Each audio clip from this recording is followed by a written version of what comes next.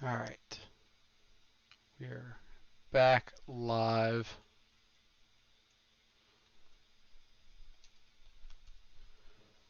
Whenever Baby Ken gets in here.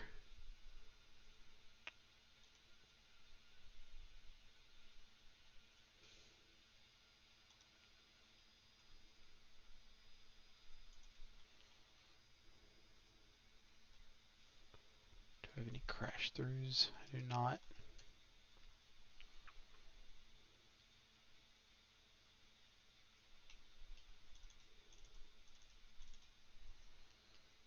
What else? Pedro, is it shadow time? It is almost shadow time. Be shadow time in 14 minutes when the showcase challenge starts. In the meantime, like, I'm literally just picking up some extra stuff for other shadow variants. I'm not planning on playing uh, red black or anything today, but I figure I might as well like own the cards in case I decide to at some point in the future, or like get some more test games in with it.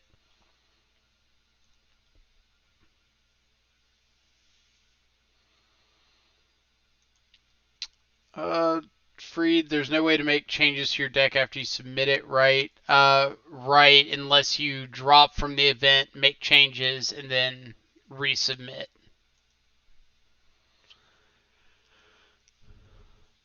Last week your heart was destroyed. Why was your heart destroyed? On Mardu Shadow, I took your advice and changed the board as well. Black White is good, but I wanted TBR in the deck. TBR does win some games of Magic. Oh yeah, Humans was rough. We were in a really good spot, and then yeah, yeah.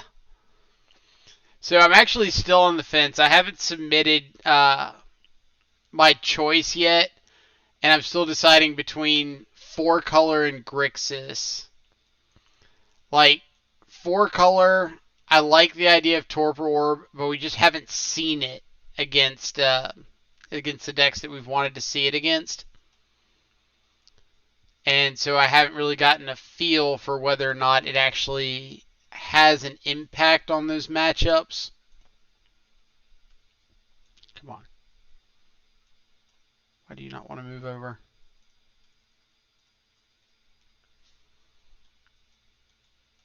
Or are you frozen? No.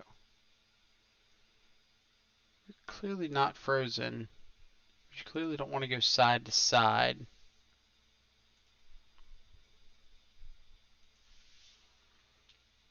Why don't you want to go side to side? So you put Enchantment Hate against Leyline. Probably a pretty solid idea at the moment. People like playing their Leylines. We played against Dredge last night in just like a random league, and they had Leylines in their board. Leyline of Sanctity, not Leyline of the Void. And I was not expecting that one.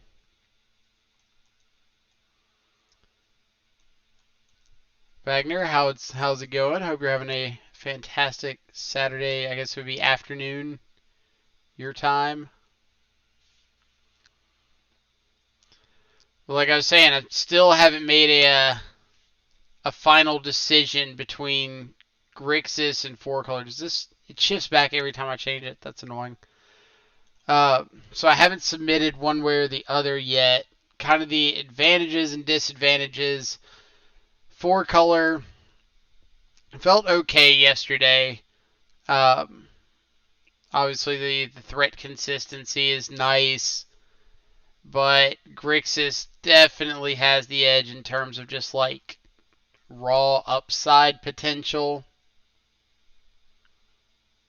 I was thinking about throwing a couple copies of Radiant Flames to help with things like humans and spirits. I've been seeing a lot more recently.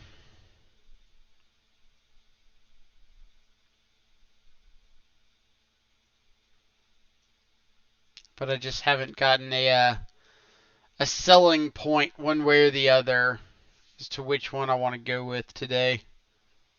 We got 10 minutes to submit.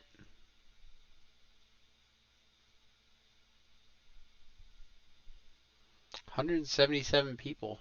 Ooh. There's Bench.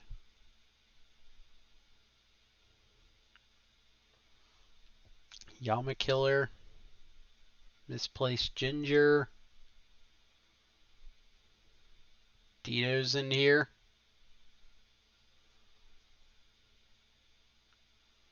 Canister.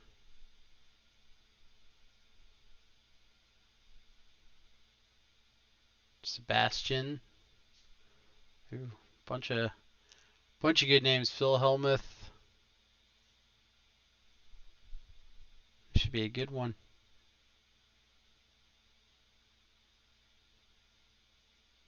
Nobody knows I'm a dog. That's pretty great. I'm hoping it's lucky today. Doomwake's in here. Aspiring Spike. Ooh, really good crowd. I almost cut the Plague Engineers for Witch's Vengeance. There's been games when Vengeance would have been much better. What do you think? Let's see. Witch's Vengeance is the like -3 to humans. Is that what it was? Oh, creatures of the creature type of your choice get -3, -3. It seems fine. Like, I don't know how many times the not hitting more than one specific type is going to be relevant. But I think that I would rather lean towards a sweeper effect that hits either more if you're not going with Plague Engineer, like something that hits all creatures at once, not just a specific type. Because especially against decks like Taxes, where your opponent could have a human, an elemental, a spirit, and a Leonin or cat, whatever they are, out at the same time. Let's see. Do you think you've been doing better with Grixis or 4-color? Good question, Freed. I mean, like the games that Grixis sees a threat right away, you just kind of roll your opponents over. But 4-color,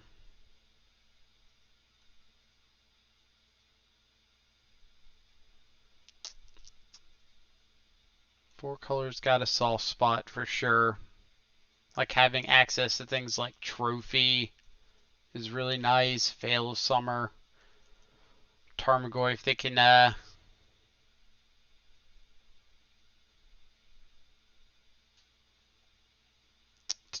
Tarmogoyf can be played out in multiples.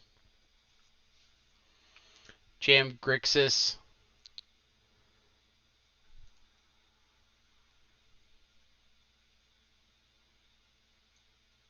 I still got one sideboard slot to play with too.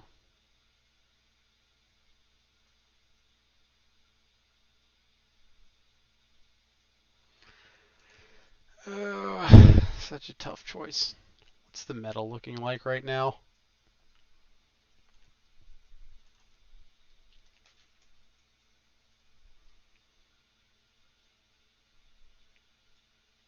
It's always great looking at like the Goldfish recent events and just seeing Bench right up on top.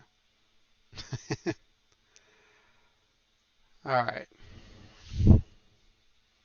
So we've got a vote for Grixis.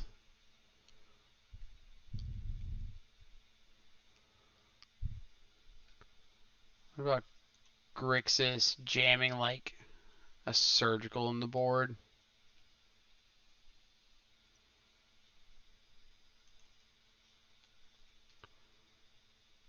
Yeah, I know I've got a surgical.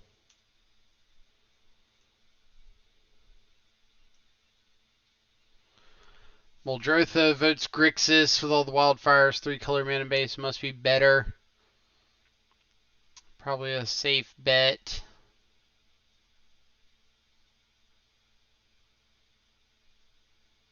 So the surgical's kind of a nod to things like oops all spells, just having another layer of interaction. Gets around ley line.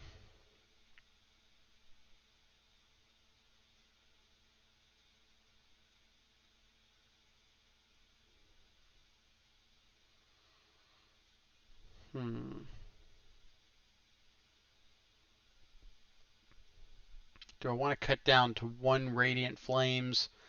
And if I do, what am I replacing it with?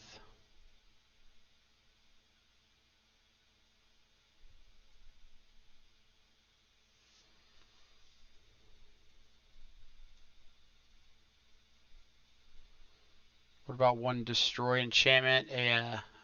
Feed the Swarm.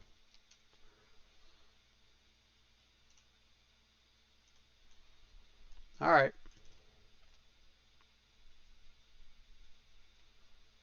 Looks like Disgruntled Elk and Rodrigo Mack kind of had the same idea there. Feed the Swarm in the board. We'll give it a shot. Alright, y'all have talked me into it. We signed up with Grixis. See if there's any other names. Time Walking on Sunshine. Daniel Wong. Turns Master Extraordinaire. Selfie Sec. Leviathan. Soulstrong we just played yesterday. Ice 9. Notorious red-white land destruction enthusiast. Card has been quite good in that you can bring it in freely since it's so flexible. Right. Bring it in against the creature matchups. Bring it in against Enchantment Hate. Got Goblin Lackey. House of Mana. X-Whale. There's Freed. Play my deck will be the Mardu Shadow Brothers. If I had more experience with Mardu Shadow, that might be a possibility, but having not played the deck other than a couple leagues, I do not think that I would be as proficient at it as you will be. Francisco. It's a really good pot of players here. Hugo. Twinless Twin. Nikachu. Ben Jones, another Shadow enthusiast. Caleb Scherer. Pygonti. McWindsauce. Oh, man. I'm excited. I really hate playing against Ice 9. I have a 60% win rate versus him, but it's such a stupid deck.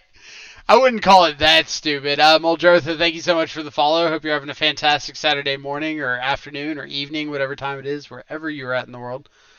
But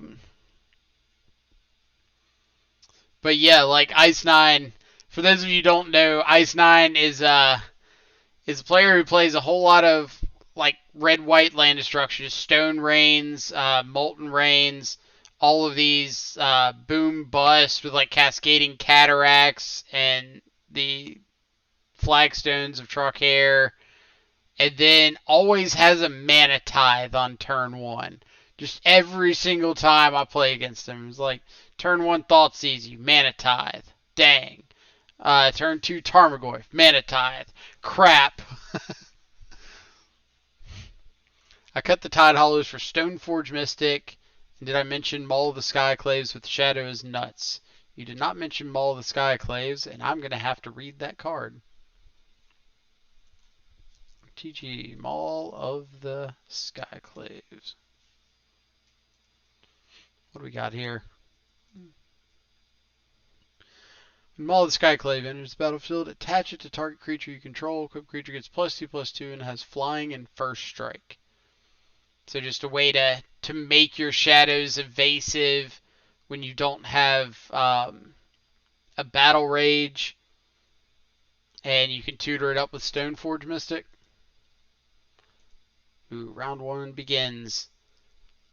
Lupidog MTG.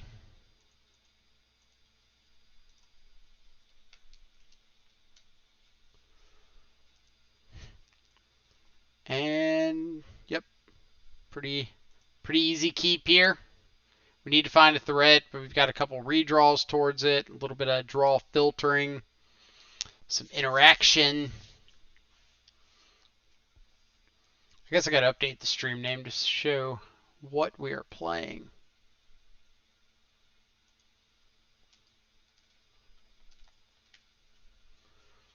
Update.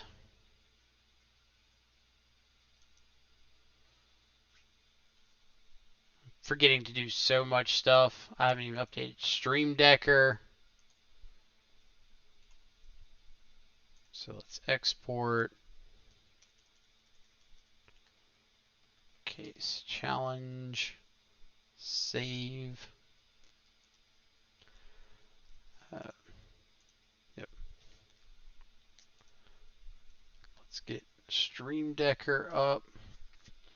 Woodfoot Hills, Sacred Foundries. Probably Burn. Could be red or a Prowess variant.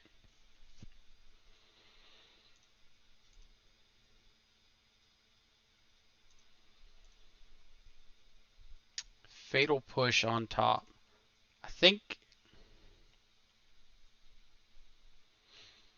Yeah, I think I'm down to draw another Fatal Push. Because typically one of the easiest ways for us to lose a matchup like this is them just seeing multiple creatures. And if I'm able to interact with multiple creatures in a way that doesn't just like lose me a ton of life like casting Dismember, then I'm pretty happy with that. Notifications are so loud. Upload. What did I say about multiple creatures?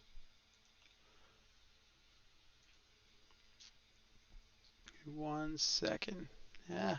It's so hard to see behind the computer its little screen. I'm sorry. So it could be Mardu Prowess. It could be like Mardu Burn.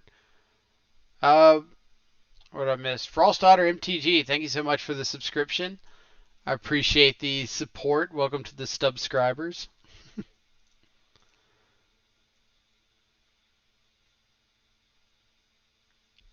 Alright, so let's go ahead and take care of one of these Swift Spears while they can't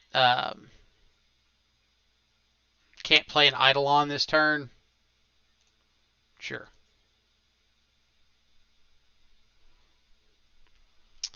Street Wraith, probably not quite where we want to be.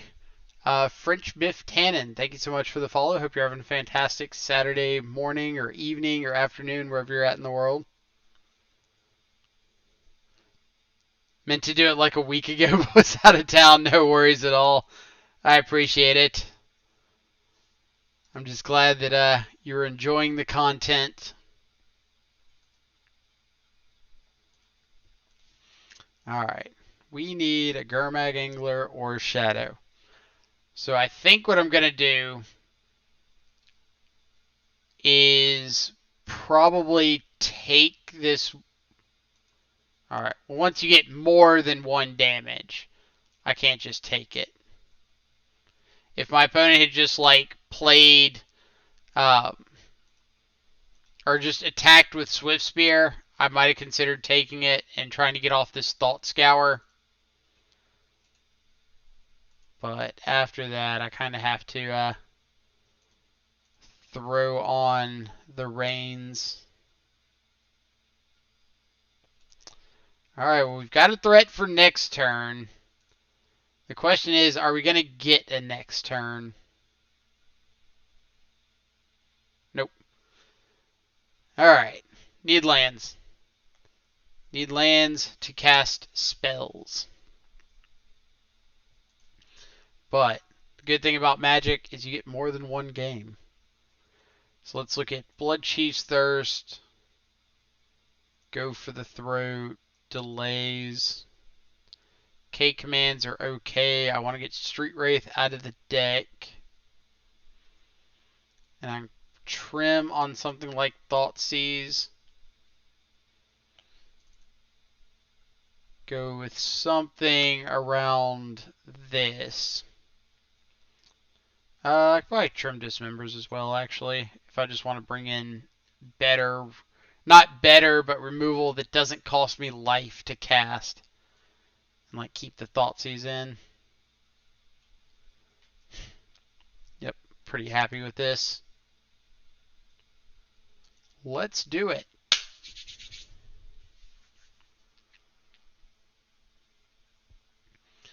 Like, I don't think that was a bad keep by any means. It was just rough that we were up against burn, and so we couldn't really like use our life total to deploy a lot of the cards in our hand. Like if we were able to cycle street wraiths more aggressively, then we could probably find a threat quicker. But our opponent just had plenty of burn in the tank, so we would have ended up dying.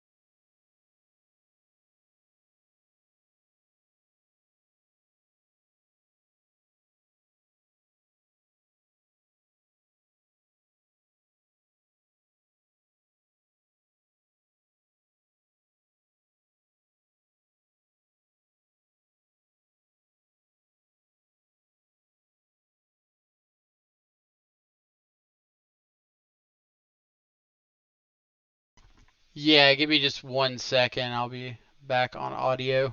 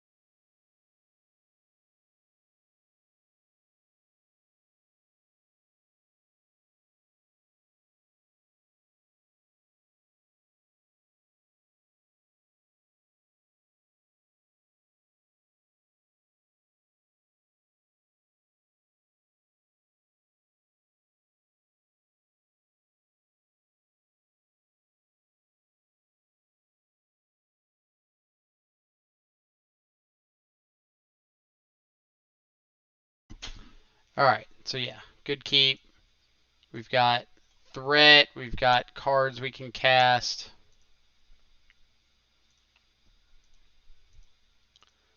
Let's bobble our opponent just for a little bit of extra information.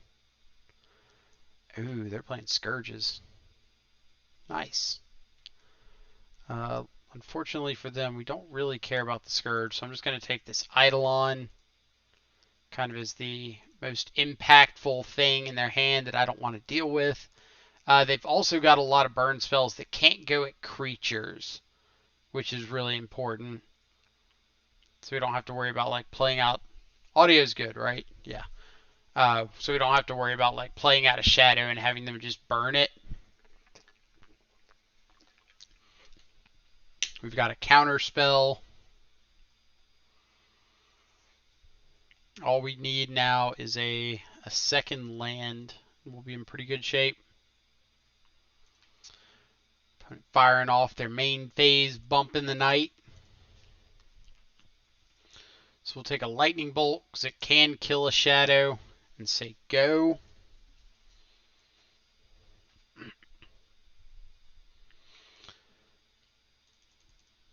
So opponent has got these in hand plus an unknown. Do you have lands? That's a good question, isn't it? I've got 17 of them plus a playset of Mishra's Baubles.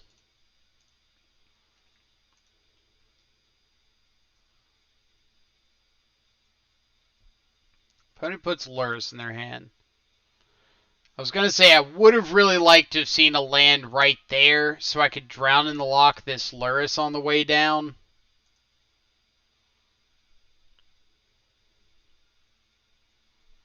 Not that we're particularly scared of the Lurrus, but more if we just have a cheap way of interacting with it, that would be nice. Well, technically that's a cheap way of interacting with it. So we're just going to go ahead and kill this now.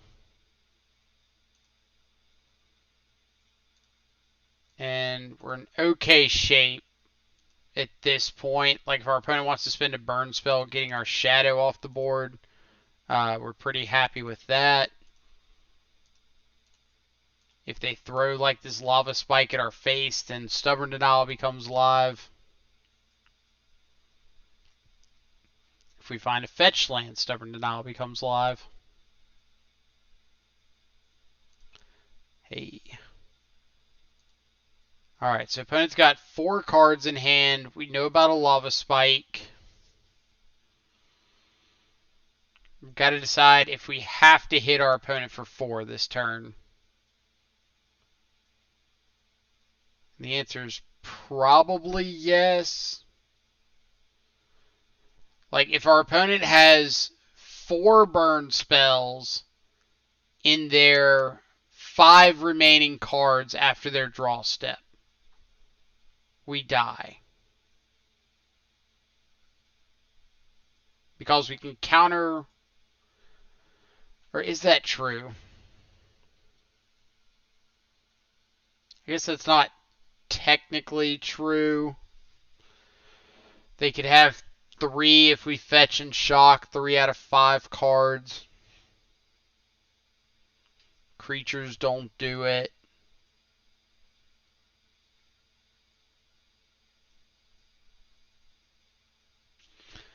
Maybe I'm just attacking for 1 here.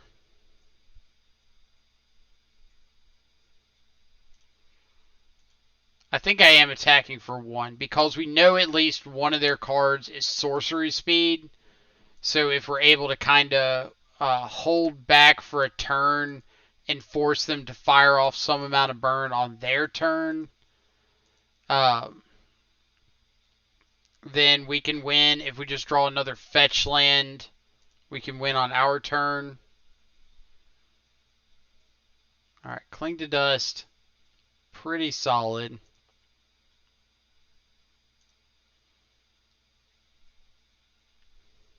Do I want to just get a...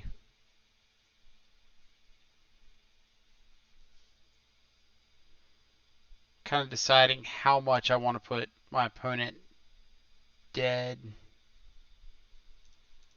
Alright, yeah, we've got Cling and we've got Stubborn Denial, so we can fight through 2 burn spells or 3 burn spells in their top 5 cards.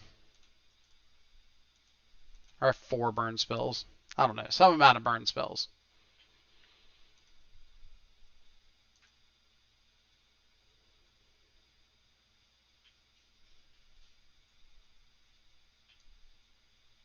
Yep. I think I want to cling now because my opponent has like a. Or no, I don't want to cling now. I'm thinking if my opponent has like a skull crack, when's the best time to interact with that? And it's before I take any amount of lethal damage. So like I want to respond to this with cling. Let's hit Scourge. So if my opponent has skull crack, they have to put it on the stack more aggressively. And then I'm going to Stubborn Denial this so I don't get got by something like, what is it? The 2 red Exquisite Firecraft, the uncounterable burn spell. If I let that Lava Spike resolve and then their last card's like a Firecraft, I just die to it. Bad to very good shape and 2 lands in a row. Yeah, we did get a little bit lucky there, hitting those running lands.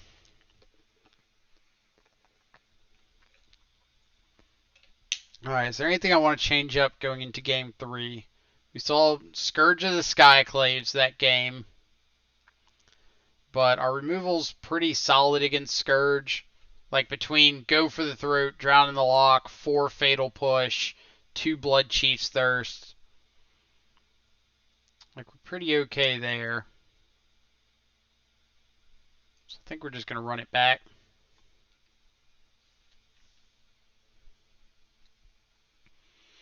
And maybe we just get a good mix of lands and spells this game. Good mix. Not too many lands. Not too many spells. Somewhere in that happy medium.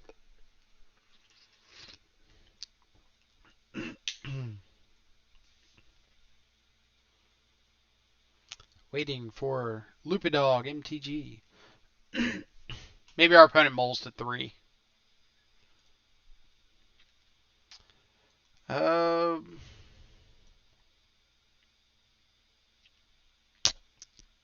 We've got some amount of interaction. Oh. They did not mulligan. Boo.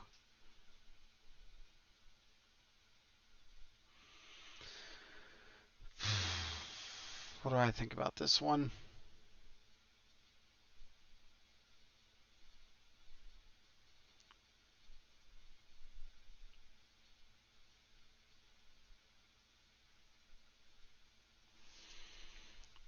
Hand is great if I see a threat pretty quickly.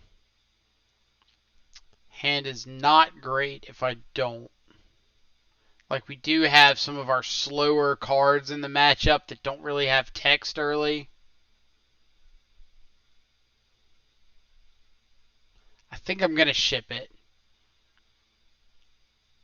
I think this is like a hand that's solid game 1, but game 3 on the draw against Burn, I don't think it's good enough.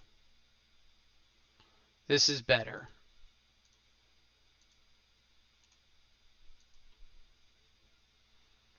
This gives us turn 1 interaction. We've got a threat.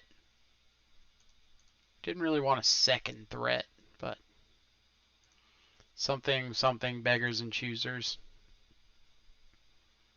Yeah, we'll just pass the turn because I think there's a decent chance that I might want to just fetch up a basic swamp here since I've got Gurmag Anglers. Especially if my opponent plays like an Eidolon here. Suspend Riftbolt pass. Ooh. Don't really want another land.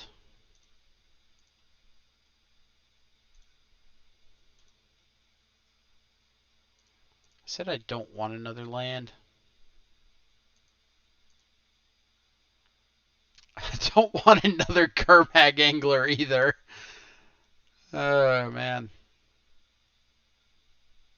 Land choice here doesn't matter too much. The important thing is just that we're going to get to play out a Gurmag Angler next turn.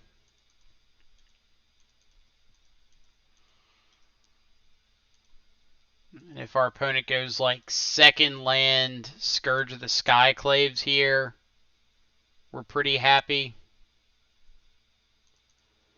Opponent goes suspend second Riftbolt. Alright. Opponent, how many burn spells would you like to use on this Gurmag Angler? These have been some interesting draws, haven't they? Opponent goes face with the Riftbolt.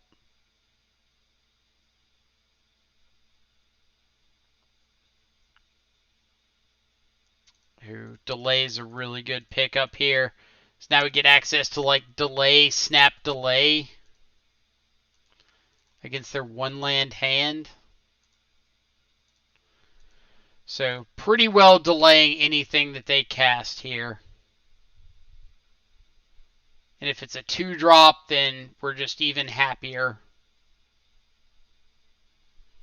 Yep. Get that out of here.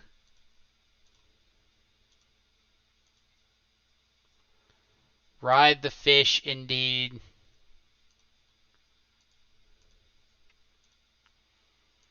We'll go ahead and scour ourselves. Shadow's not bad, but I think I'm more interested in just snap delay here.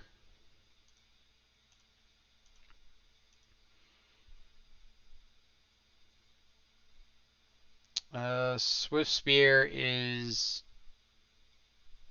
fine.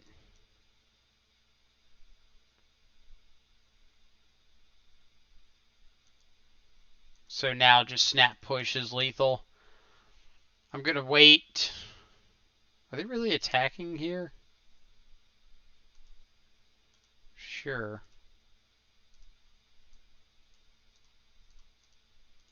Alright. GG's opponent. Haha. Delay looking like an all-star in a situation where we couldn't stubborn deny an Eidolon. So that was pretty good. Nice little start to the day. Let's update our record on the stream title. 1-0. Update. Imagine delay be mana leak. I mean, it could be, but having delay against things like Uro escaping late when they have plenty of mana is pretty nice. Or, here's a situation that has come up, Paulo, and you can give me your opinion on this one. My 4-color Uro opponent cast Path to Exile on turn 3, 4-ish. Would you rather mana leak it and have it get Mystic Sanctuaried back, or delay it and have them never have access to it for the next, 3 turns? We also played against Dredge last night, and they went to upkeep a Dark Blast with no Dredgers in the yard, and we got to delay a Dark Blast, and they didn't get to Dredge. Spike lost. Oh no. Let's see. Yeah, Ben Jones did win. Aspiring Spike did lose. Bench lost. Oh no. Bench.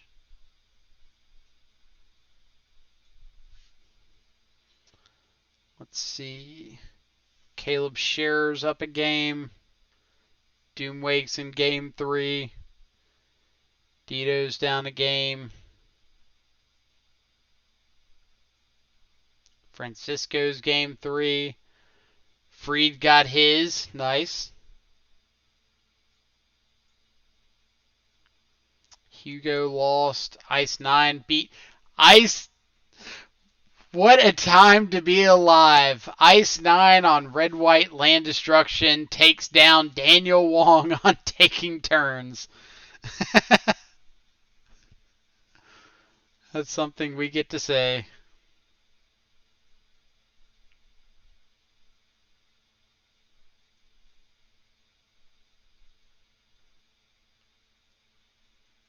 What else are we seeing? Oh, where's Canister 1?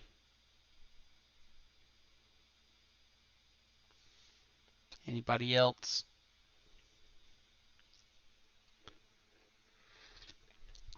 Nikachu won her 1-2-0. Nice. Pyganti unfortunately lost.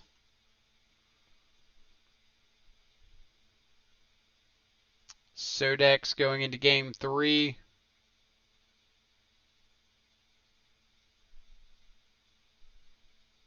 Yamakiller lost. Bunch of good matches out there. Whole bunch of good matches.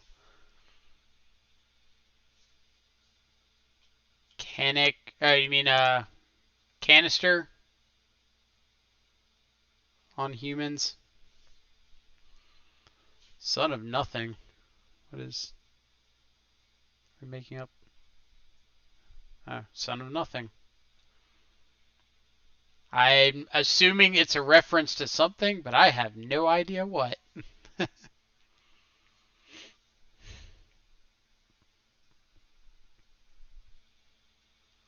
Oh, Son of Nothing is Dylan Donegan?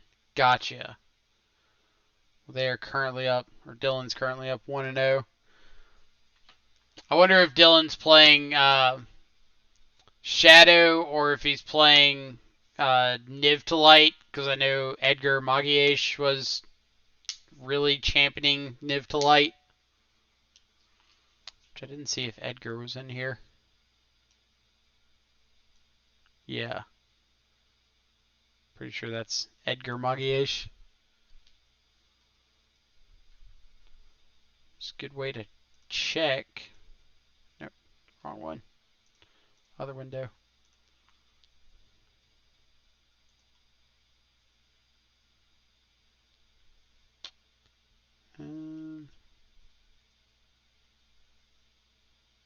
Yeah, that's Edgar Magiesh.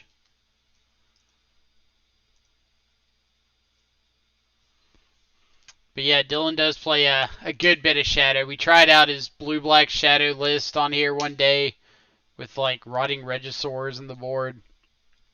Wasn't a huge fan of it, but he put up some good results with it, and that's all that matters.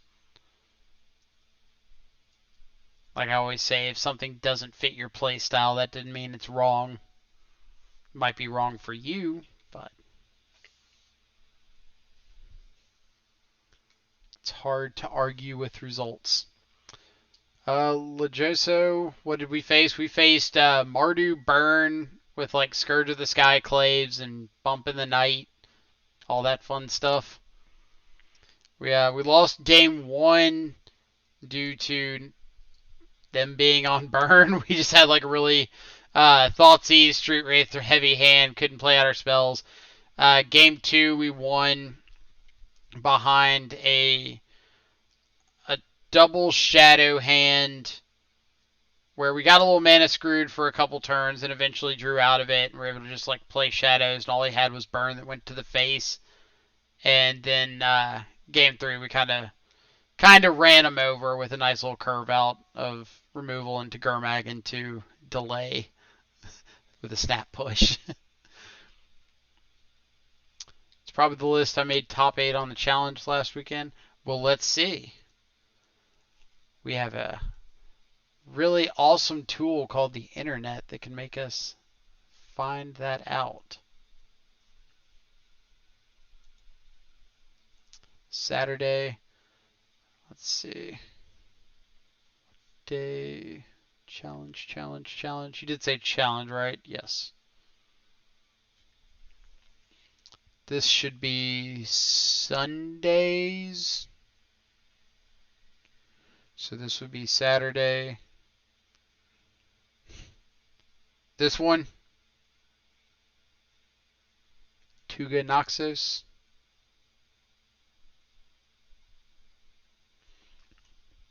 Let's see. We didn't see Searing Blaze, but that doesn't mean he didn't have it. And it would definitely come out against us. Didn't see... We played around Skullcrack post board. Didn't see Path to Exile post board. But yeah, probably same list or like 70 plus of the 75. Like, I like the deck for sure. How has the matchup been for you against Shadow? Because I feel like it would be a little bit worse than traditional burn, simply because you have more burn spells that have to go to the face and can't go to creatures. And like Searing Blaze doesn't do too much against us.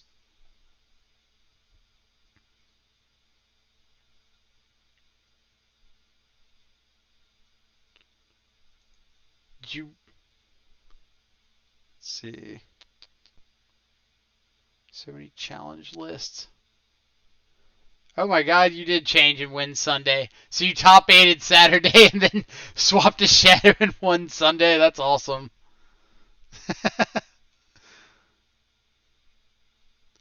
Yeah, Freed, we beat some Mardu Burn. What'd you play against? Beat Ponza Streamer. Nice. Nice. I'd ask you what you're on, but I don't want you to have to give up information in the middle of a stream. But yeah, Lejosa, that's ridiculous, just top 8ing. Like, I've had weeks where I've had back-to-back top 8s, like, in consecutive weeks, but I've never had, like, I don't think I've ever entered 2 challenges in a weekend. So, usually I'll have, like, one weekend and play the next one the next weekend. I don't even need to queue snipe you to play you next round. Please don't. Please don't.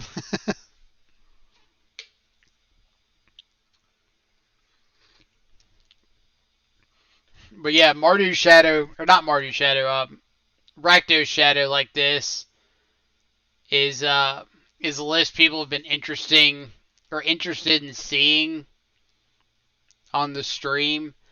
And I always tell people, like, it doesn't really fit my playstyle. But anyone else got robot mic right now? I can reset the mic and see if that helps.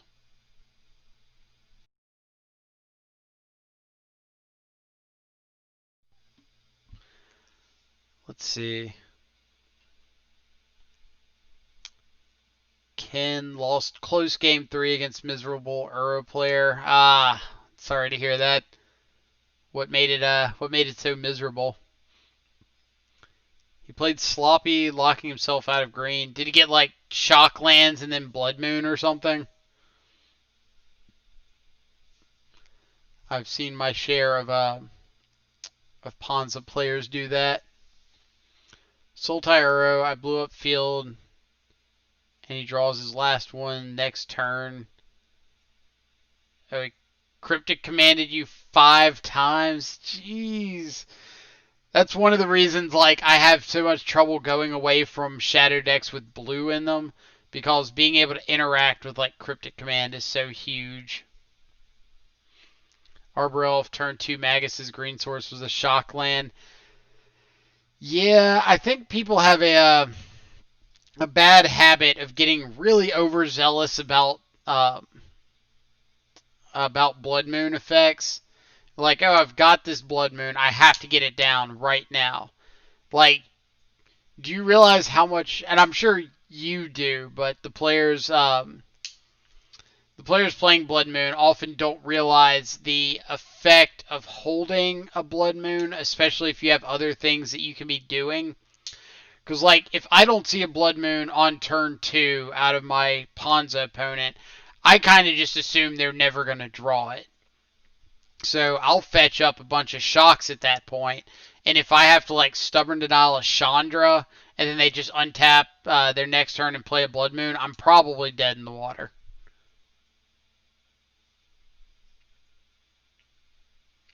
I had a basic 2, which made it even funnier. Check house chat. Let's see.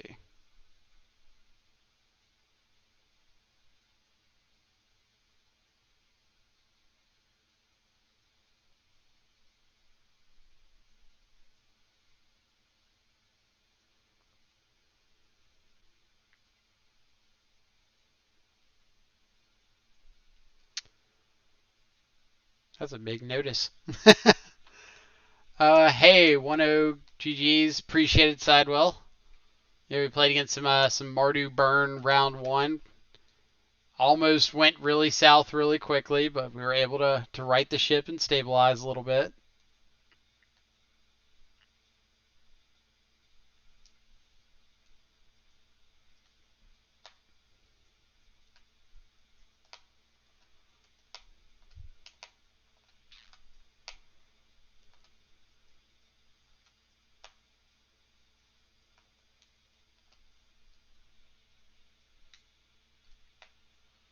Let's see, I also beat the world's slowest mill player, was double queuing by accident. You were double queuing? Or he was double queuing? Had 17 minutes to a 6. I mean, it takes a long time to decide if you want to cast your Hedron Crab or your Ruin Crab, and then whether or not you want to play your fetch or you want to play your tapped shock land. I thought I'd finish before the showcase started. Well, I'm gonna say you failed on that end, but you did win the match, so I guess it kind of evens out.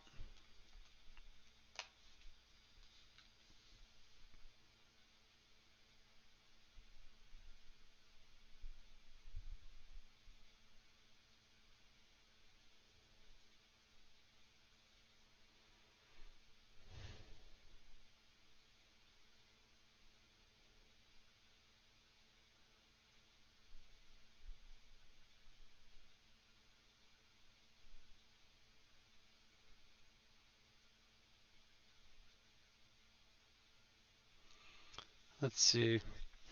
His plays were crab, play 3 fetches. That's about it. Huh. Pedro, you can always come back to the shadow side. Any idea what channel points are on here? Are you talking about channel point redemption options? Because that's something we are absolutely working on. Some ideas I figure I'll run by everybody who's in chat at the moment. A crowdsourced deck build. So like a shadow deck or something else where it's just redeem channel points to put a card into a deck, like just start an Excel spreadsheet, and every time somebody redeems to put a card in the deck, we put a card in the deck, and as soon as we get like a 60 card main deck or however many, and then add lands and a sideboard, then we just like go play a day of leagues of it or go play a single league, whatever. Hydrate was one that Steven suggested. Just like redeem channel points, make sure I'm staying hydrated. Show and tell magic swag. That was another idea that a commenter in chat said, whereas like redeem this option to have me show off some cool piece of paper magic or something magic related that I have, and then like give a story behind it, talk about it, something. Redeem a single card to a custom deck. Kind of the same thing as the crowdsourced deck build. It's also just like, oh, you want to test out this card, use channel points to have us test out this card. And then the 50, 100k sub challenge was like, whatever the redemption point number is, challenge me to a one-on-one match. If you win, I gift you a sub. If I win, then we get to put a badge up next to your name as like a mark of shame that you tried the sub challenge and lost.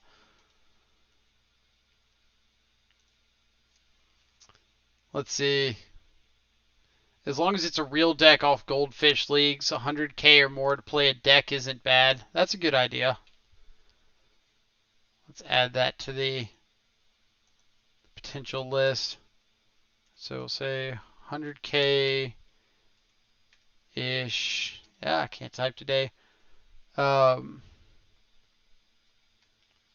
donation deck.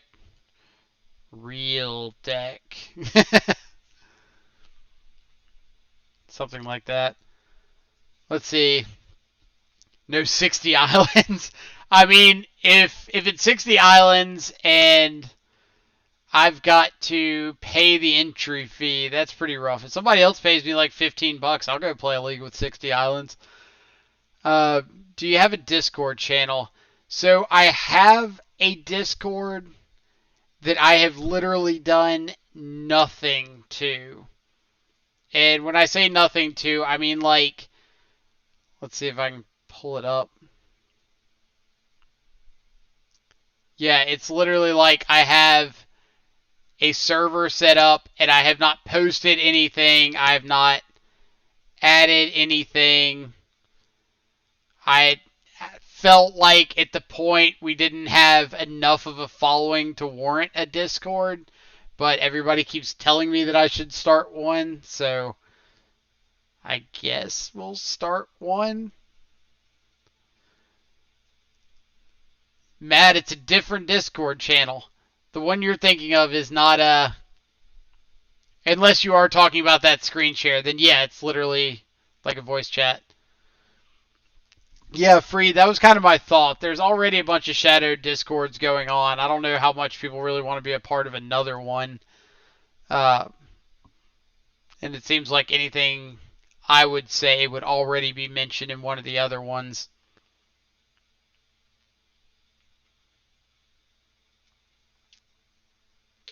And any thoughts that I have, I usually share here, so. You're talking about the stream server? Yeah, this is different from the stream server. Discord. Let's see. It might be a dumb question. There are no dumb questions, first of all. But I haven't played with Traverse much. If I have a creature, instant, and land in the graveyard and cast Traverse Sorcery, does it see itself in the graveyard turning on Delirium? It does not. Delirium gets checked as the spell is resolving. So while it's resolving, it's not in the graveyard yet. It has to already be in the graveyard. So you have to have the 4 types already present in the graveyard as Traverse is resolving for it to check. What is the score? We are currently 1-0. We beat some Mardu Burn round 1. You can take a look at Spike's Discord. He does deck guides for subs. Yeah, I'm actually a subscriber of Aspiring Spike. I think going on like 5-ish months now, something like that. And I do check out his Discord a pretty good bit. But like he's also got the benefit of playing a vast number of decks, so he's able to like provide deck guides and things and give a lot more information on various archetypes, where since we kind of specialize here, I don't know how useful that would be to people, but I guess we could just have like deck guides and current builds for the common shadow archetypes or every shadow archetype, like even the ones that aren't in the other Discords. So maybe that is an idea.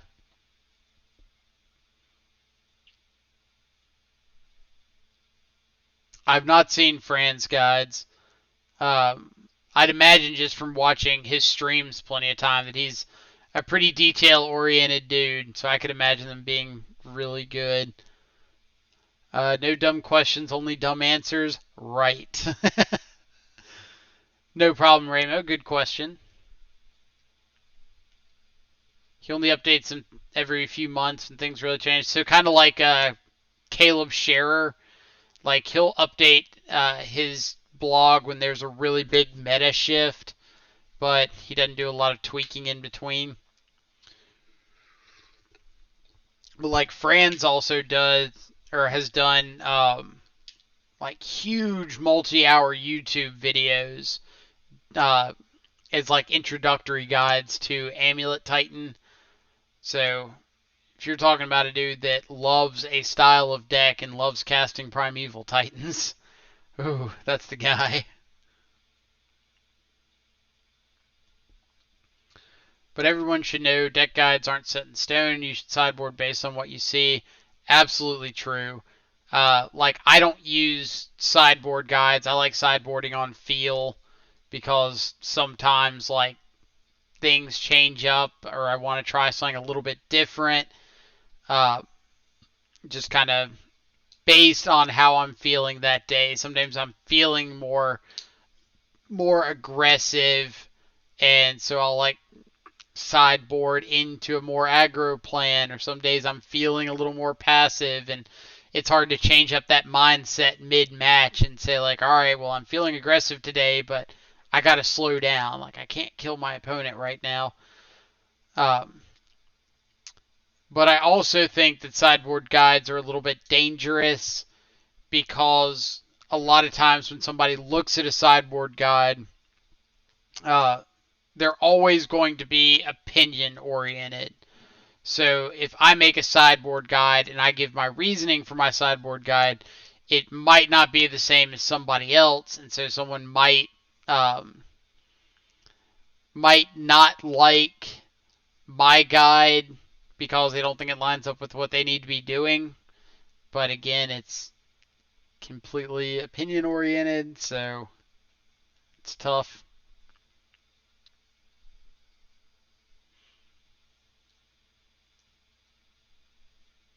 Talking about Dito switch sides and abandon Shadow. I mean, he posted in the Discord. What was it, like a couple weeks ago, talking about the one of the lists that popped up. I can't remember which one it was, but it's just like one post, and then he disappeared off into the night like the Brazilian vigilante that he is.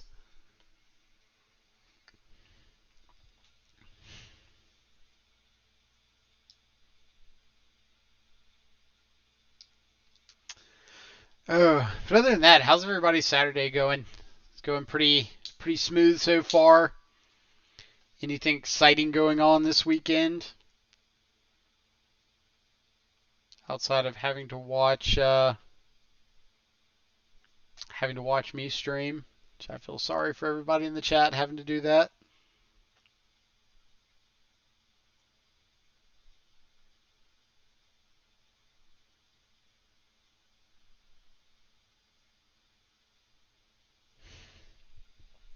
Oh.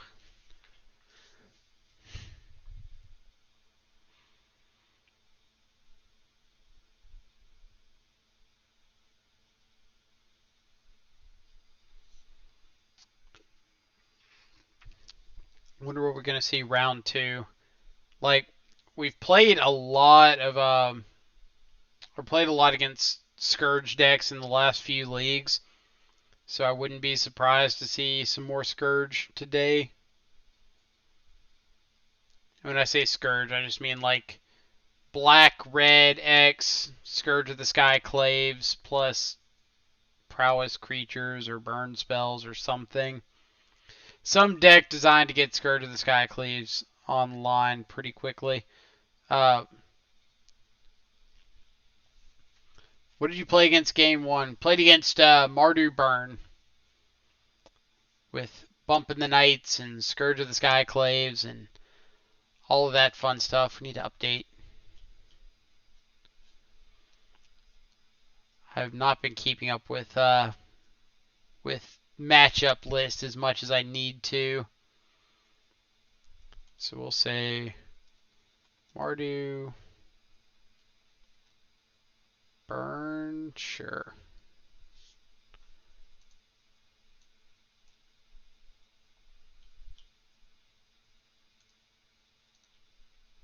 This is, yeah, it should be checking everything. Mardu Burn, does he have Scourge? Yes, did have Scourge.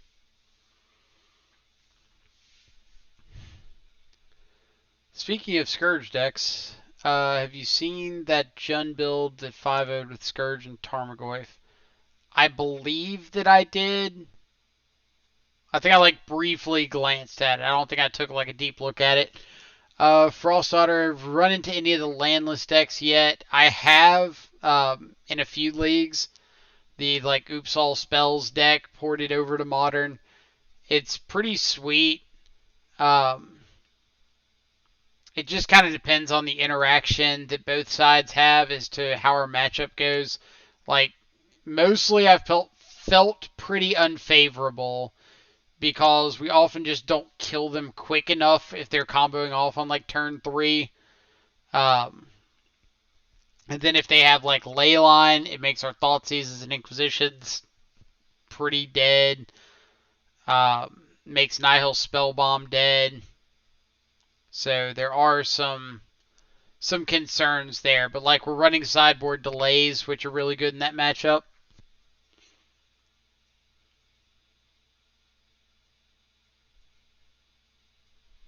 Bench, did you get your Shadow Archmages charmed? Also have 8 lands in field. I have more lands than him in the battlefield. God, that's rough. Yeah, we almost got mana screwed in 2 of our games, but got pretty fortunate and snuck it out.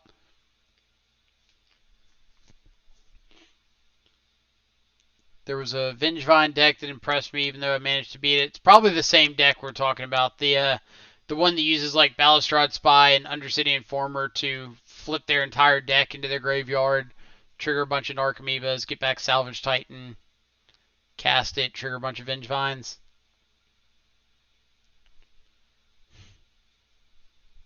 So he plays 3 or 4 charms. It's never nice when all these blue players are playing a bunch of charms, especially when it's Archmage's charms plus Mystic Sanctuaries. Just ugh. Any news of the vaccine for Corona in your country? I don't think we've had any news recently. President just got Corona, so that's something. Looks like there's an article out that he is receiving some experimental drug. Tagged you in a black-red Shadow Sign set of Anglers earlier. Did you see that? I did. I thought about sending the dude an offer. I think 80's a little high because somebody else signed or sold a regular sign set for 20 recently, and I can't imagine that the Shadow signatures are going to add 60 to that, especially when YW Tang still signs actively. Obviously, there's a little bit of a turnaround time, especially with Corona going around. But he does still actively sign, and I think he charges $4 a signature for Shadow signs. So it's a combination of, I think the dude's price is too high. They're black and red, where I would prefer black and blue Shadow signed. And yeah, that. But I'll probably send him a message and just say if they don't sell, here's an offer on the table, but it would be 40 or something. When do we bring in delay? Good question. Let me pull up Goldfish, and I will show you. So, I bring in delay against Uro because it stops Uro from coming back for a few turns. It stops things that I want to not have Mystic Sanctuaryable, like Path to Exile, and then oftentimes we're just killing them in the meantime.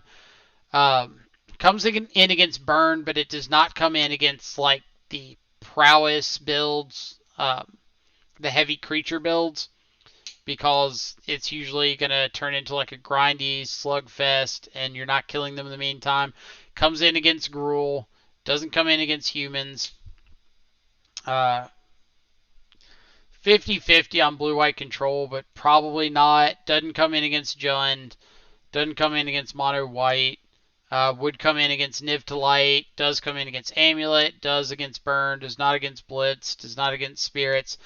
It's basically any matchup that you think that buying yourself a turn or two is going to win you that match, then you bring it in. But if you think that that 2 or 3 turn delay is not going to matter and you're just going to have a like grindy back and forth top deck war, then don't bring in delay. Justin, one day I hope to see you play a good deck like humans, but I don't know if you're ready for the power. Absolutely not ready for the power of humans, though I have played 3 leagues with it online and have managed to 5-0, so that was kind of nice. But I don't know if you know, it is actually illegal for opponents to top deck Manus Riders. It's against the Constitution.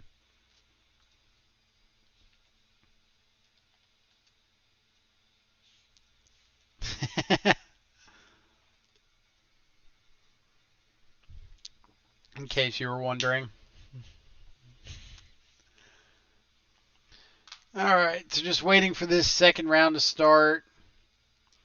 I didn't see Gabe Nassif in the tournament, so I can't imagine what match is taking so long. Twinless Twin versus Mr. Rabe. Oh no, I've been breaking the law. You have been. And to think you're wanting to go into criminal justice. Get out of here. Alright, cool. Thanks for the breakdown. I was wondering because I rarely see delayed played. Yeah, it's not a common card. Really, I wanted to try it out right now for things like Uro and the Oops All Spells decks, because it gives you another avenue to interact with like Balustrade Spy, Undercity Informer, Charbelcher, things like that, where you really just, like I said, need to buy yourself a turn or two, and then you can kill them in the meantime.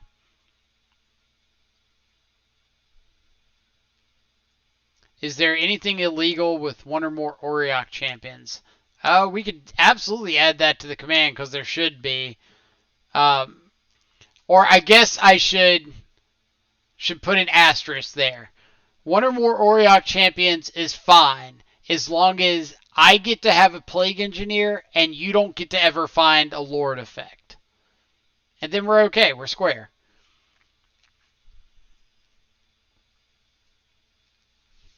Canister is playing humans, makes sense. I know he's been a big fan of that deck. Bench, delaying Grixis, absolutely. 3 of them.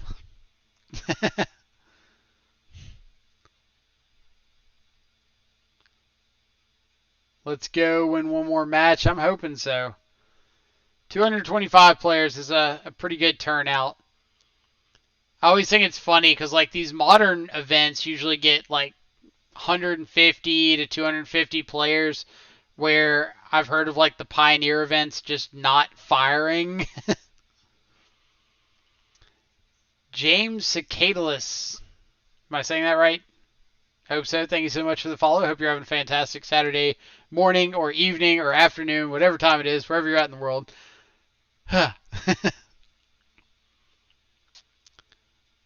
Now need to not lose until round 9. Is it 9 rounds? It would be 64, 128, 256. So 32 is 5, 64 is 6, 128 is 7. It would be 8 rounds, wouldn't it?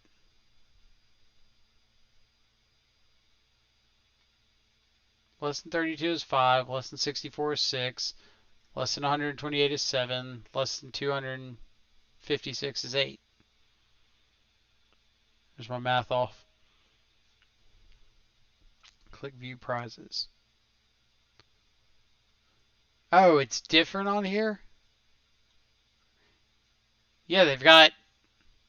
That's so weird. Why are they adding... Or why do they add an extra round in there?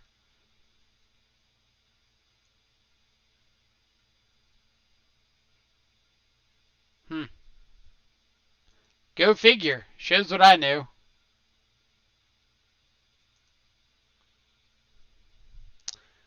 Yeah, I don't know what Pioneer is supposed to be anymore. Feels like it went from most hype format to being slightly better than standard, and that's a pretty low bar.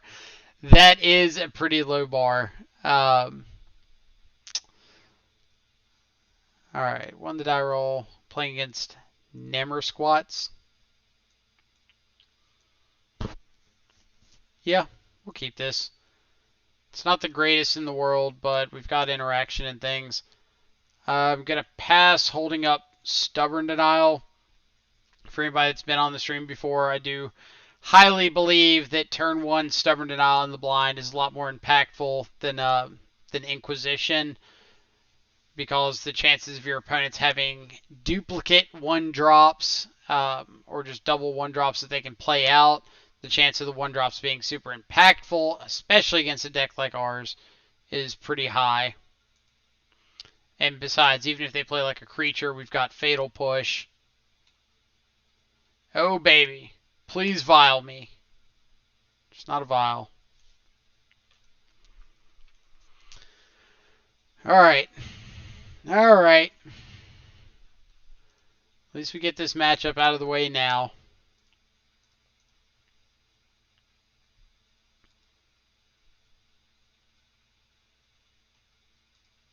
So Snapcaster's pretty good. Manus Rider, Meddling Mage. I think we're going to take the Meddling Mage because I really don't want my opponent to be able to name Fatal Push. Because, like, humans are typically going to name Fatal Push in the blind in situations like this, and I don't want my opponent naming that and just shutting me off of removal altogether.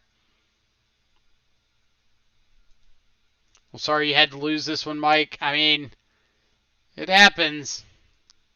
Not a whole bunch we can do about it.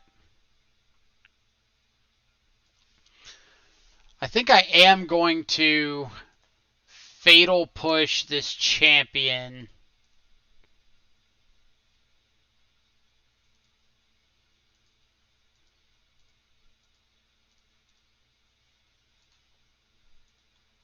And now I've got, like, we knew they drew the Noble Hierarch for turn, so I don't have to worry about that draw being live.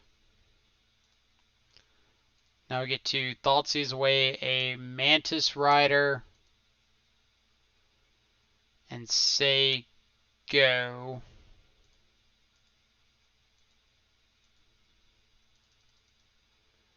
Like, their hand's not great if we can find a threat. You see his hand is not that great, but they build up and then top deck Reflector and Manus Right, which is why we need to find a threat like ASAP and get pressure on the board before they're able to start building a case against us.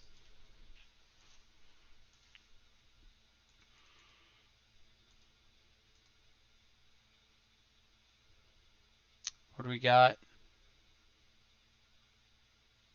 Thalia, Guardian of Thraben. Okay. So I think we are trading.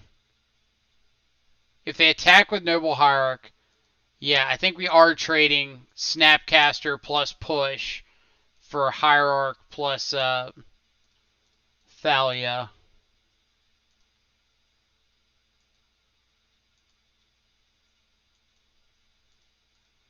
Kind of take our 2-for-1 while we can.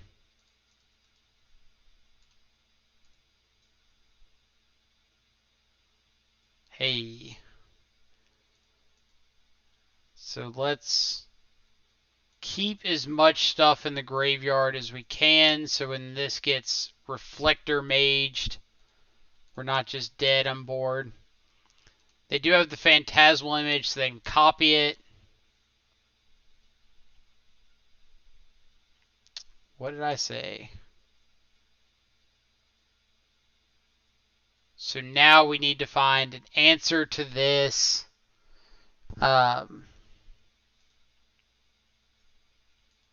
Yeah, an answer to this or an answer to the phantasmal image in hand. That's not the worst. Like, at least we make them use out the phantasmal image instead of getting to hold it in hand.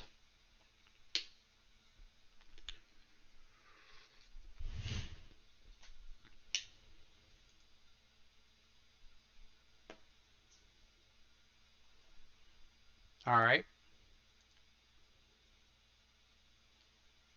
Like, we're kind of just a battle rage or like a removal spell away from stealing this.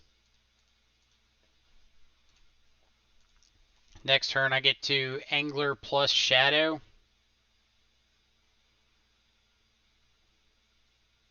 And as long as the opponent doesn't be rude and just top deck like running Thalia's Lieutenants or running Reflector Mages, more images. Another image? Oh, man.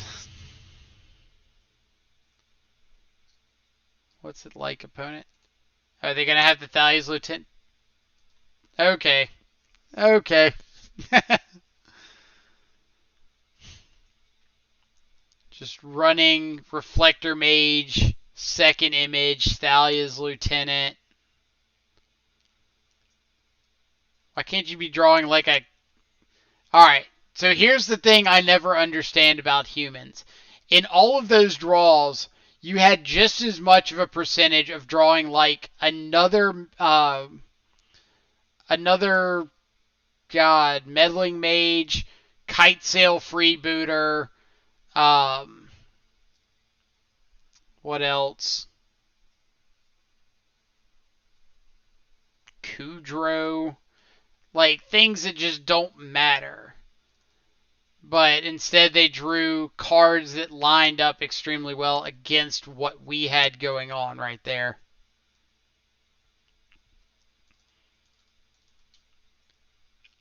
And I just think that's always funny in these matchups.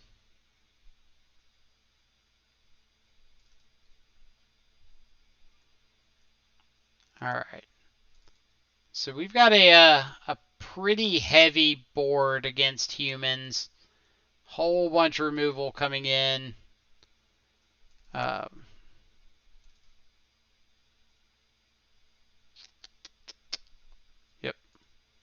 So let's see what happens.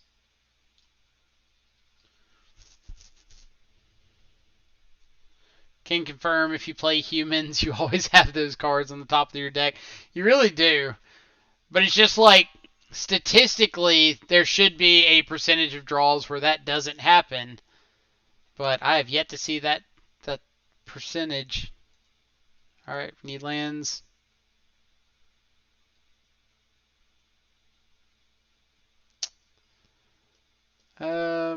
It's not great.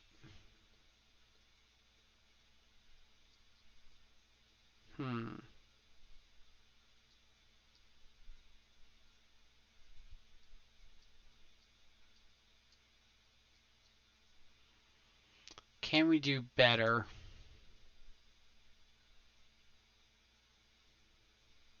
Yeah. Alright. Also not great, but better.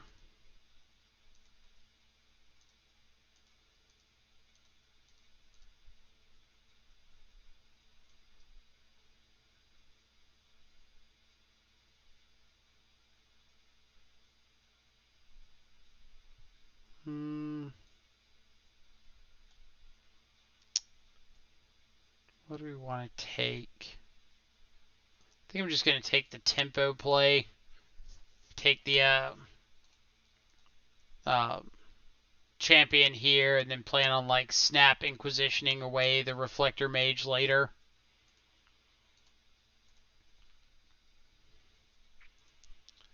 What up, what up? Hope you're having a fantastic Saturday afternoon.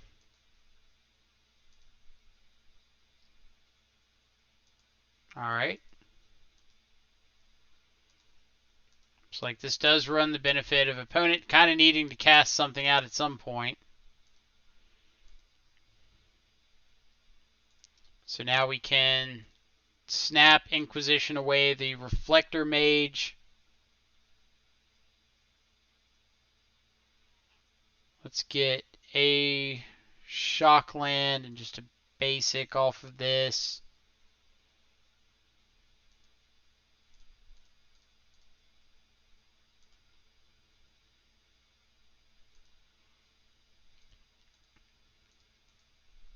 See what opponent's got going on.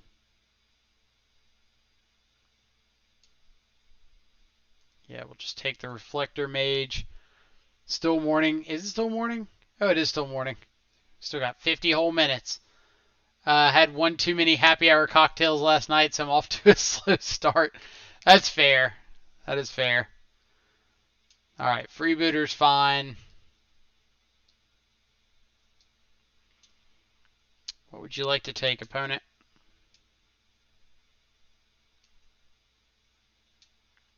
They've decided on Drown in the Loch. Alright. I'm willing to offer up this trade. Opponent decides they want no part in it. So we're just going to pass the turn here. If the opponent wants to cast like Phantasmal Image, we can dismember this. They name... So they can't actually cast... Or they've got Waterlogged Grove. So they can't cast Phantasmal Image unless they...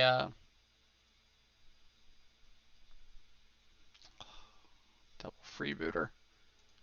Alright, so I can kill this. Counter the second one.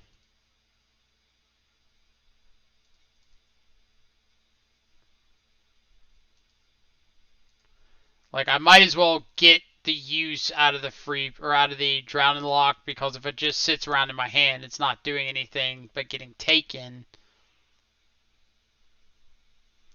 Oh, Cavern, that's right. Oh, I'm stupid. I don't know why I thought this was a something else, not Cavern. Alright. It's fine. Kind of.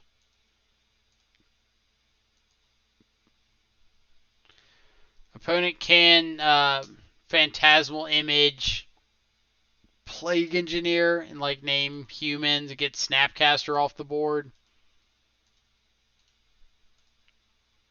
But we kind of need to draw something anyway.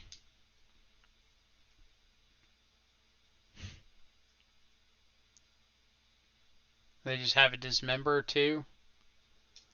Jeez. Oh man. Opponent, what's it like?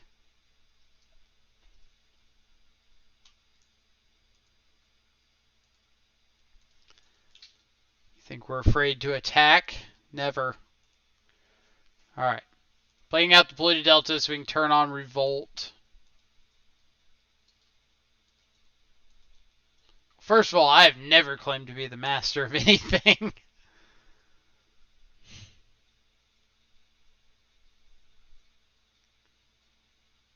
So about that turning on Revolt thing, yeah.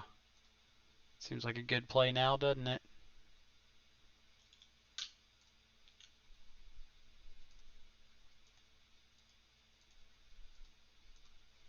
Get out of here. What do we got? Okay. So let's crack in with our Snapcaster. Cast this for 3. Say go. Now if we can just get Running Shadow Battle Rage.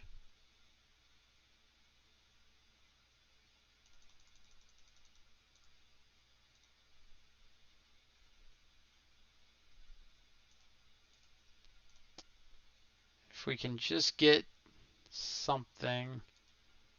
Alright, we can Fatal Push a Phantasmal Image.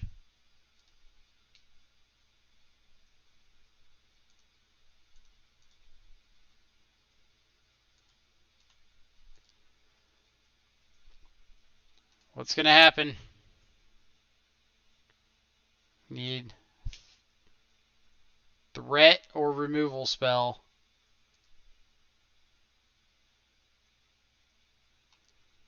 I should have been more specific.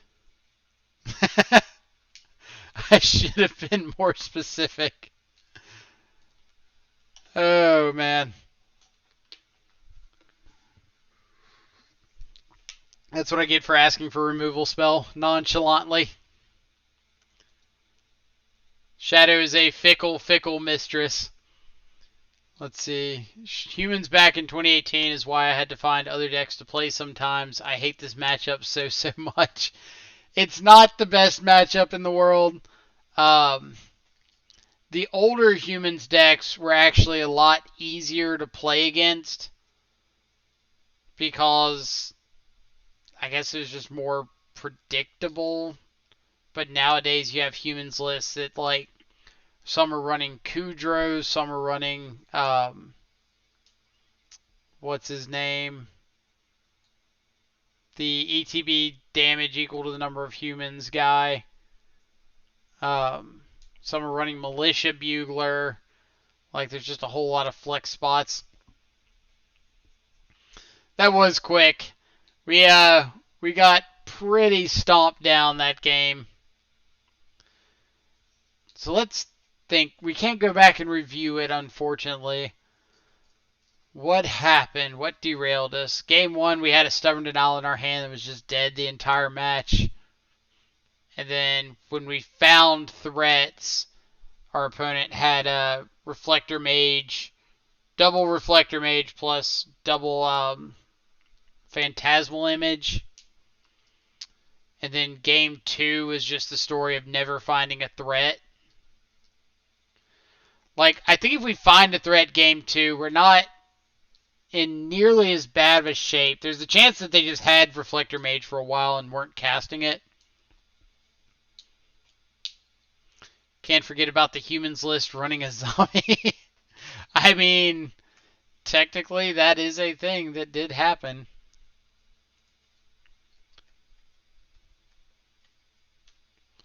Let's play some GeoGuessr.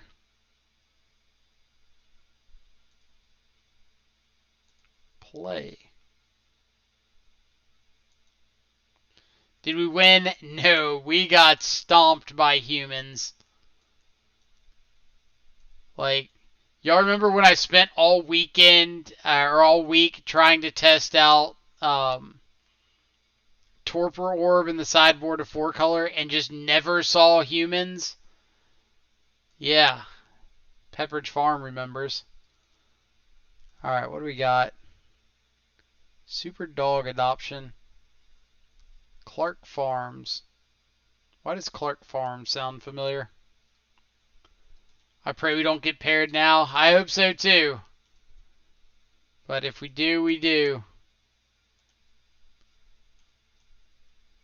So that's Clark Farms. Fair.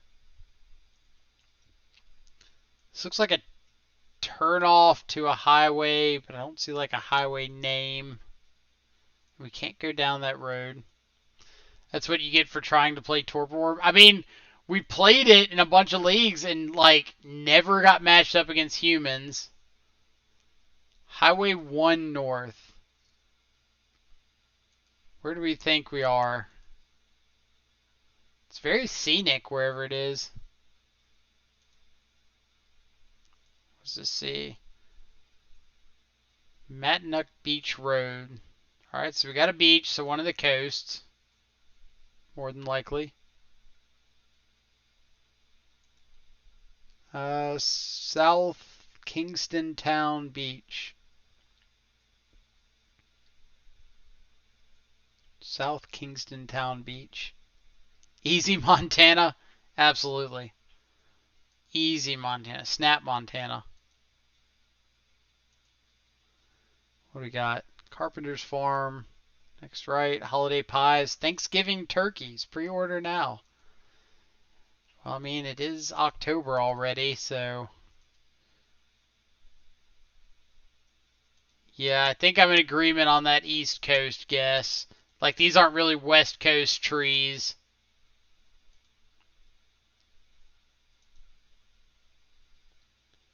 Like, I've never been somewhere like Maine, so I don't know if this is what it looks like up there or just saw a sign.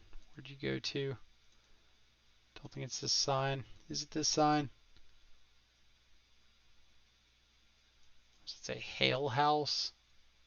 No idea. Maine kind of looks like this. So Maine is an option. I've never been to Maine, so I don't know how good of an option it is. But we know we keep seeing East Matnook. Well, does Matnook sound familiar?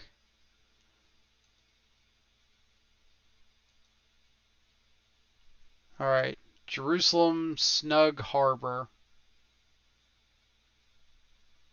Does that sound familiar? Alright, what else do we have? More East Matnook.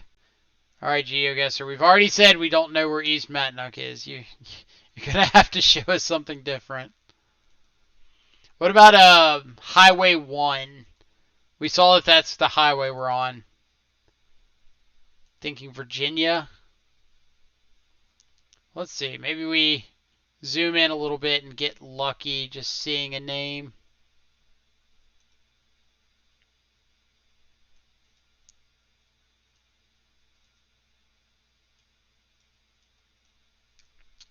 Anything?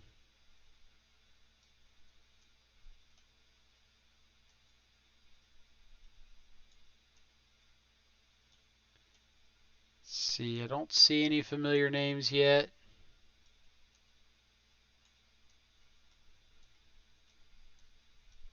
Kind of going up and down the coast a little bit.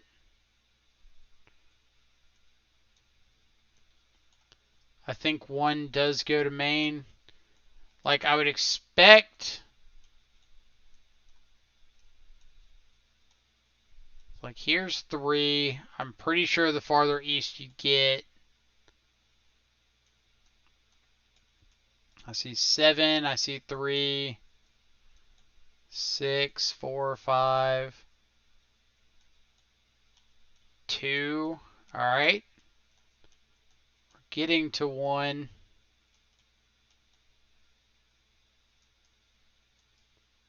Just have to be like zoomed in enough to see. Alright, here's 1. Nice. Step 1 complete. Find Highway 1.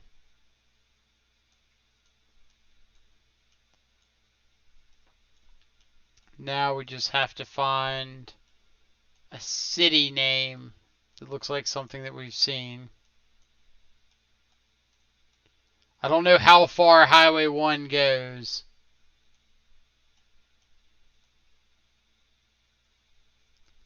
Oh, this could be... I guess we're just going to have to keep going down the road and see if we can find another name. We farm stand hot cider. Ooh, so we are in apple country.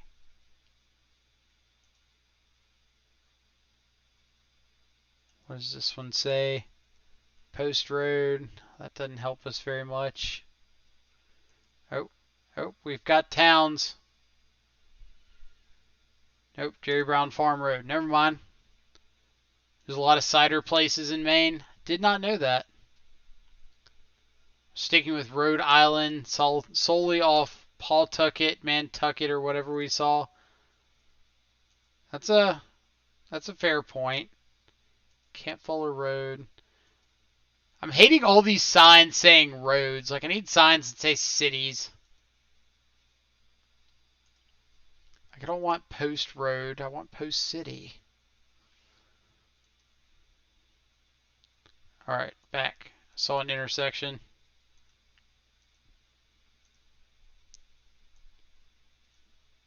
Did I see an intersection? Or is it just that U-turn sign? I guess it was just that U-turn sign.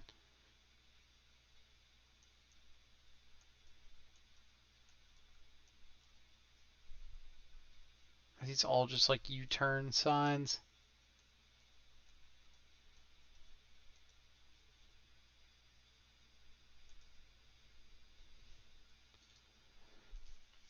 Alright, so I don't think the mile marker helps us too much. Thought I saw another sign for half a second there. Like we just need a town name. That looks like an elect somebody sign. Fung for governor. Well, I don't off the top of me. So we are going away. Like that was mile marker 17. This is 17.2. So we know that we're going away from the start of Highway 17 or Highway 1. So if it's not way up here somewhere,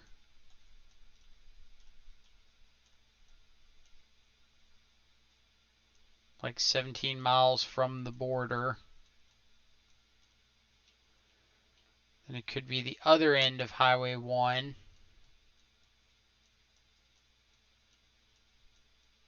Which I have no idea where this begins. Looks like right there. No. Does it merge there? It does. It could be 17 from a state line. See, this is all Maine. So maybe looking somewhere. Here's the state line. Somewhere in this area.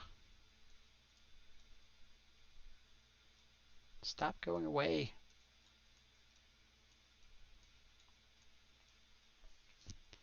Kennebunk. I don't think we saw Kennebunk.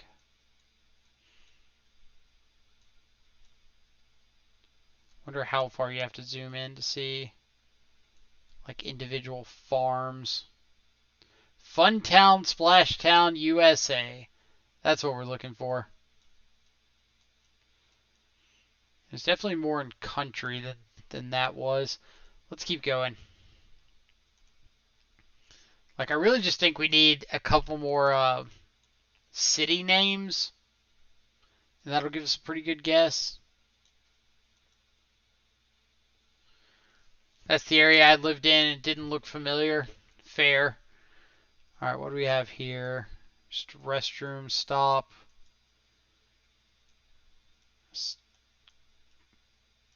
Wakefield.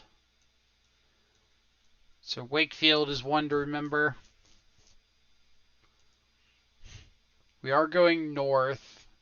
I just saw on that sign we just passed. Where are you?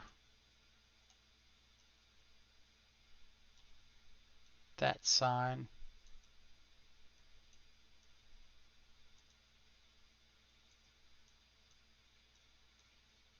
Yeah, North Highway 1. Roland Benjamin School Committee. That doesn't help us find out what school district we're in. Do we have... Is this the Wakefield city sign, or is this something we can use?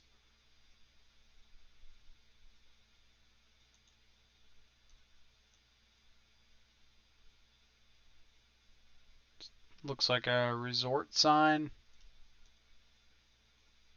Spartina Cove. Anybody know a Spartina Cove? Let's check timer on the round. I know we got plenty of time after that destroying we got.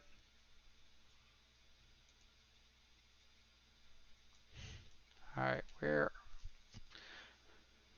Pond Street. Like, what is with all these streets? Give me a town.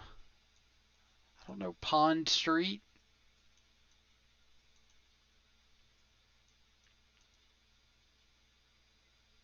Alright, what do you say? Marina Park. So it makes me think Robert P. Aragon Memorial Sailing Facility. So we're definitely somewhere like right on the coast. South County Hospital. South Kingston Farmers Market.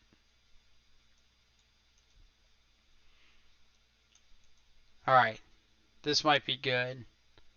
Got a few more signs up here that we can narrow it down with. What does this say? I have no idea how to say that, but we do have a 108 sign. Alright. North 1, Narragansett, Point Judith, 108. So if we can find, there's 112. If we can find 108, we can kind of narrow down where we are. There's 109.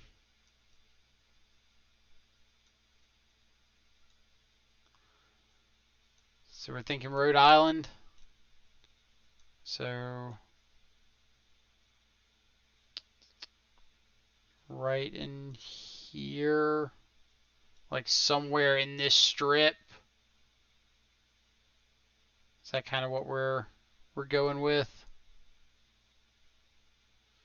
Like I don't think it's gonna be too much south of here. It's like this is actual Rhode Island, but it could very well be anywhere up and down here. This says, yeah, so there is one in Rhode Island. Narragansett. There we go. Yes. So there's Kingstown Road. Wakefield. So we're definitely in this area. We just have to narrow it down to where in this area. So if we go back to our starting point, this is a turnoff. If we can find out what this is turning off to, then I think we can find our location. So we need to go this way so we can see like an exit sign.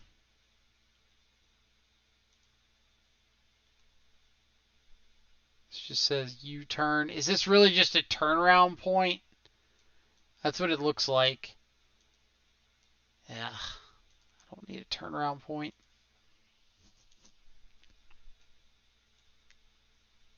Alright, 110 north, so it's not a turnaround point. 110 north to Kingston. That's 108.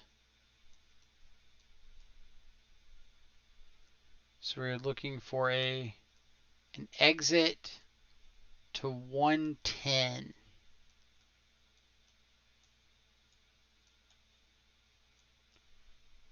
Aha, exit to 110. There's the Clark Farms signs. So we are right here, I think, is our starting point. We've got a turnaround here, and then there's we passed Clark Farms when we got farther up. Just double checking. Oh no, Clark Farms is this intersection. So we're right here. Starting point, like right there. Northbound, right before this first intersection right here. Final guess. Boom. 61 yards. Good guess. Good call on the Rhode Island.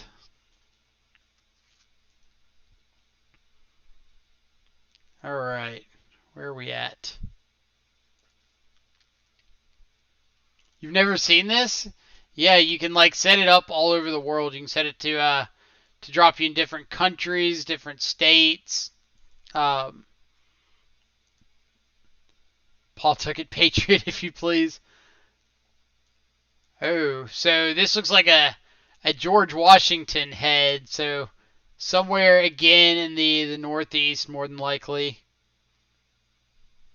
Yakima. Isn't there a Yakima, Washington? So that would make sense. George Washington, Yakima, Washington.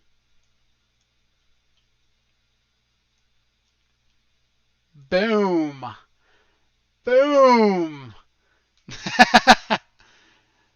We've already narrowed it down a ridiculous amount. So we know that we're 89 miles outside of Yakima, Washington, 23 miles to junction 123. And we don't know what highway we're on. But we've got to start. Like, this is a lot better than narrowing it down to somewhere on the West Coast. Let's see if we can find a sign that says what road we're on. That's a speed limit. That doesn't do anything for us.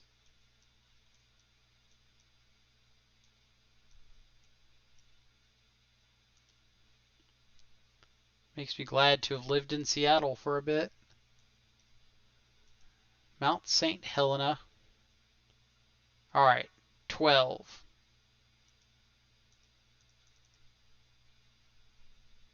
West 12. So there's 12. So if we're 89 miles, what was the 23 miles? It was 23 miles to like 180 something. Let's go back.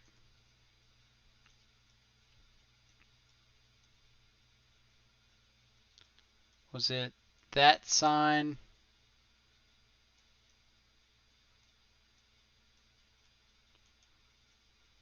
Yes. 23 miles to 123. So let's find 123 if we can. I did not see if we were going east or west, but I don't see a 12 this way.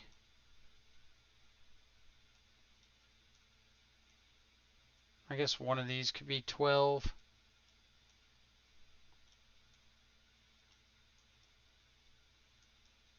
Alright, so this is a whole lot of road. Alright, so 12 starts here. There's 122. So we're looking for 123. Did you see Packwood? Did I miss it?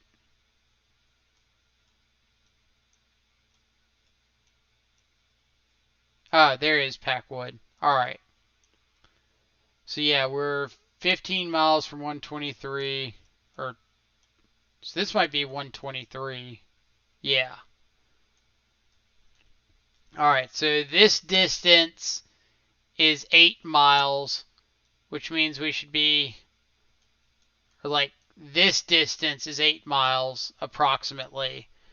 So we've got to like double-ish that to kind of give us an idea of where we are. Somewhere around here. So let's see if we can find an intersection, like another street name. Triangulate ourselves a little bit more. Come back, street name. I need you. Oh, man. Thank you, Google Maps, for giving me the awkward angle. Sherlock? Silverbrook. Alright. So we are looking for a Silverbrook. Frost Creek. Not that one. Maybe we went a little too far. Waterloo, Wills. Nope, nope, nope. It would be over on this side. Silverbrook, Silverbrook, Silverbrook. Wherefore art thou, Silverbrook?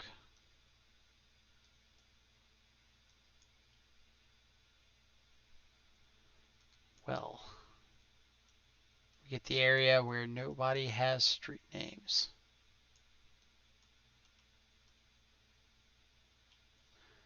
All right, looks like we're going to the next street name. This one does not have a street name, but we found a nice little town, so that's a thing. Go back. Nope, go back. Back, I say. So Randall. Do we see a Randall on here? Looks like the name of the town we're at. Randall. Oh, we were way off. Oh man.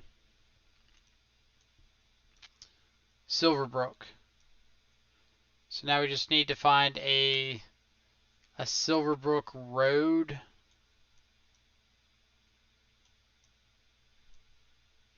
Ah, Silverbrook Road. There's the intersection. So let's see how far we're off from that intersection.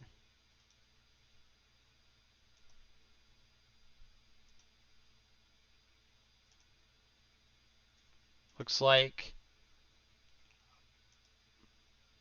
is this it? Yeah. Is this the Silverbrook sign? Yes. Alright. So that is right here. So what's our guess for 5 good clicks from there? Find the creek.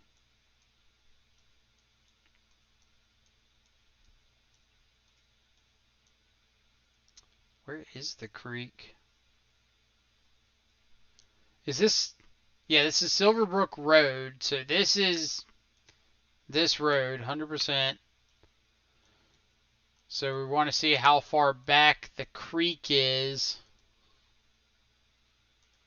If we're before it or after it.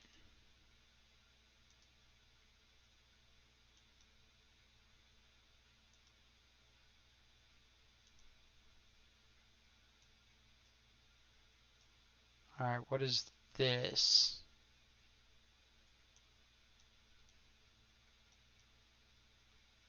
The ranch. Is this the ranch? No, this is a fire station.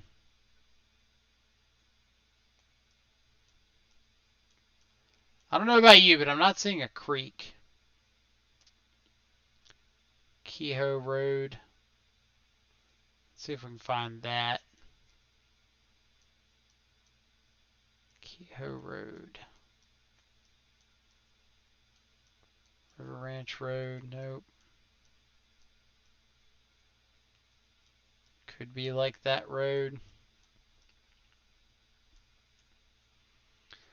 I'm going to take a guess and say like right here. I feel like this is going to be kind of one of the ones where we could roam around forever and just not find a specific marker that lets us know or get any kind of exact location. Zoom in a little more on the T. Yeah, like a lot of these areas like this, you can zoom in as much as you want. It's just not going to give you names.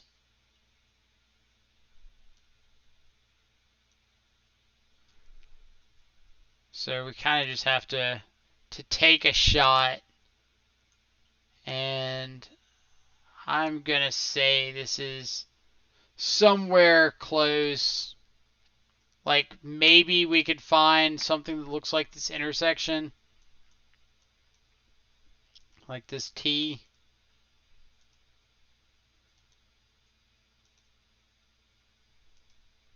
But there's no guarantee that there's even a T on the map. Like this probably isn't going to show up on there.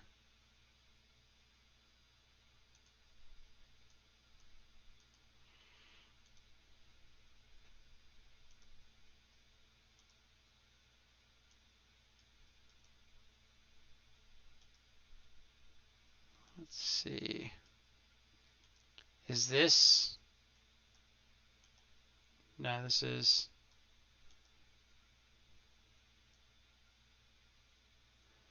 Now, okay, so this shows a split here. I wonder if this is the T.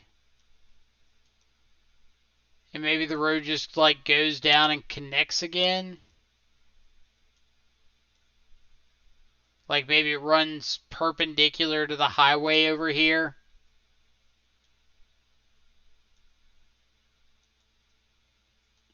That's a possibility. So maybe we're more like down here. So like I'm assuming this is Silverbrook. And it just kind of runs perpendicular to the highway. Alright. I'm going to say here. Final guess. 5 miles? Really?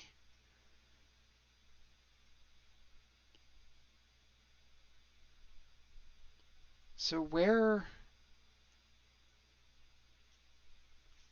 Let's see.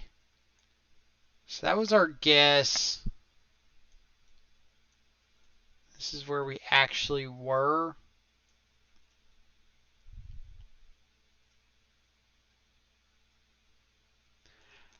That's what it was. Silverbrook loops around like this and intersects at 2 different points. We went to this intersection of Silverbrook when we were actually at this intersection of Silverbrook. Oh, man. But I feel like we rode down and we saw Randall. I guess we could have gone the other way. There's the fire station that we saw. I just assumed that those things weren't big enough to show up on the map. God. 5 miles. 5 miles. What do we got?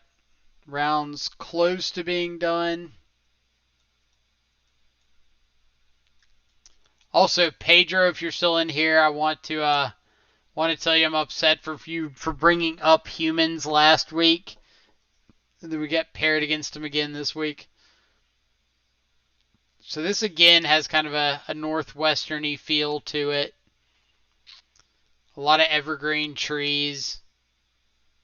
A lot of hills, a little mountainy.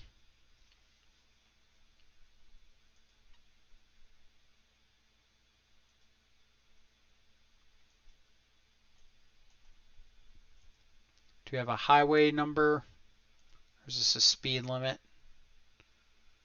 And just property for sale? Alright, saw some sign.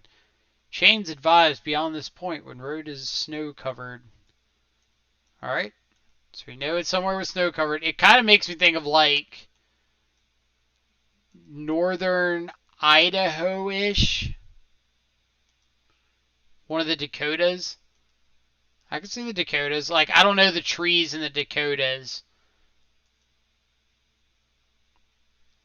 Call the number for the property and ask where they are. Sheriff. Do we have a name of Valley County? Alright. I don't think that tells me as much as I would like it to. Like, oh yeah, of course I know where Valley County is. Why wouldn't I? Alright, what do we got? Lake Cascade State Park. Sugarloaf. God, I should know Sugarloaf. Go. Come on. Sugarloaf. I should 100% know that. Why should I know that?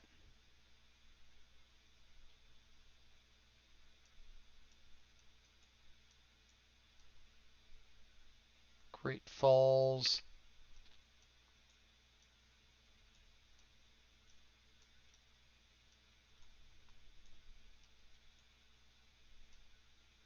Come on.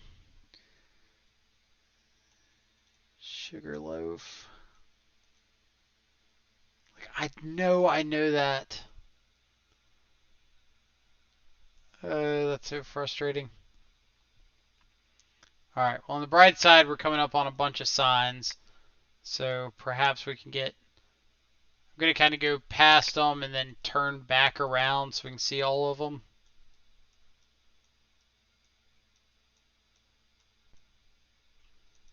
Are they all signs that don't help us at all? Like Cascade, Sugarloaf, they are all signs that don't help us at all. Oh, wherever we are, your signs annoy me. What have we got time-wise? Oh, round 3 starting in 10 seconds. Alright, we're going to have to get back to that.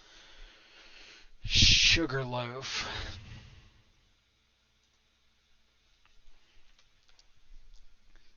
I know I'm going to be mad at myself whenever I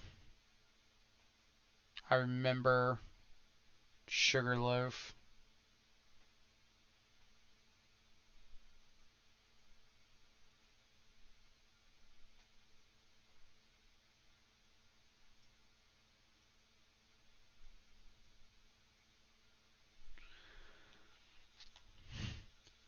Is it Tron?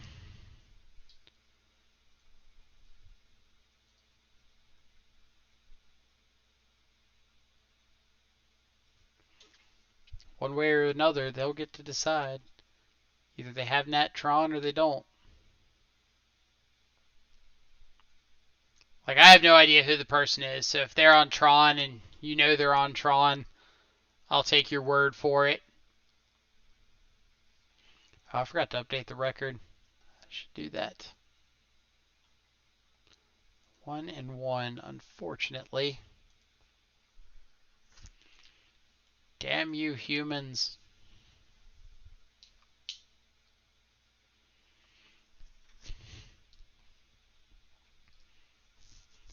Seems kind of Portuguese. I could believe that too. Portuguese Tron player. Oh, not great. I think I'm going to ship this back and look for something a little more proactive.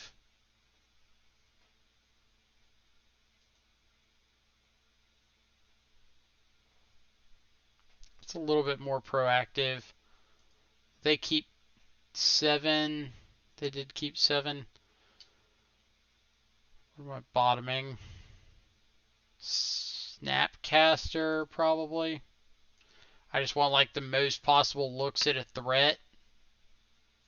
Is it Tron? Survey says.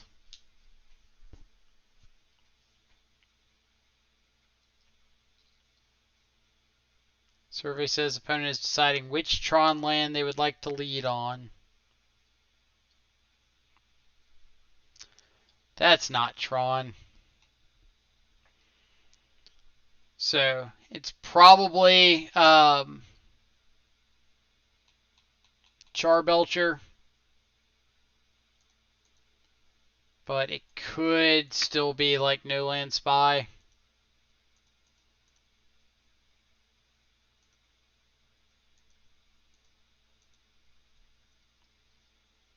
Alright, we've got our threat. Step 1 complete.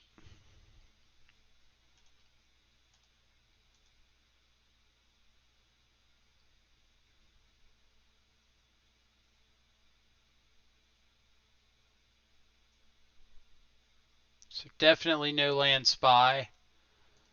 So we're going to interact with this because they have the Spirit Guide too. Alright. Opponent's got the nuts. There's nothing we can do. Choices didn't matter.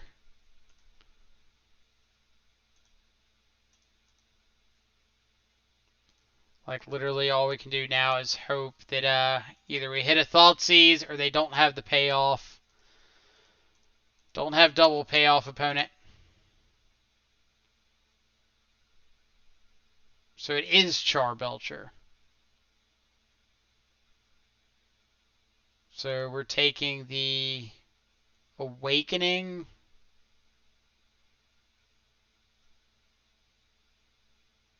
Yeah, because we just don't want our opponent seeing more cards.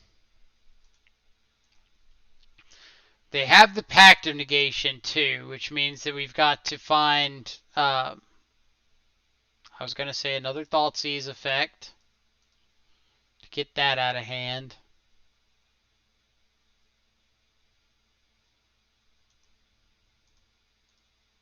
And then I'm just going to go ahead and keep digging for a Stubborn Denial here. Let's get rid of things that we don't care about. Alright. Opponent, don't top deck a Charbelcher.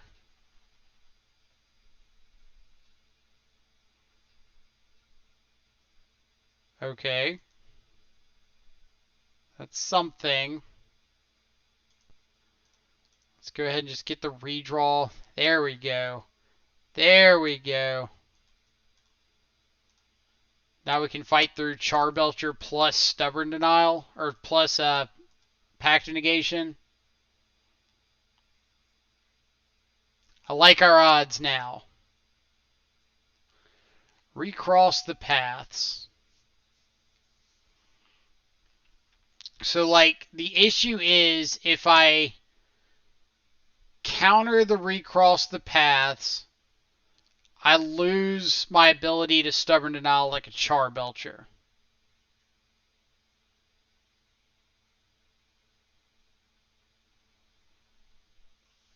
What I mean is if I Stubborn Denial this, then I can't drown in the lock a Charbelcher that comes down. So I think I just need to let this resolve and plan on like Stubborn Denialing whatever they played next.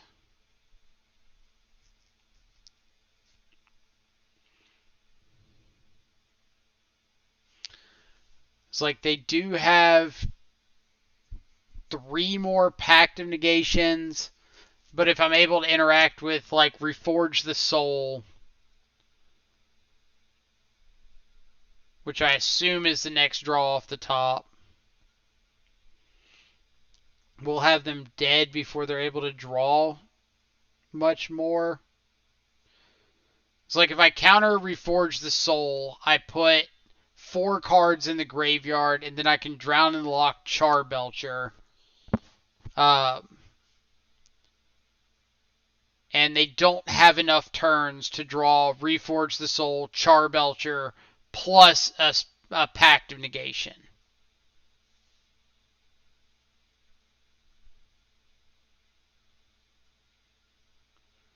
Like, the thing is, they need 3 cards to win, and they don't get 3 draw steps with Gurmag Angler.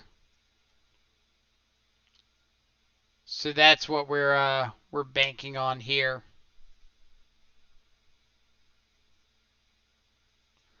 We know that they have 2 rituals, Iron Crag Feet,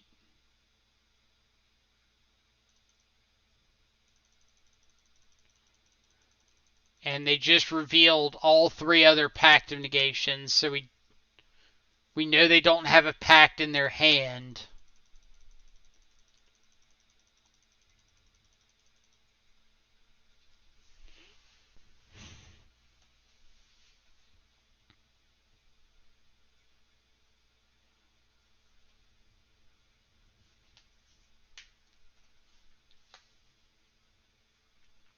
Now we could just draw like a Battle Rage and just get this over with quickly.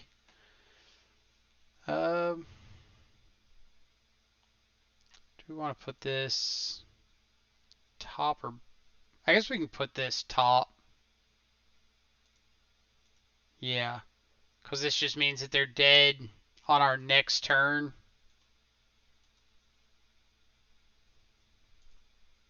So we give them one fewer draw step, so they just have to fight through double counterspell next turn. I like that.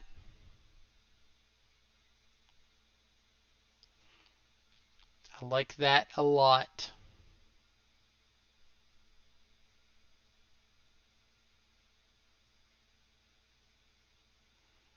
Oh man, Clash is such a weird mechanic. There's a burn spell that I played a lot of during Lorwyn Standard called Lash Out.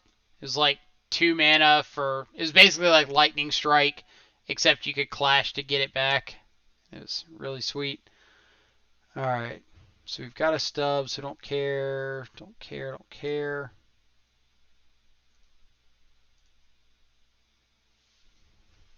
And say go. Opponent's got to have some pretty decent cards to not die here.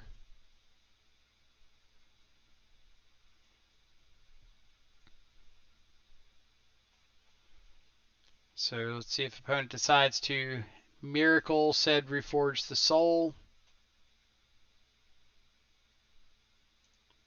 I would like you to not have said Reforge the Soul.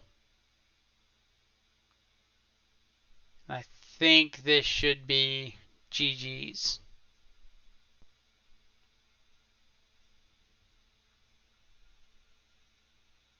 Maybe. Alright. Taking game 1 against Charbelcher is really nice, because we get a lot of like these removal spells out of our deck post board, bring in interaction that's much better suited. Kind of the fear of mid-range decks is seeing the wrong half of your deck game 1, and after that, then you kind of get to adjust a little bit. So bringing in Feed the Swarm for Leyline of Sanctity, bringing in removal and interaction for Charbelcher. Kind of the hope there is that if we can stop them from being able to Iron Crag plus Charbelcher in one turn, then we can interact. And yeah, we'll go like this. So things to keep an eye out for against Charbelcher is like if they Iron Crag feet into a Charbelcher, you can soft stub the Charbelcher to keep them from activating it that turn if they don't have extra mana available. But if they do have a Simian Spirit Guide, they can activate it. And then if they Iron Crag feet into a Charbelcher, then you don't have to worry about them having or being able to like fight over the Charbelcher with a Veil of Summer. So you're free to like get off a Stubborn Denial or a counterspell there without fear of like Pact of Negation, Veil of Summer, anything like that. Anything else? Collector Oof out of your 4-color variants is pretty good here. Ceremonious Rejections, good.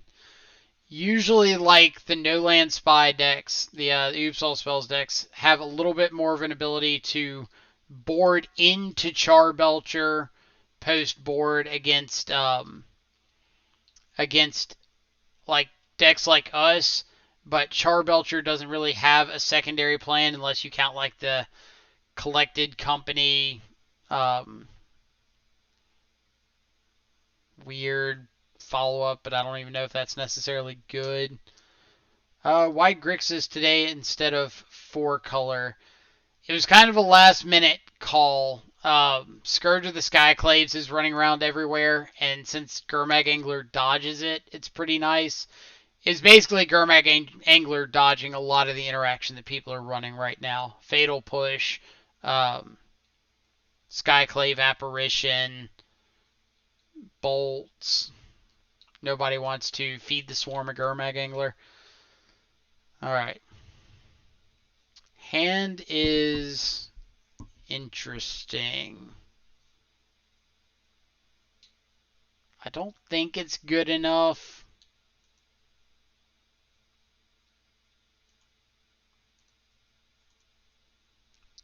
Alright, so here the hope is Thought sees away something like a Charbelcher and then surgical it. Or we can always start just Thought scouring our opponents.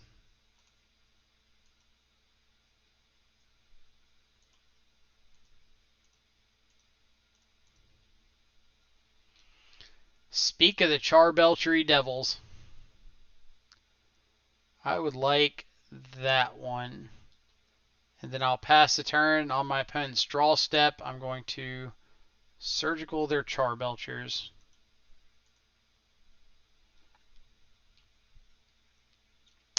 What have you got? Charbelcher, Charbelcher, Charbelcher, Charbelcher. Let's take a screenshot here.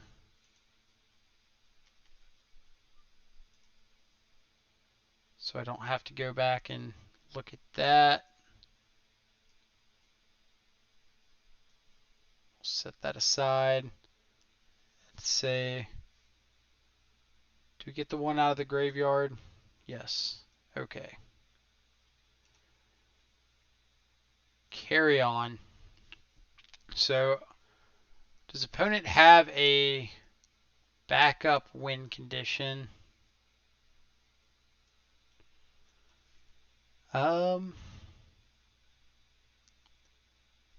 Simeon Spirit Guide beats.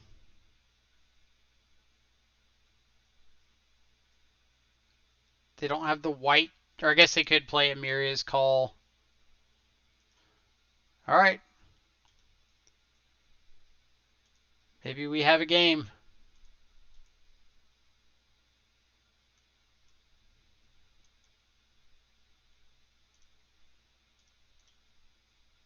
Let's go ahead and main phase this Thought Scour in case we do draw into a Gurmag Angler. We'd like to go ahead and play it. Not my day against blue-white control now. Ugh. Not the matchup you want to see. Get those out of here. So opponent has got an Ironcrag Feat, and Pyretic Ritual, and an Unknown.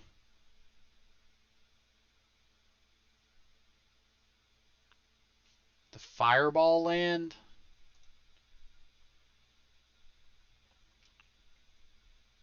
They've got Spikefield Hazard.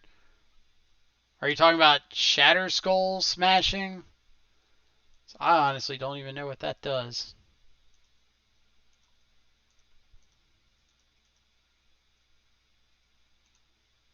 Alright. So we can Drown and Lock our opponents.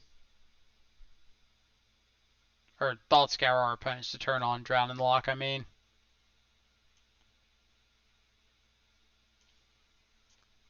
I gotta look up what this Shatter Skull Smashing card does.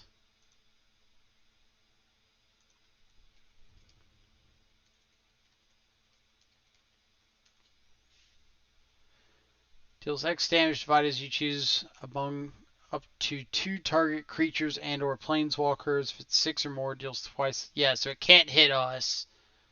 So we don't care about that.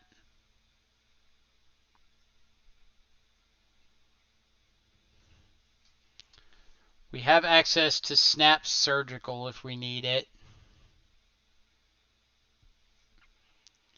Like, I'm trying to think of how they win off of something like Recross the Paths. So they could recross into a Reforge the Soul.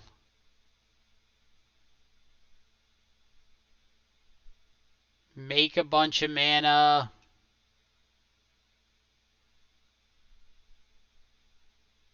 I need to look up some of these dual-faced cards. It's like I'm so used to only thinking of them as lands. So Seagate Restoration.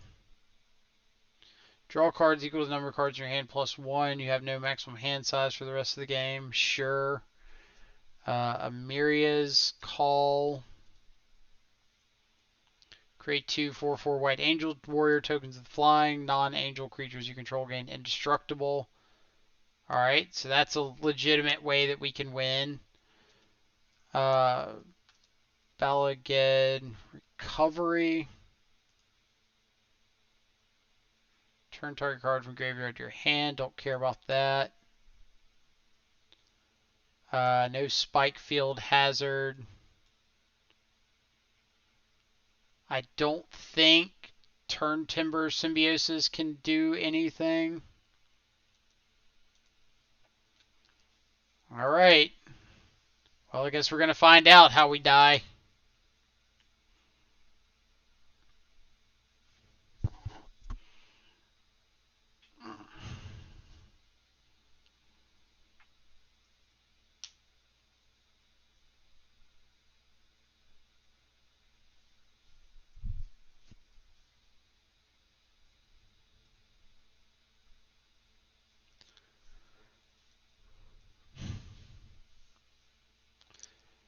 Let's see. Maybe recross into a bunch of mana. Manamorphose for white into Amelia's Call. I can't see any other way. I mean, can't see any other way, but that's a pretty good way.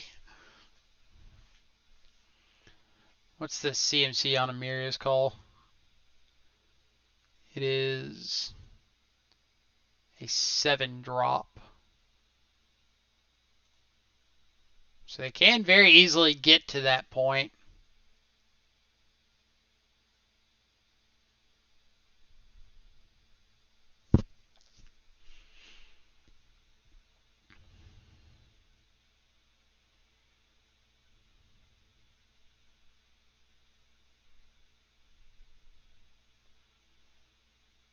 On the bright side, if they just draw, or if they put Reforge the Soul on top, we can Thought Scour them and get rid of Reforge the Soul.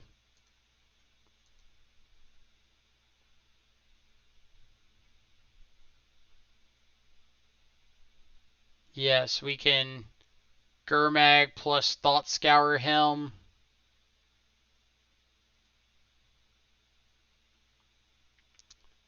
So let's start with the Thought Scour.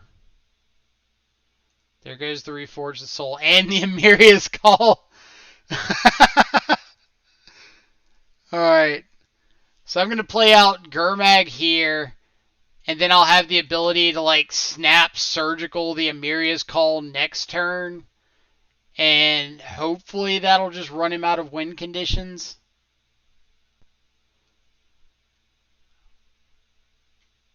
The next level play would be to put Amelia's Call third from the top so that we couldn't Thought Scour over both Reforge the Soul and the Call.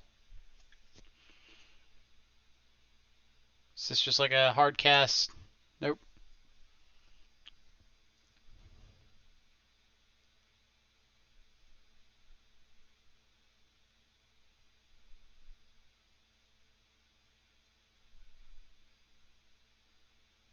Iron Crag? Oh no, just cast Simian Spirit Guide. Deal. Deal all day. Let's get... I know he's got like an Iron Crag feat and a Ritual. Yeah, so let's just get the Iron Crag feat out of hand. So our opponent is down to a Ritual. We win the race with Gurmag Angler. We've got access to Stubborn Denial, and then after that, Drown in the Lock.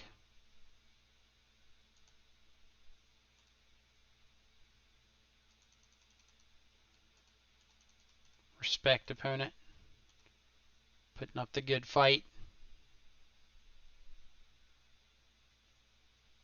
Alright, so we're just going to have hard cast Simian Spirit Guides from now till the end of turn.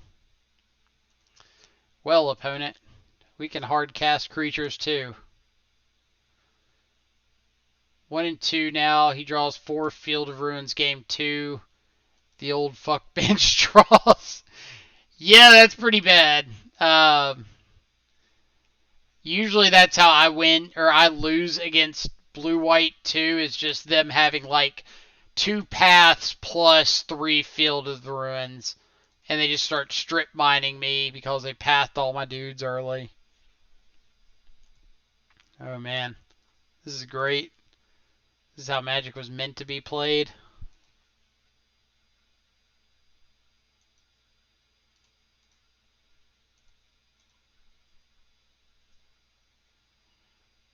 So we still know opponent has got a ritual in hand.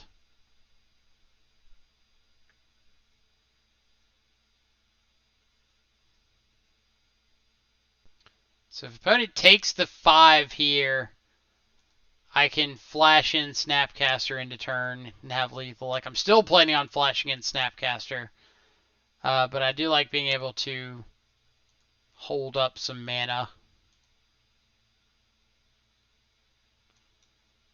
Alright, so opponent's dead. Their last card is a ritual. And we could just like kill the Simian Spirit Guide with the Drown in the Lock. Doesn't matter.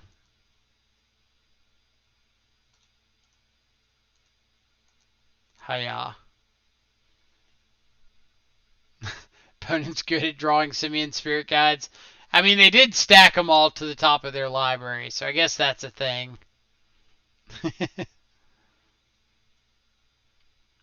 Alright, nice little 2-0 over Charbelcher. Feels good.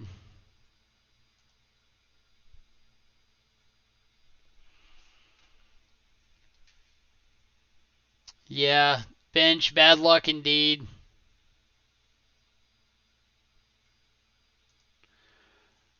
OP just kind of wasted our time there. After we cast the Shadow, the game was over. I mean, I don't know what they stacked on top of their library, so maybe they did have something like an Exquisite Firecraft, whatever. Or no, they didn't have an Exquisite Firecraft because we saw their deck.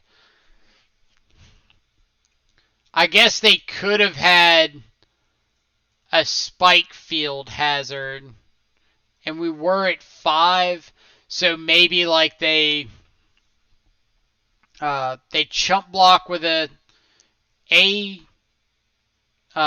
Spirit Guide, take 5, go to 2, untap, hit us for 4, down to 1, Spike Field Hazard for lethal. Like, we had the counter spells, but it was a thing that they could do. And if they're not casting a spell that turn, I'm not casting Snapcaster.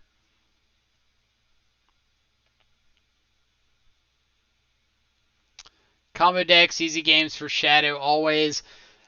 Sometimes, like, there are combo decks like the Balustrade Spy deck that is not an easy deck to beat.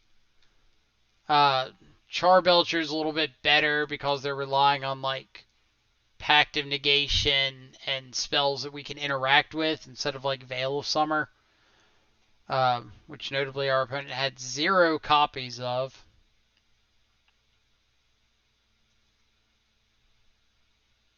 Alright, I'm going to run to the bathroom real quick and refill some water. I'll be right back. I'll put the deck list up in the meantime.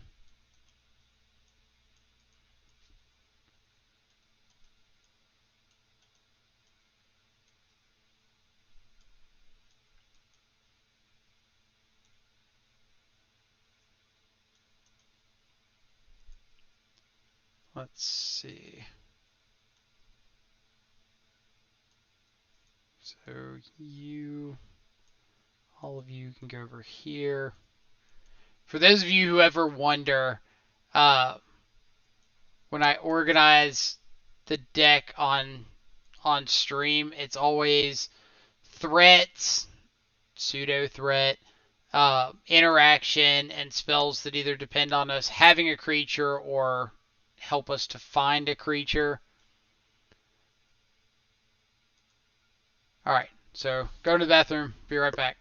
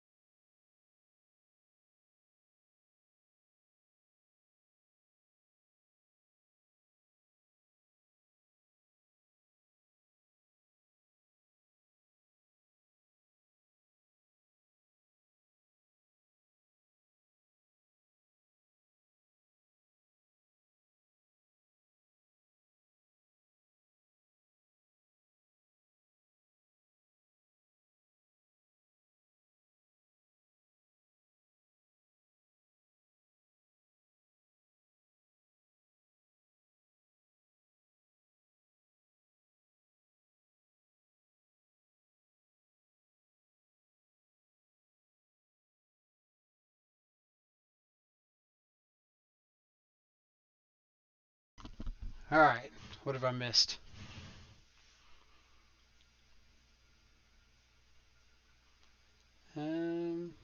Philip checking out the deck list. Let's see. We always talk about needing to find our threats in Shadow. Have you ever play tested Mausoleum Secrets? Have we ever play tested Mausoleum Secrets? I don't know. Have we play tested Mausoleum Secrets? Yeah, we tried it out once. It's okay. Like, it got to do some stuff occasionally, but there's just so much grave hate. It's kind of rough to justify it. Like, we went the full extent. We played some cards that you would never play, but because we could tutor them up with Mausoleum Secrets, it was kind of fun. But you have to put like a whole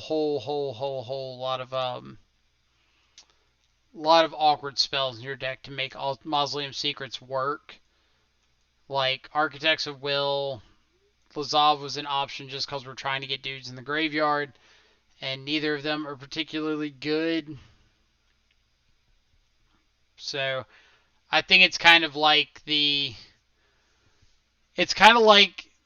shoving Rakdos or shoving Scourge of the Skyclave into your existing Shadow deck.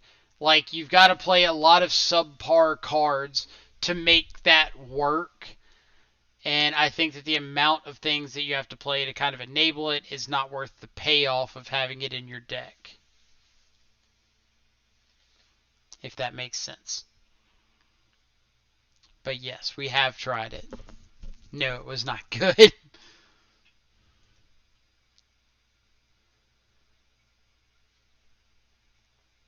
Like, so it's not a question of finding out what to cut for it, because you can always replace like a couple you could always replace like a Drown in the Loch, something else for a couple copies of it. Alright, so here's the issue. I'm going to give you a comparison, and you tell me if this sounds familiar or if it sounds completely off the wall. I'm playing a red-black Shadow list with Scourge of the Skyclaves. I keep an opening hand that's got a Scourge of the Skyclaves, my 1 in a black payoff card, a Fatal Push, couple fetch lands, a Thoughtseize, maybe a Death Shadow, and like a Mishra's Bauble. Fine 7. I can't play my Scourge out. It dies unless my opponent deals damage to themselves. I have a perfectly reasonable hand of Magic cards that doesn't function because of an unknown variable. It's kind of the same thing with Mausoleum Secrets. I've got this card in my hand, this payoff, that doesn't function if I don't Street Wraith or if I don't see a Thought Scour to mill over myself. If I sit here and I see Fetches, Shocks, Stubborn Denials, Thought Seizes, Battle Rage, it's great, but if I got a Mausoleum Secrets in my hand, it's just a dead card. And cards that rely on variability to that extent are very difficult to make functional. Is the tournament over? Hell no. We just finished round 3. We've got 5 more rounds to go. We did win last round against Green-Red Charbelcher, so we're up to 2-1.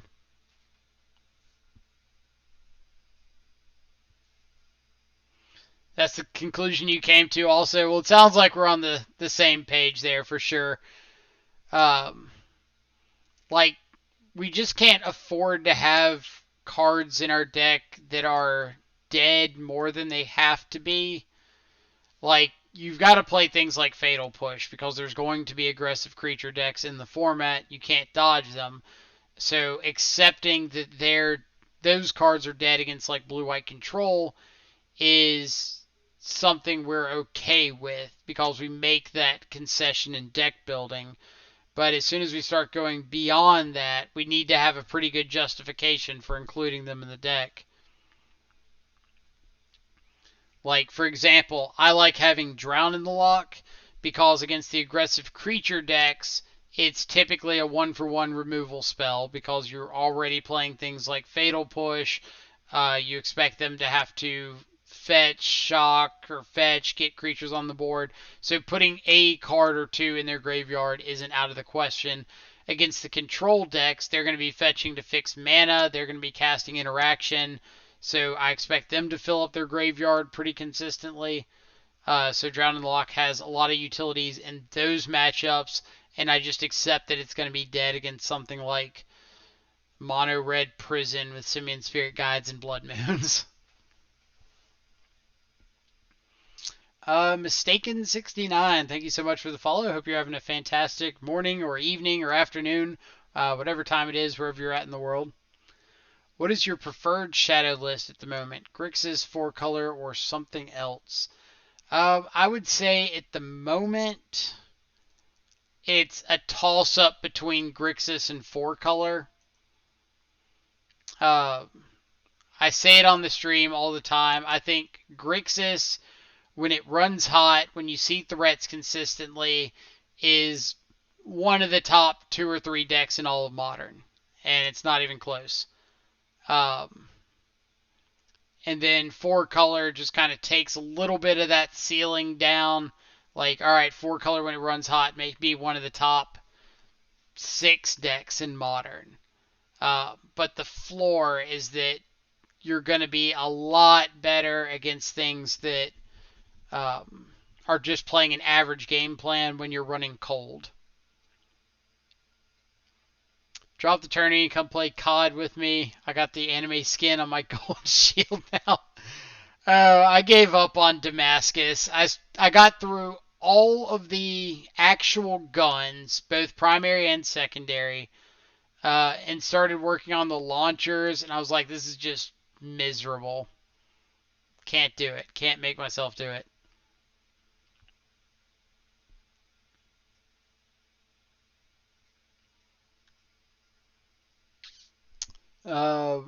Let's see. So yeah, like back to the 4-color first Grixis debate. I'm not a fan of shadow decks that aren't playing blue, especially right now when you've got things like Charbelcher and No Land Spy that just win so quickly if you're not interacting on multiple levels. Can't imagine getting the Javelin gold. Yeah, like I was getting close to the RPG gold, but like the Javelin, the Joker, all those. And then I didn't even want to start on like the Combat Knife and the Riot Shield. And what's the payout down to? It's usually like top 64 or something like that. Yeah. So because I'm entering the event with qualifier tickets instead of actual tickets, then anything above 64th is basically cashing out as far as I'm concerned. Let's see some of these rounds that are ending.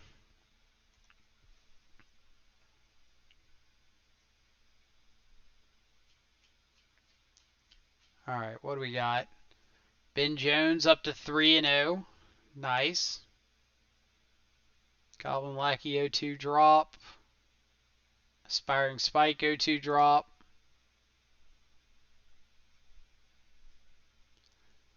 Bench at 1-2. Come on, Bench. Need you to pick it up. What do we got? That weird Control Freak guy at 2-1. Caleb Scherer's 3-0. Doomwake 2-1. Nice. Dito's 2-1. Edgar Magalhaes 3-0. Francisco's 2-1. Freed at 3-0. Oh man, the show off.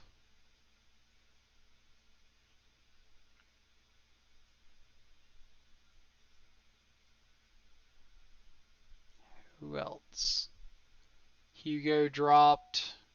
House of Mana at 2-1. Ice 9 1-2. Fighting the good fight.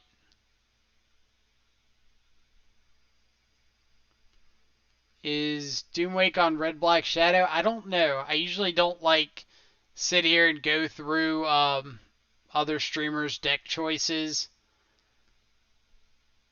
Like I usually like playing it kind of blind. Canisters at 2-1. Leviathan's 2-1. Just kind of naming off some people that have been in and out of the stream or big names. Who else do we have? Nikachu dropped to 1-2. It's unfortunate. He started off 1-0. I know that. Phil Helmuth at 2-1 plays a lot of Grixis Shadow. Sebastian at 1-2. Selfie Sec 0-2 drop. Sodex 2-1.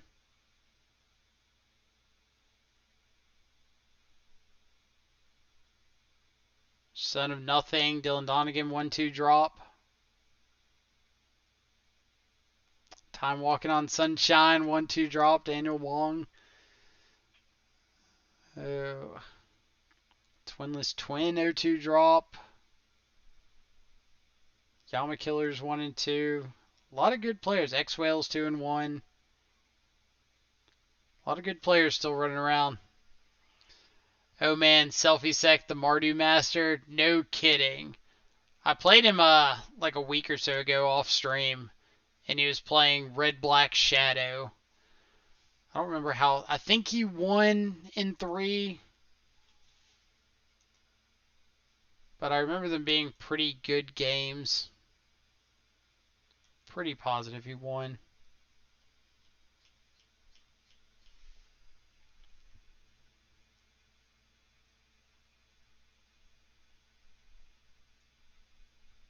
Yeah, 1-3.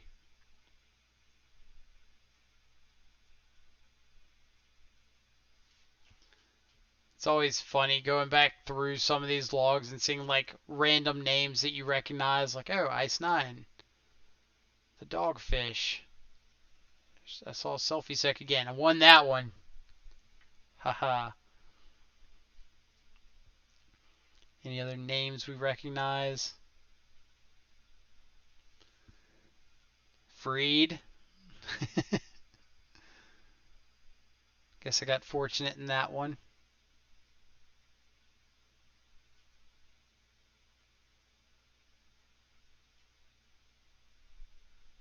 Punthin Wine, one of the current trophy leaders.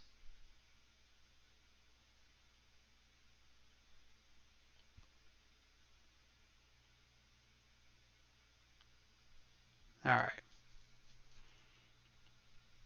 So far the decks felt pretty solid. I can't complain too much.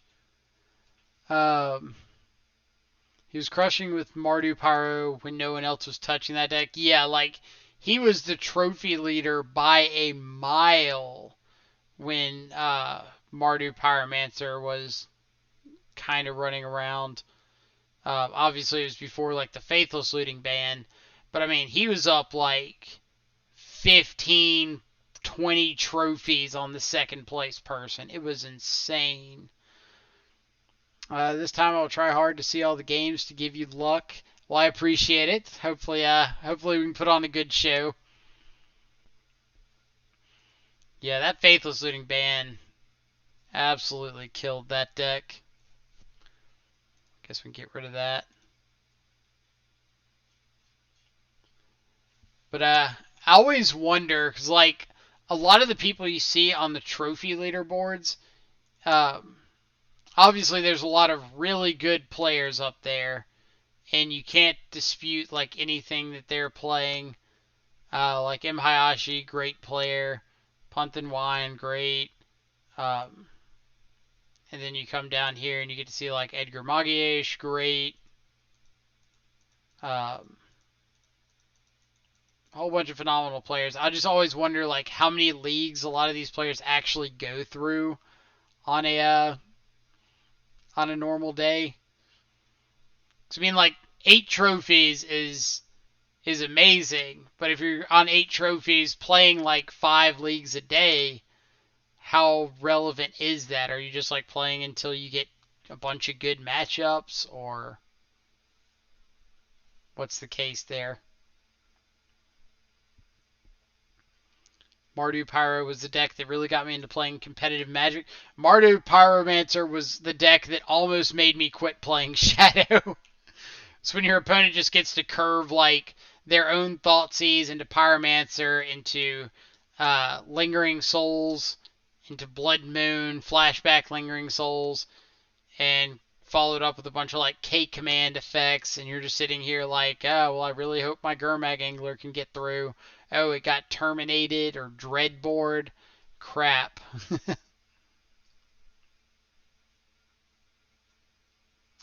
Baby come back. Looks longingly at the frame picture of looting.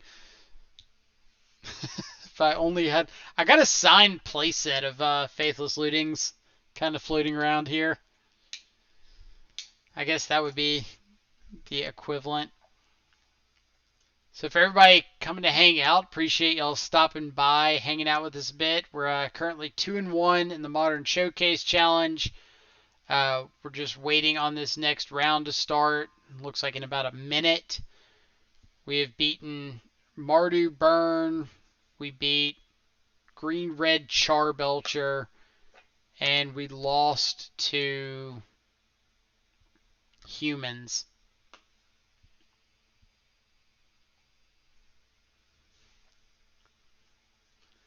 I've seen why Principe on stream. He's a solid player. He does put in a lot of volume, but I don't think that takes away from skill. Yeah, like I'm not saying anybody in that list isn't skilled. Obviously, they're skilled to be 5-0ing leagues. I'm just wondering like what the percentage of leagues won to leagues played is. Like, do you have average players playing 5 leagues a day and trophying one every other day, or do you have really good players playing 2 leagues a day and trophying one every other day, or something like that? What's Magiesh's nickname? It's the EGAD. See if I can get up to it before the timer runs out. EGAD 2894. And he's been playing a whole lot of Niv to Light recently. Nobody knows I'm a dog. I saw his name earlier and got a kick out of it.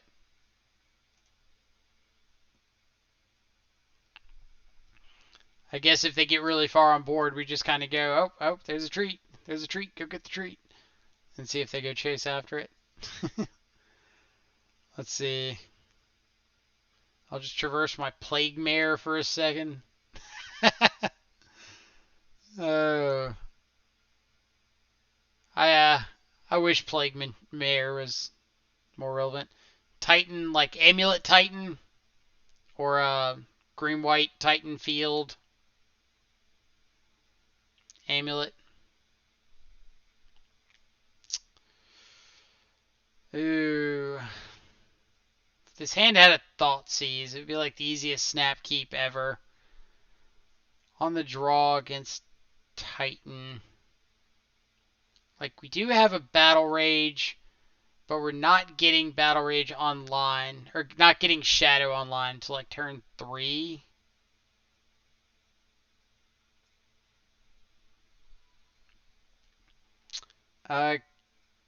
K3 long, Keylong, not sure whatever, or let me know how to pronounce it. Thank you so much for the follow. Hope you're having a fantastic Saturday. Yeah, Saturday morning or evening or afternoon, wherever you're at in the world. Yeah, I think we do have to mulligan, unfortunately. Alright, hand is a bit better. So keep it. Bin the Drown in the Lock, because they're not really filling up their graveyard very fast.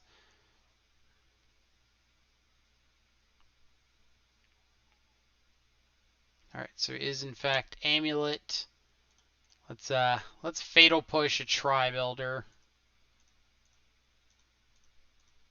Opponent did mold a 6, so kind of hoping that they can,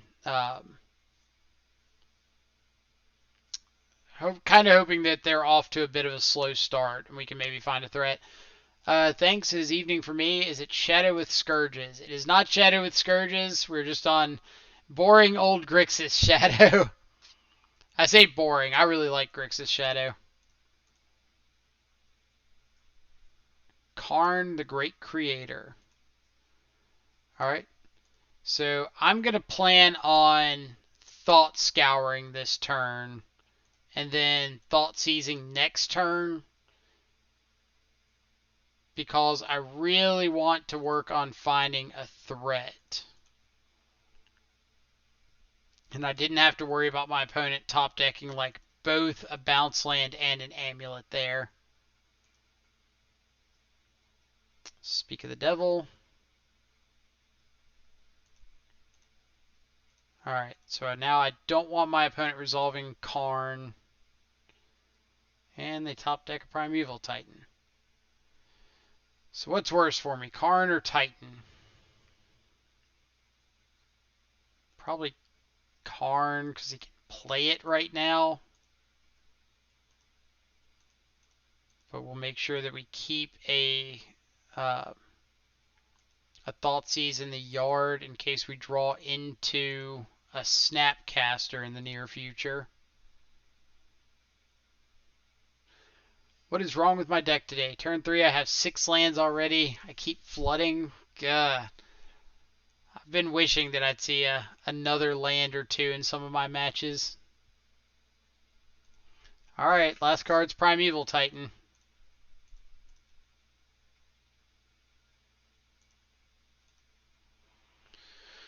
So we could pass with Stubborn Denial, but I don't think there's anything we can... Did we really care about stubbing? I would rather find like a Thoughtseize. Please no bounce land. Please no bounce land. Yes, we'll take that. We'll take that all day long. Hiya. That one. That one right there.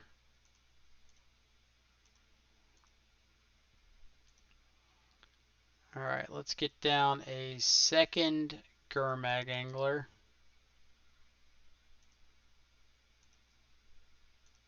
Let's say go. And if we draw a fetch land, we win. Opponent cannot top deck a Titan and the lands to play it in one turn.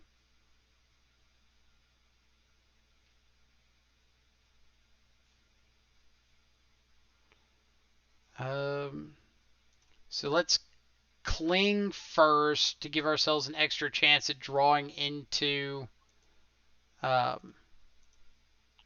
fetch land for this Battle Rage. Speak of the Devil.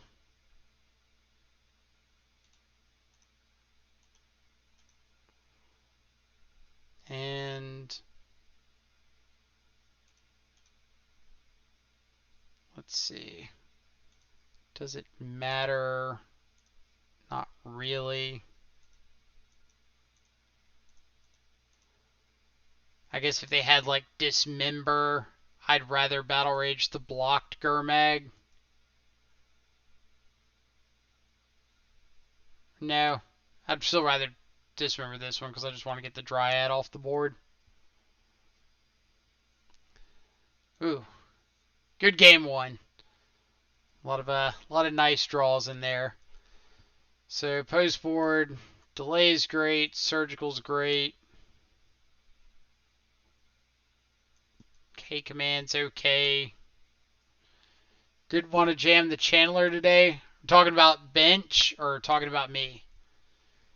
So I decided not to run the Channeler as a meta consideration.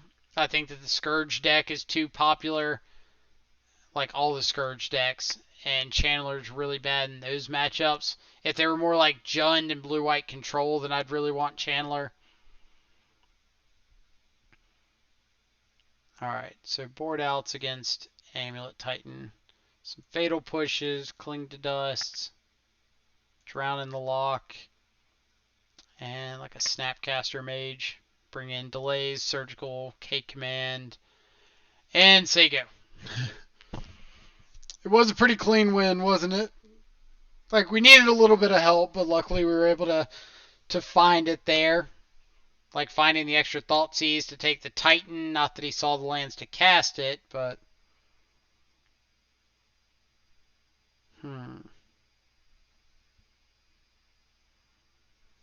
So, I'm a little more inclined to keep this because we saw Karn. I kind of want to be able to interact with that. Again, if we see a... what's it called? A threat pretty quickly, especially like a shadow. We're in pretty good shape. I could Thoughtseize here into a Veil of Summer, but I think I'm just going to pass. Because my hope is my opponent's going to think I don't have a Thoughtseize effect and cast like a tapped land here.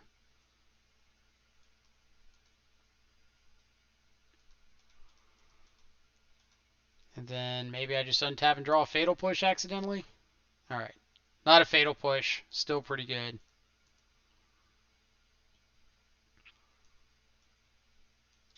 Opponent's on a 2-lander.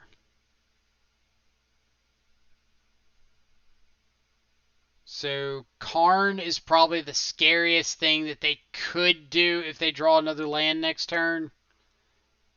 So I think I'm just going to take the Karn and play out the Shadow.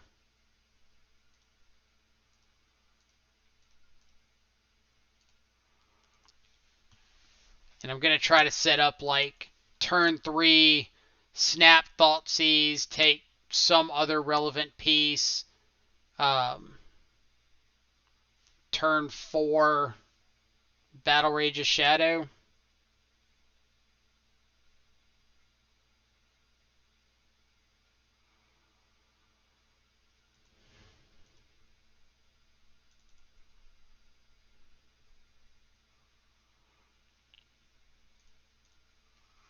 Alright, what do we got? So just snap Thoughtseize here. Yeah.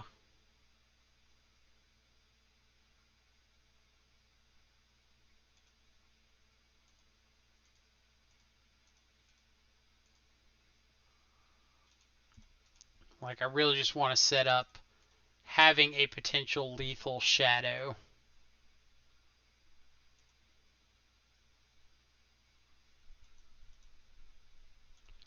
Let's bobble them first. Might get a little more information for this Thoughtseize.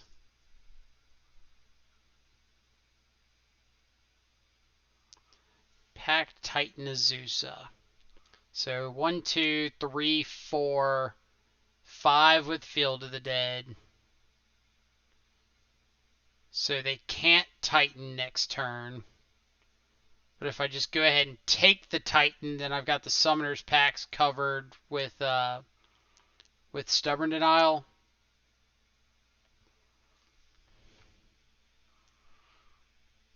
And then I just need my opponent to not block once. And I can kill them with a Shadow. Boom. Alright. Should be GG's. Should be. Might not be, but. There's Field of the Dead. Assume this is just cast Azusa. Yep. We've got Summoner's Pact covered. If our opponent blocks in a way that does not leave them dead to Battle Rage, we can just play Delay plus Stub next turn. But this just means that it doesn't matter. So now they're dead to Battle Rage regardless of how they block.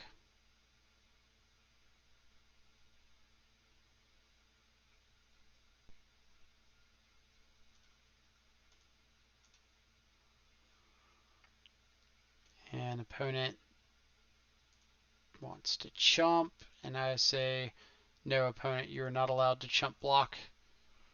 You're allowed to die. Ha ha ha ha ha. Alright. Yeah, so let's, if it doesn't exit away, let's talk about that game a little bit.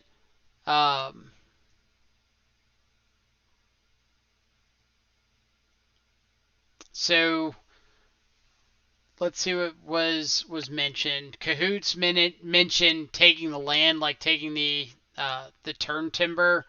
The issue I have with that is their deck is like 50% lands, so the chances of them drawing lands, even if we take one, is pretty high. So like I'm not really trying to cut them off of mana production, but the amount of threats that they have available is limited. So if I take something like Titan, I run the ability of just top decking like a surgical extraction and just getting rid of the Titans, which is really nice. And then the interaction that we have means that I would much rather take away creatures when I can, because I've got non-creature spells covered for days. So like if they try to bounce this late and cast it, I very highly am likely to not care about that side of it, if that's what the game's turning into. But if they actually have a Primeval Titan in hand, I have a much tougher time. But yeah, that was kind of the reasoning behind that decision.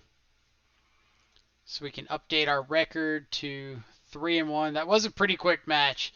I think we beat them faster than humans beat us, which is kind of surprising. Gonna get paired with Canister. Is he 3-1 right now?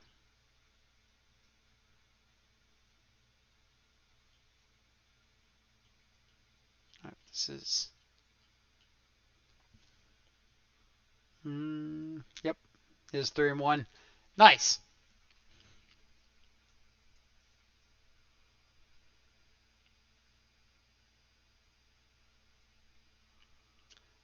Since we know they can't prime time that turn, though, because Bobble saw the Field of the Dead on top, I would have taken Pact in case they were playing some insane card that mattered. One of those play around the cards we don't know about things. Oh, so now you take my advice. And I do think that that's a line to think about. So what Steven is talking about is taking the Pact of Negation because they literally can't cast the Primeval Titan the next turn. We have perfect information there. So if our opponent has got a spell they can cast and a spell they can't cast, taking the spell they can cast is often nice.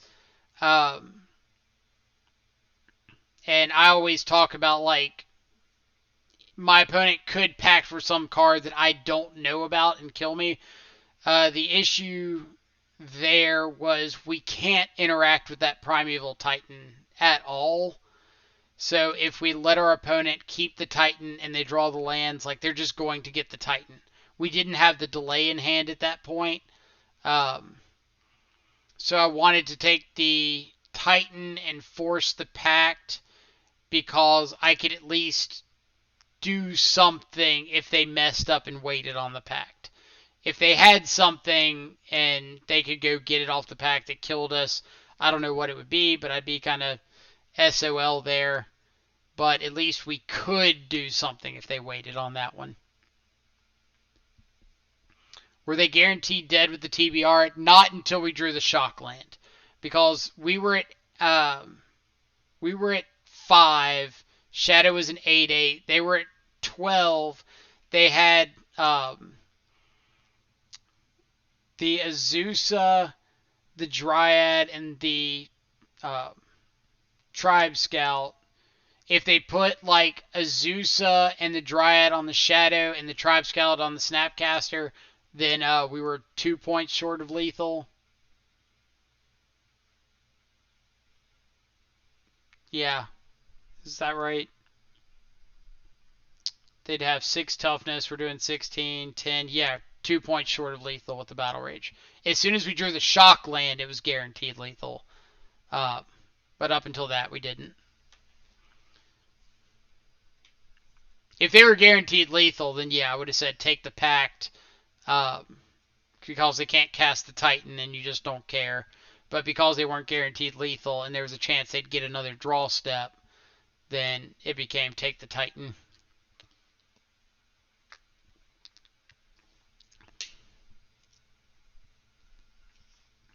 But good thought.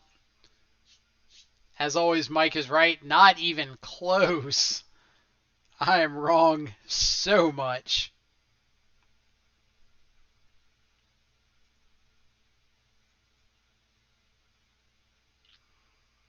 Let's see. We gonna get revenge from the human society? Humans is such a nightmare. Such a nightmare. Fail, how's it going?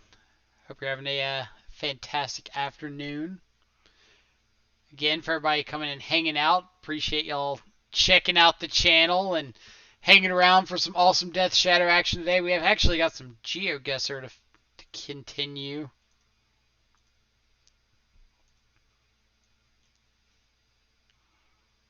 Oh, I remembered halfway through that match. Chew130, thank you so much for the follow. Hope you're having a fantastic morning, evening, or afternoon, wherever it is. Whatever time it is, wherever you are at in the world.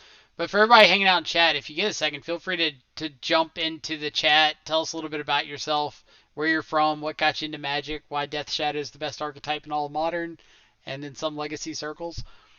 But I remembered halfway through that match, Sugarloaf is Arkansas.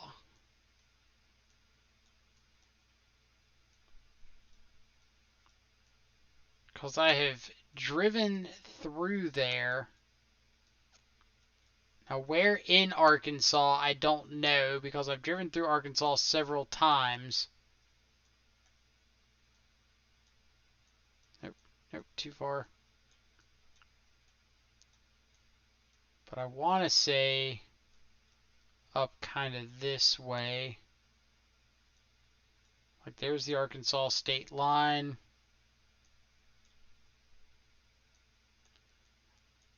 Who knows that? Well, I only know it because this is Arkansas, and I live here. Like, right about there. So it's not a far off drive. But like I said, where in Arkansas Sugarloaf is, I am less knowledgeable about. So we're going to try to find a street sign and get a little more information. I love how, like, the viewership dips as soon as we play GeoGuessr. Like, I don't know what I'm expected to do between rounds. We've got like 30 minutes. That match ended quick. Yeah, this game's sweet. Like, I didn't think I was going to have so much fun with it. But it's pretty awesome. Kind of putting together some of these context clues to figure out where we're at. So mile marker doesn't help us a lot. Low visibility. We need like a highway number.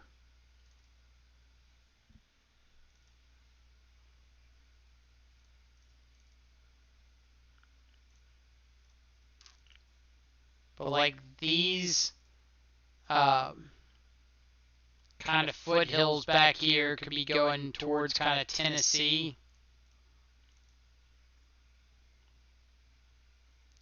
There's got to be a highway marker somewhere, right? Just give me a number. Maybe we need to go back the other way.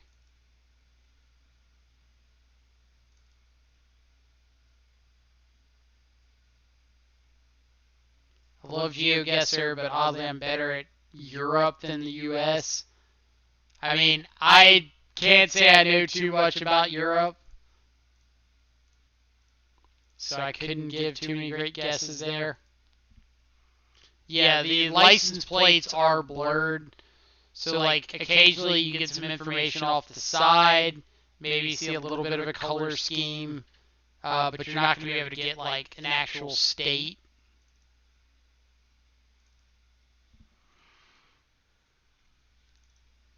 Which is why we're looking for things like, that's just like a random solar panel.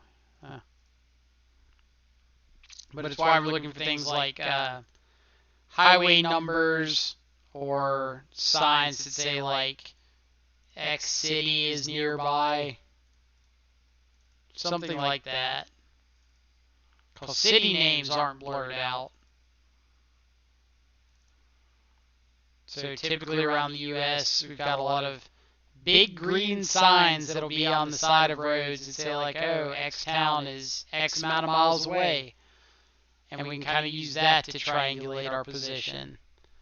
Unfortunately, we have found like the one road that just doesn't believe in signs.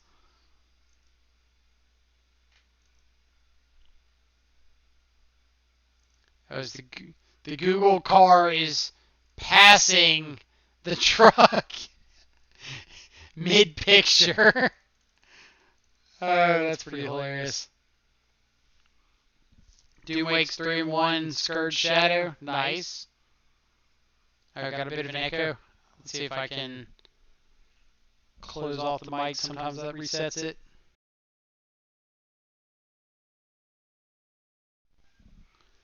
How about now? Any better? I might be like leaning over and it's reverberating. Alright. Sign, sign, sign. Oh, man.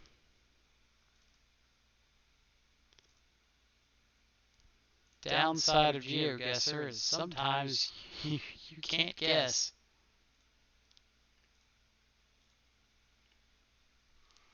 Alright, let's see.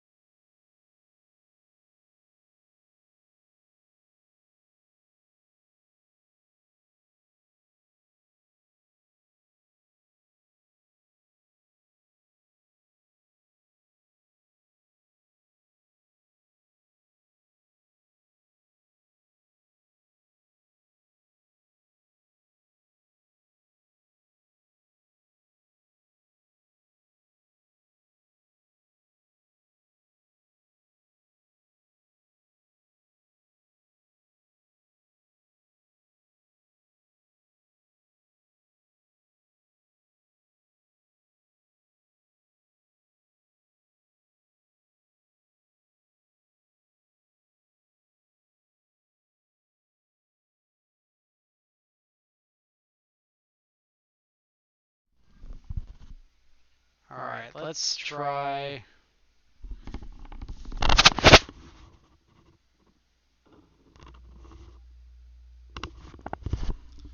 It might be a battery issue. It might be picking up a little bit lower when the battery starts dying. Is it any better?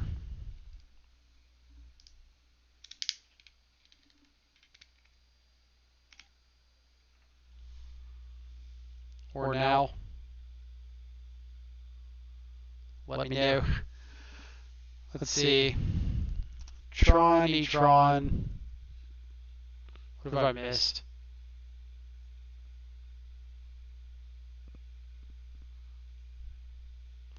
What matchups is delay for? Is the audio coming through any better now? Still echoing?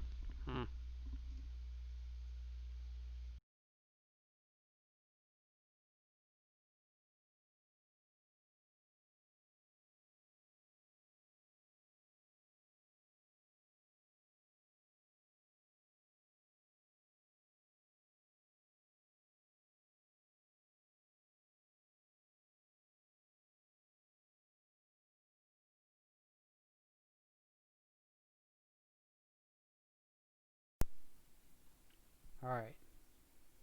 How about now? Any better?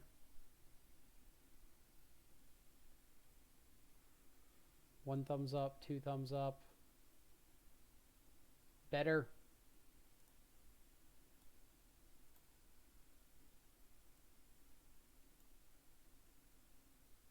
I've got one yes. Is that consensus yes, or is that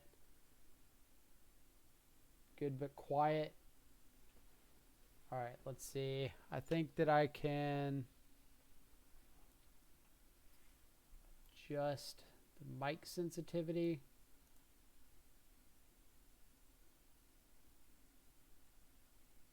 Can I adjust the mic sensitivity?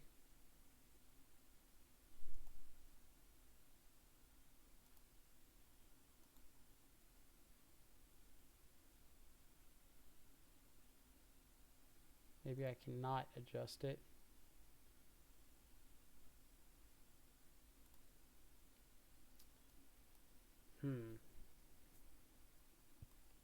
Let's Google this. See if we can find out. Like we got a bird in the house. What? A bird. A flying avian animal. Hold up 1 second. Apparently we've got a bird in the house. And we've got to figure out how to deal with it. So I'll be right back.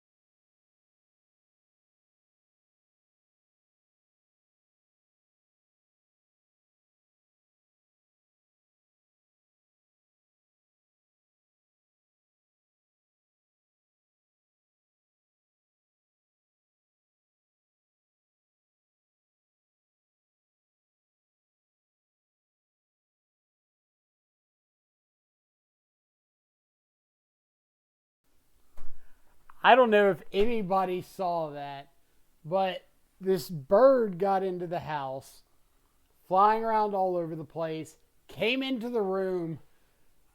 You probably can't see it. He landed on the chair here and tried to get on stream.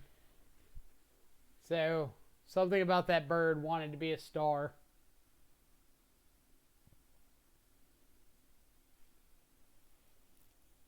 So let's see about mic sensitivity. I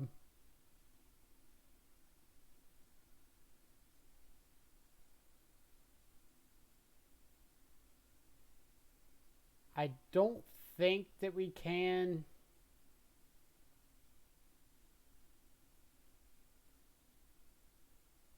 Just because I do believe I kind of have it maxed out.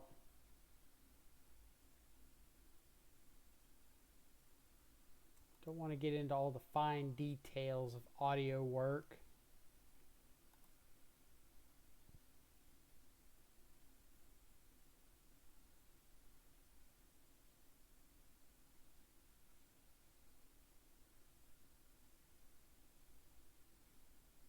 All right, let's try this. Let's go to settings, audio. It's not very intuitive here with settings.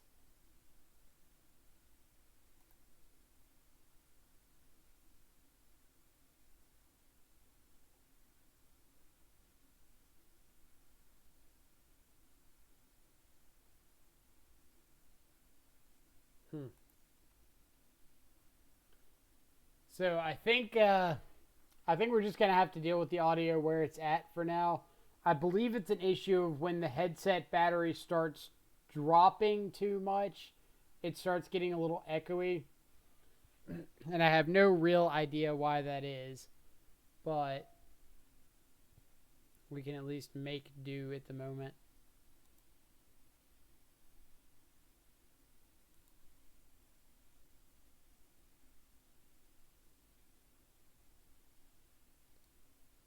Yeah, like everything's saying adjust volume on the mic slider, but my mic volume is all the way up already.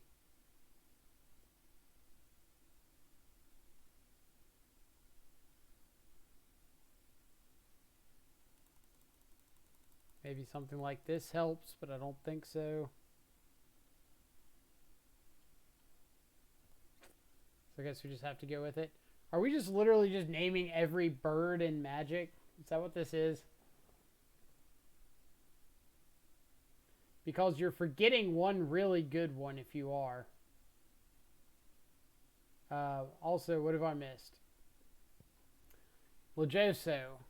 What matchups did you play so far?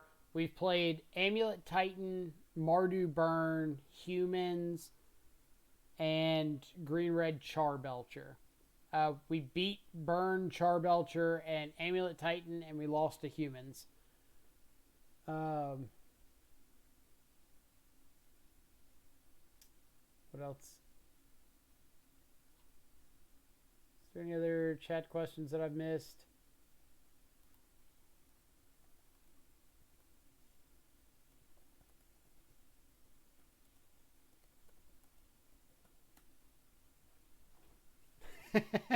One of the best birds in all of Magic. Come on. Look at you, haven't faced the blue, white, and arrow yet. My luck is terrible. Yet. We will run into it pretty quickly, I'm sure. Alright. Where'd our GeoGuessr go to?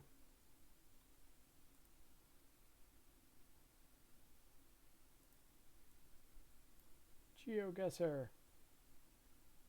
We still don't have a city for. On the road again. Can't wait to be on. Flying snake? Is that a card? Oh, yeah. Oh, I think Coatl's not a bird. Come on. That's not even an okay guess. That's a terrible guess. I like the judge's familiar guess a lot better.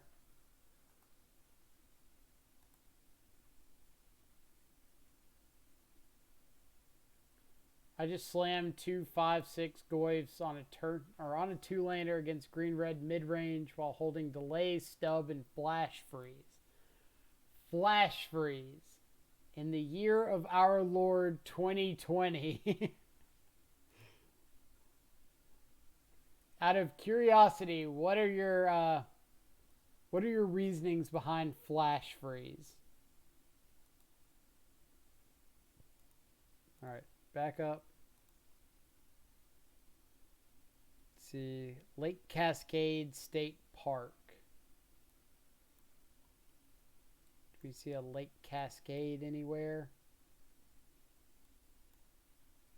Do these lakes have names? Kind of do, kind of don't.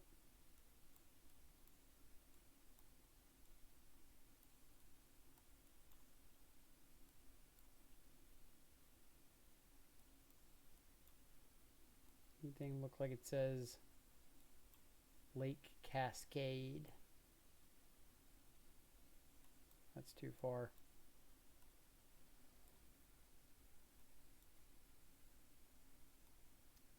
Pine Bluff.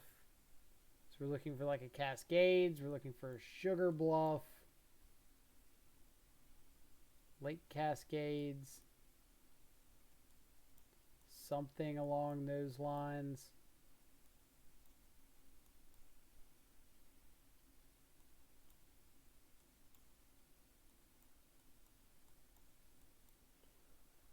But we'll just keep looking. We're going to find something.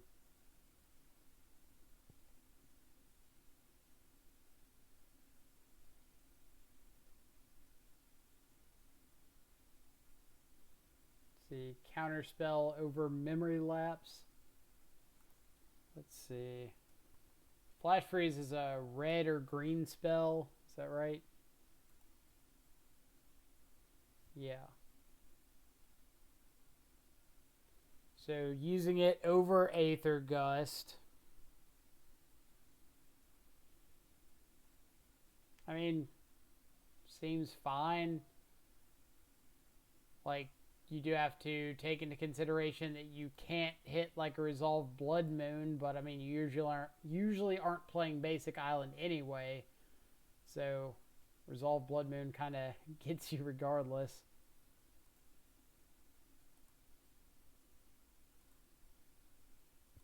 Alright, what does this sign say? Crown Point. That doesn't tell us much. Oh, green sign. Horse Thief Reservoir. Yellow Pine. Alright. So now I'm like completely sure it's Arkansas.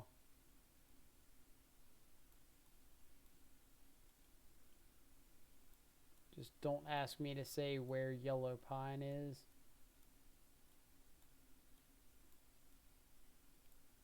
Yellow Pine, Yellow Pine, Yellow Pine.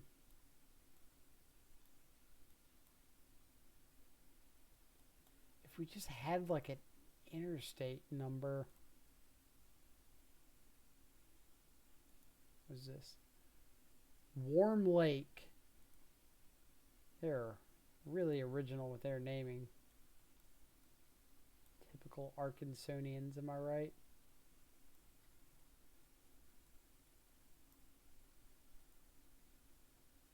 Playing Decay and Trophy. I've liked just having 2 trophies. I've kind of been off of Decay for a bit. Every time I try it, I feel like I get disappointed.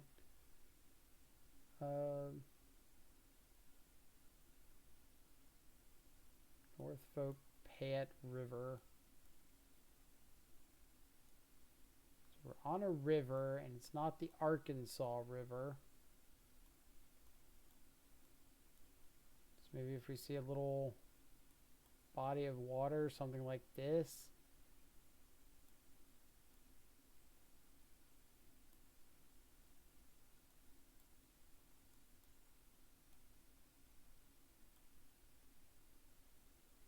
Let's keep going.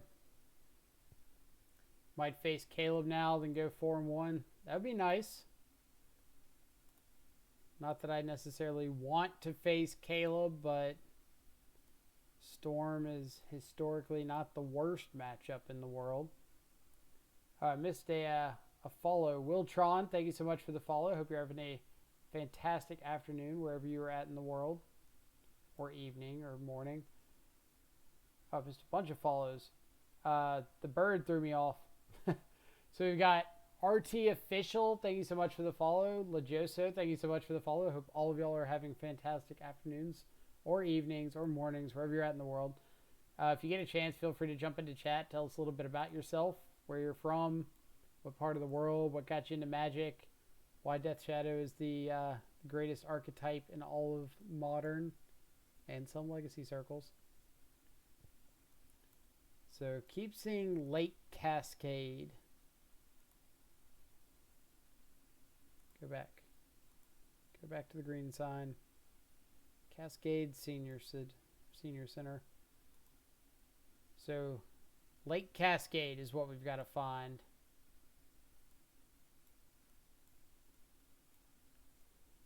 I want to say, judging by like the mountains in the background, that we're going to be more towards the northern part of the state somewhere.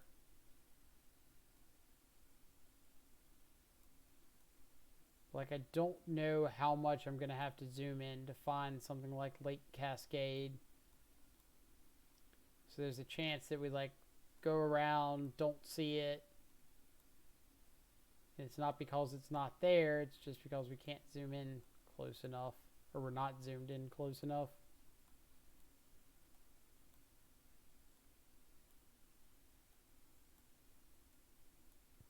Just kind of looking for one of the names that we've seen already.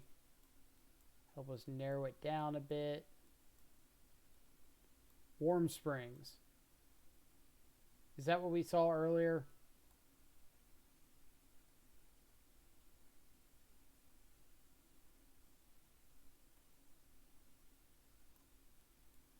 I feel like we saw something about Warm Springs. Dito's playing. Is he on Uro? I have no idea. Jeff Jace. Yep, we've got the Stream Decker application. So if you just hit !deck or !deck list, it should take you straight to the list that we are currently playing.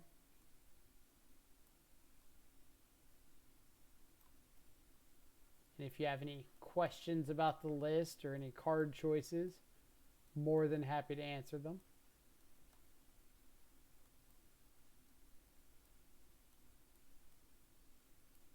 Mammoth Spring.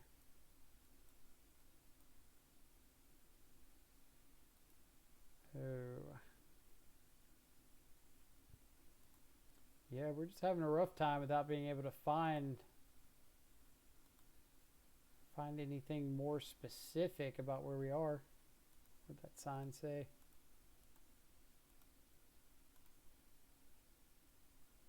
University of Idaho. So we were in absolutely the wrong state. I was right the first guess when I put us like over here. And of course, sure enough, here's Cascade. There's Warm Lake that we saw.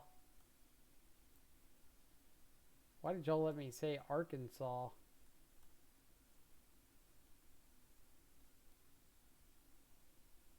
It's like Cascade State Park. So now we just have to figure out where on this road we are.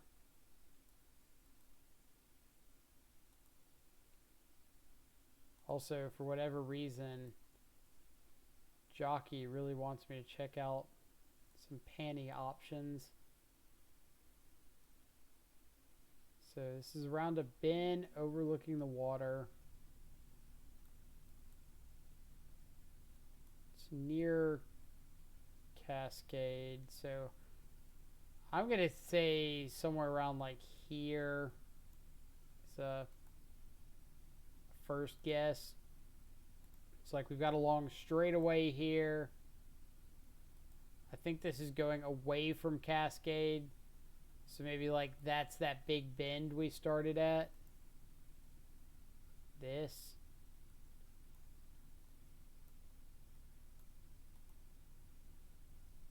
It's a little bit of a wind here. I guess it could be like here.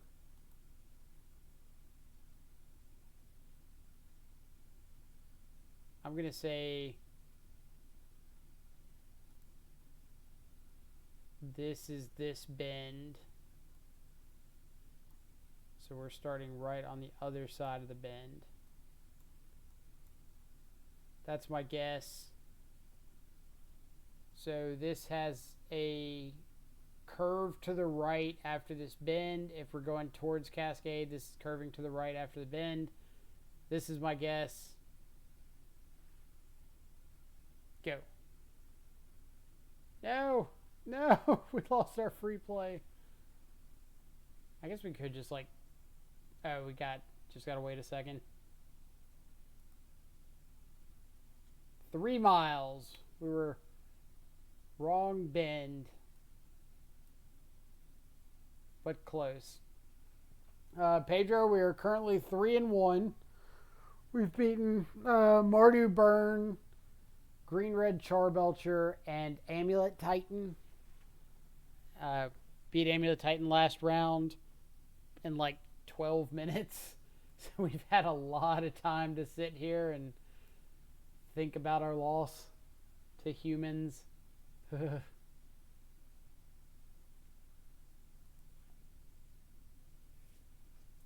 Time to face Caleb and go 4-1 or 4-1. Hope. Not so much I hope that I face Caleb as much as I wouldn't mind going to 4-1. Let's see who's in the 3-1 bracket. Ooh, Ben Jones is in the 3-1 bracket. We could have this a nice little shadow mirror.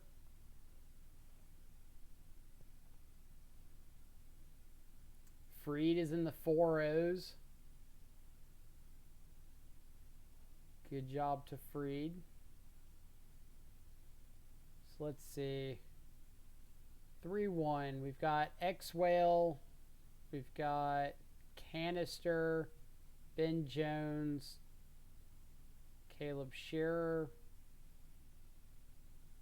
Edgar Magiesh.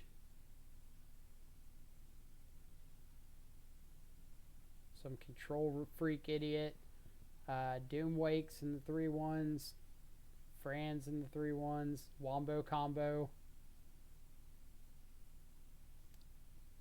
So, pretty good 3-1 group.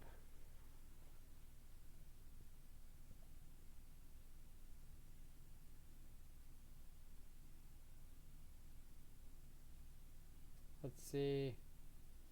Is BMJ Shadow? I don't know if Ben's playing Shadow today, but I wouldn't be surprised. Have I missed? What's Reed on? I don't think Reed Duke's in this event. At least I feel like I would have noticed if I'd seen the name.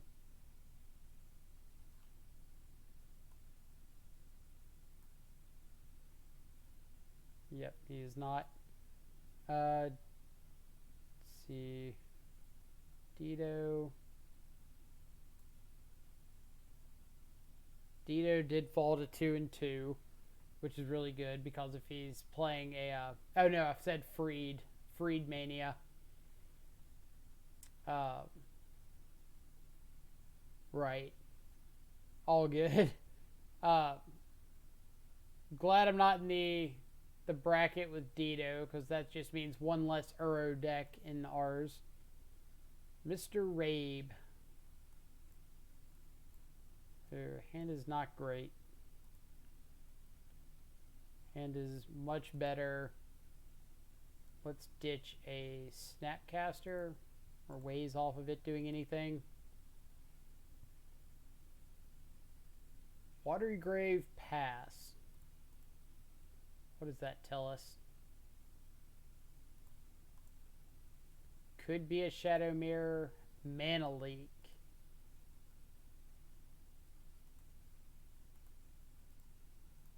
Not a Shadow Mirror. It's like Sultai Titan.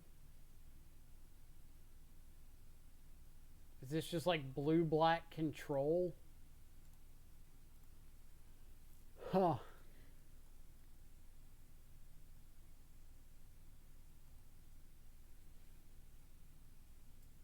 Don't think it's mill.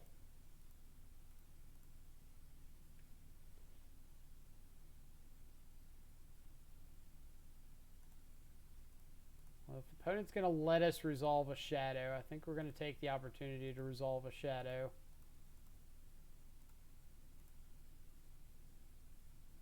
And kind of try to get under some of these removal spells.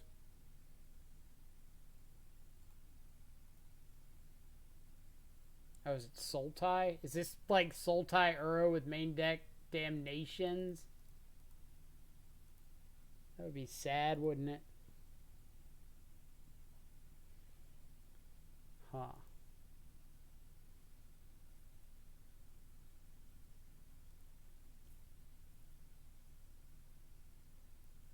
It's kind of a toss-up. Like, I really want to save this cling to hit something after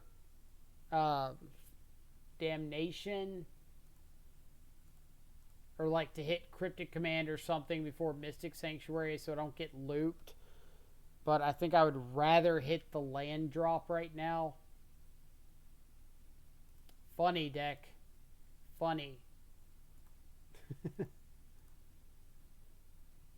Alright. If we can draw a fetch land, we're still in okay shape. Because we can, like, fetch shock, stubborn denial, cryptic command, stubborn denial damnation, snap, cling to dust, one of them, something like that. But that's all got to start with us drawing a land.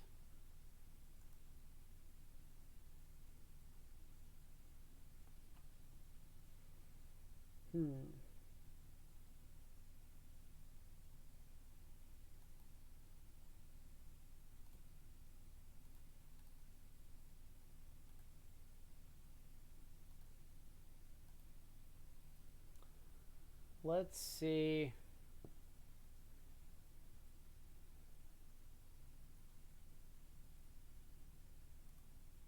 If opponent goes for a main deck damnation here, or main phase damnation,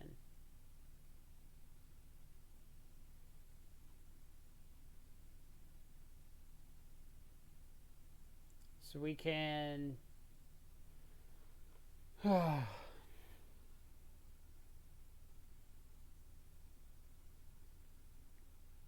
we can dismember, counter the dismember, counter the fatal push. Like either way, we're getting damnationed here.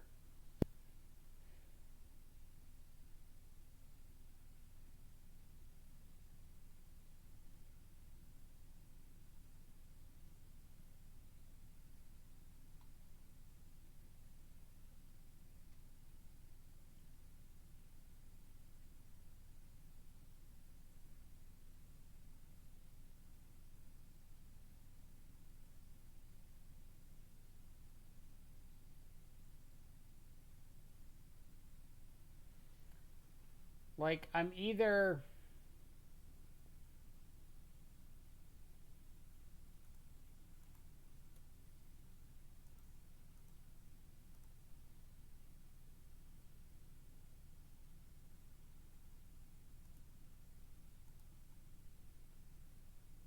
gonna let me, you're not gonna let me control. Got it. Sitting there holding control and the game's like, nope. You're good.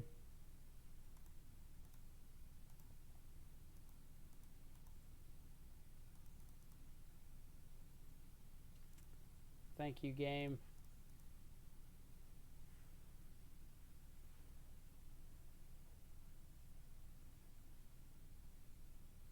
Go for this main phase. If my opponent wants to try to cryptic command it, we'll just soft stub.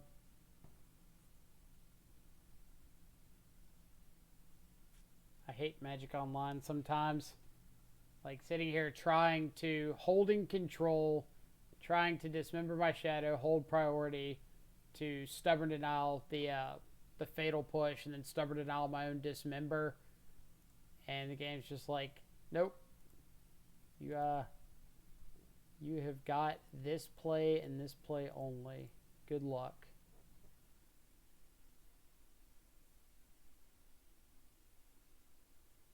Last card, force negation, sure.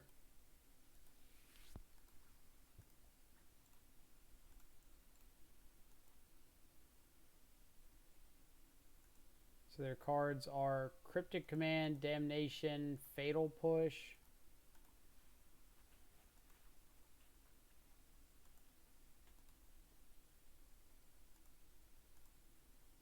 Wouldn't mind another land so I could at least flash back like this Cling to Dust or escape it. Oh man. That can win the game if I can resolve it. Problem is the whole resolving it part.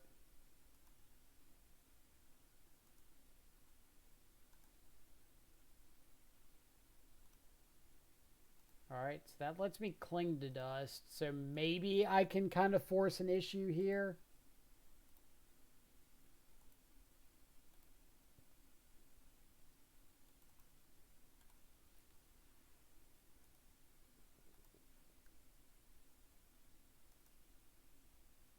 Like, opponent has to just kill this Snapcaster eventually.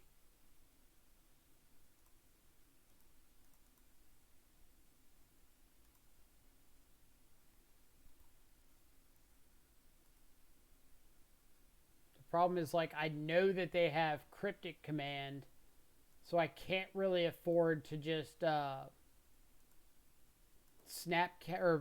Gurmag Angler into the Cryptic Command. Like, I need to draw like a Thoughtseize or something like that to try to get it out of hand quicker. Want to target something that they can't get back with another Mystic Sanctuary.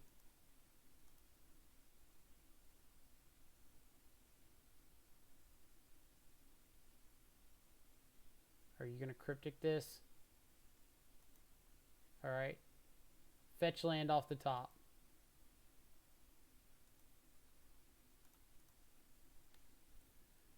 Is this our opening?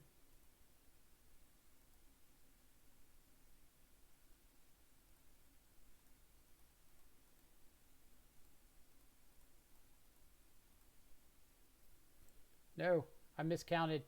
Crap. I could have held up double stub. Alright. What you got, opponent? If I get to untap with this Gurmag. Well, I just miscounted. Like, for whatever reason, I played this as 8 mana instead of 7. And meant to tap like 1, 2, 3, 4. And if that ends up costing me this game, like, I'm going to feel so bad.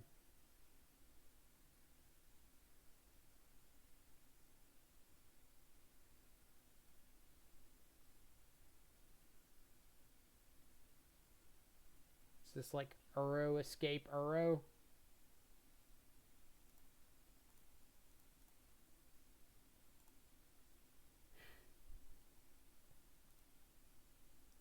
It's not. Holy crap. Holy crap. Are we actually going to steal this?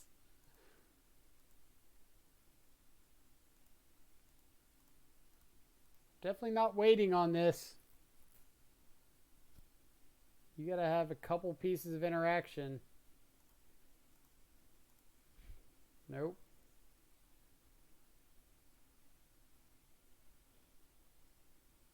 I'm absolutely going to try to force through this battle rage here.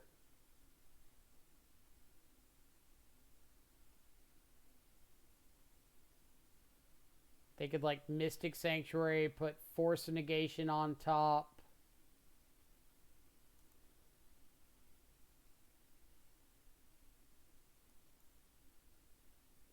Yeah, that Crypticon Cling was not good.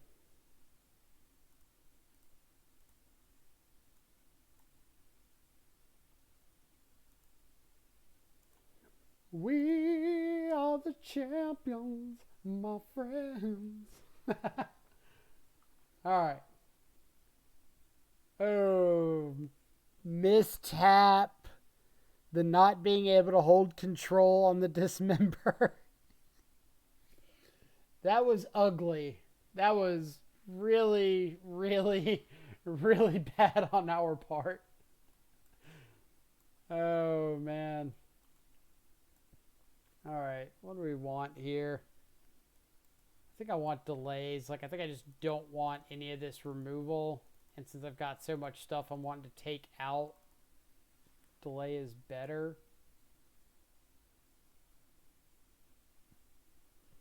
I guess one copy of Battle Rage is better than like a... Is it better than like a Fatal Push or a Dismember? Maybe I want a Dismember over the Battle Rage. Surgical is an option if I just want to get rid of something under Mystic Sanctuary. But is Surgical better than the Miser's Dismember? Probably.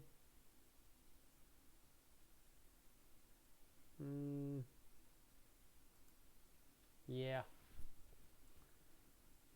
No Uro, easy win. That's how you beat the Uro decks. Yeah, like, I don't usually like boarding in Surgical in matchups like this. I usually only board it in for, like, combo decks. But I think at the moment I've got enough stuff that I want to take out that it's probably okay. That's how you beat Uro decks. They don't draw Uro. Exactly. It's easy once you really learn that science.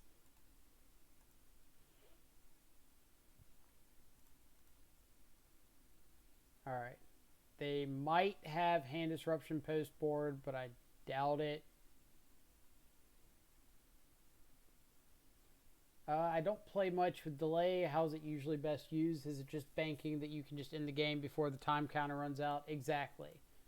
Like it's the ability to interact with any spell on the stack, regardless of color, CMC, creature versus non-creature.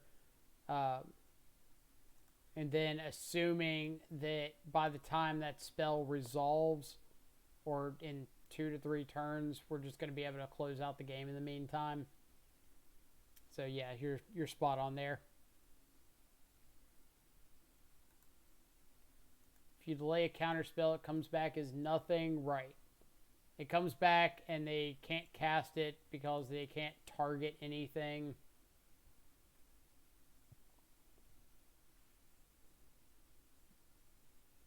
Opponent could be playing Veil of Summers in the board.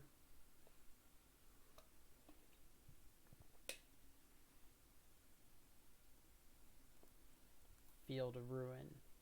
Ugh.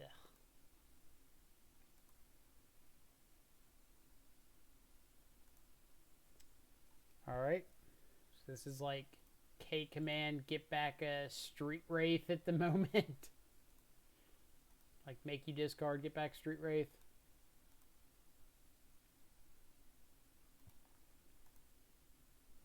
Yes, the old turn 3 Naked Mystic Sanctuary. Usually plays like that make me believe that they don't have another land in hand. Because, like, if you had another land, why not play it Field of Ruin to try to get another island and then get value off your Mystic Sanctuary? Or they just have all the Mystic Sanctuaries in hand. Alright. Well, I'm going to go for this this Kolaghan's Command into turn. Just make them discard, get back Street Wraith.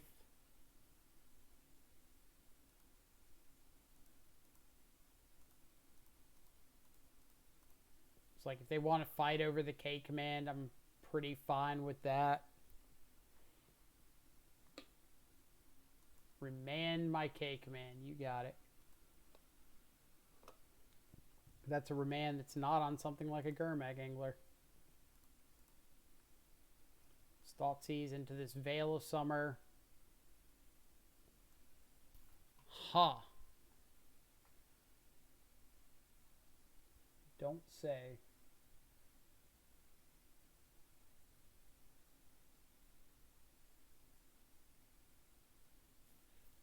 Well, I think we're just taking an Archmage's Charm.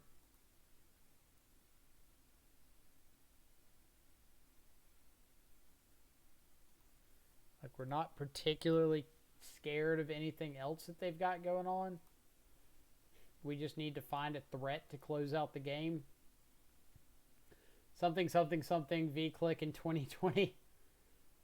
I believe the phrase is something, something, something, V-Click in the year of our Lord 2020.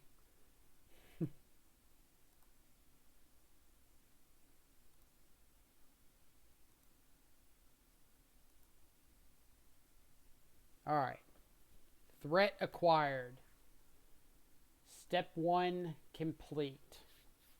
Now we think about how are we closing out this game as quickly as possible.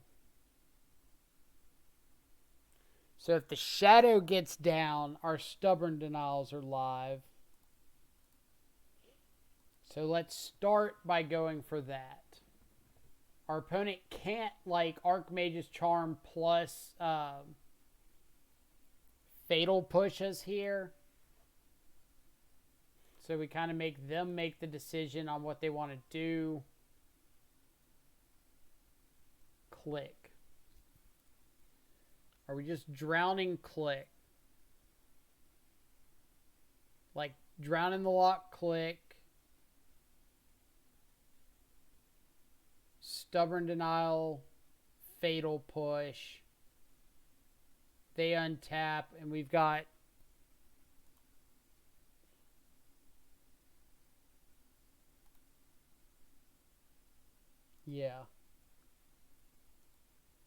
I just want to keep as many of these cards in my hand as I can.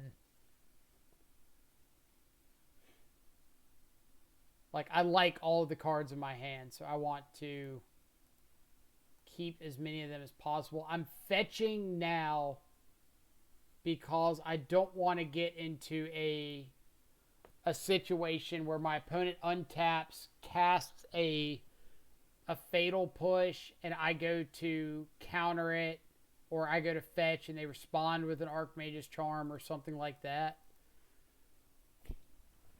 And tapping down off the Watery Grave because they can't Field of Ruin my island.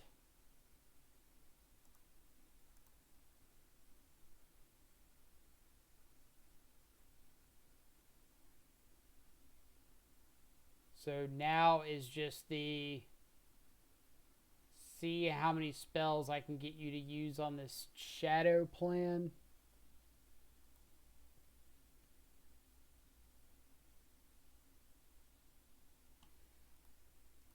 Yeah. Because if they Archmage's Charm and, like, take my shadow or counter this, I just get to K-command back my shadow.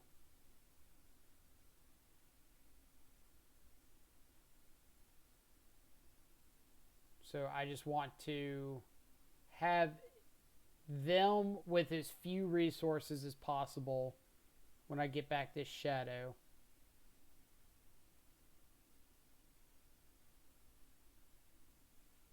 So they've got Archmage's Charm unknown.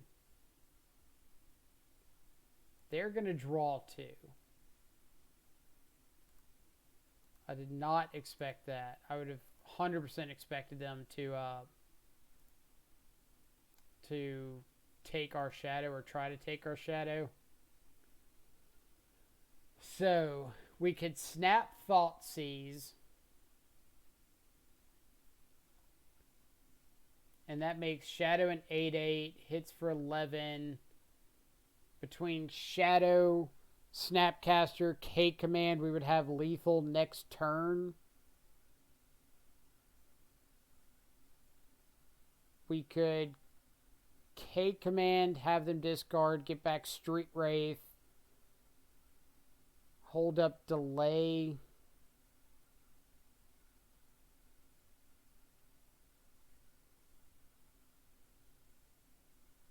We could attack for 6. Hold up delay and snap stub.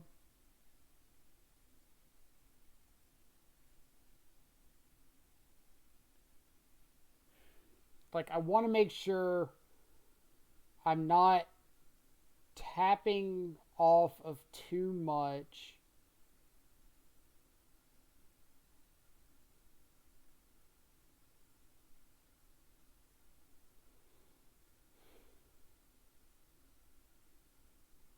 So if I K command, make them discard, get back Street Wraith. What am I drawing into?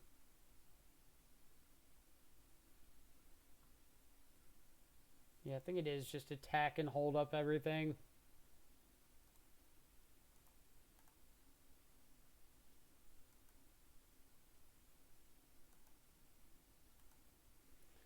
Like, this is hold up delay plus snap stub.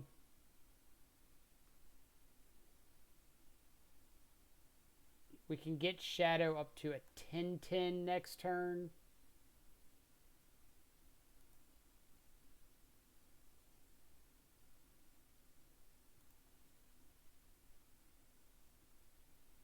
So let's turn a creature, have you discard.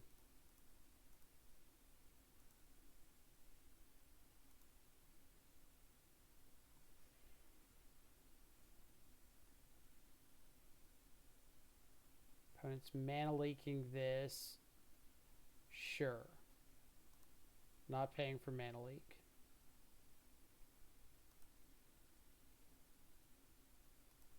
Thoughtseize is a really good draw here.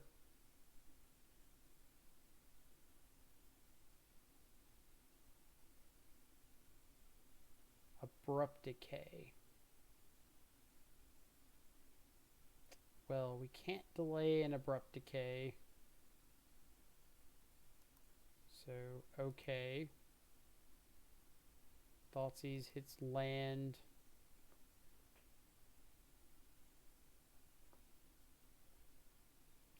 So, now if they go for Field of Ruin, I can Snapcaster K command, get back Shadow, make them discard, something like that. Why do they have 2 unused fields? Because they have 2 fields that they have not used.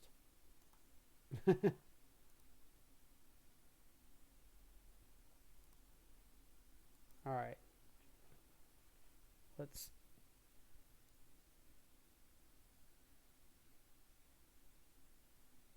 Do I want to just go for the Snap K command main phase?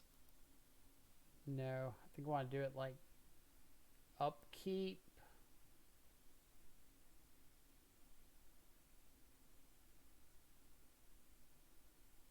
No, I want to do it now while they're letting me float mana.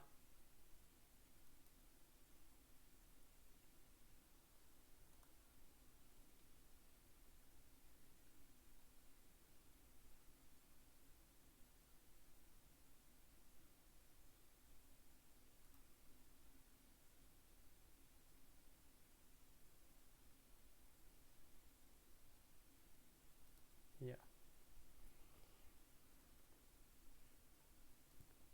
So let's get K command. We'll have return Death Shadow, have you discard a card.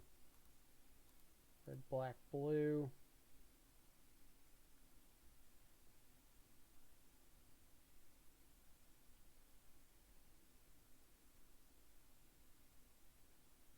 Another Abrupt Decay. Sure.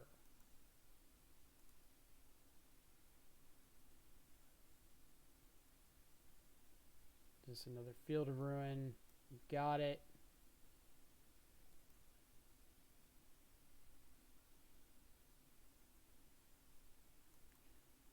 Well, I wanted to do it on their upkeep because I didn't want to give them another chance to draw a counter spell. But then they went for the Field of Ruin on my turn. Really? They went for the Field of Ruin on my turn, which meant that I needed to make an action while I could float mana. Alright, we can't draw into a Bloodstained Mire. So I need opponent to brick here.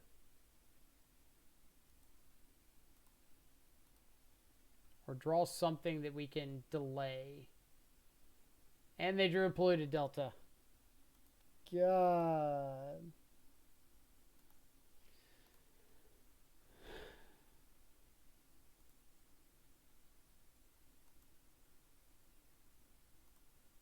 That went from rough to rougher. Field of the Dead into fetch land.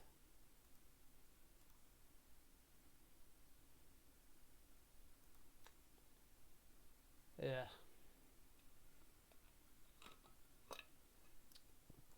I'm assuming opponents got to just like, no, we're not going to be on removal in this situation.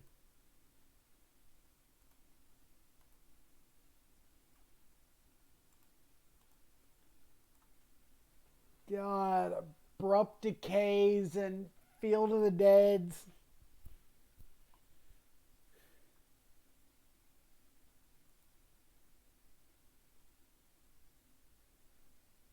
Alright, what am I changing up? Like, I still can't afford something like... Maybe Radiant Flames is okay. But it's not great.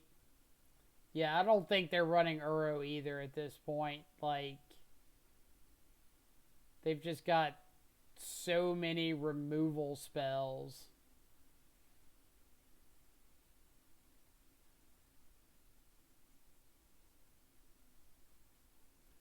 Like, the problem with Field of the Dead is there's just no good ways to interact with it. Like, after it's come down, it's already done its thing.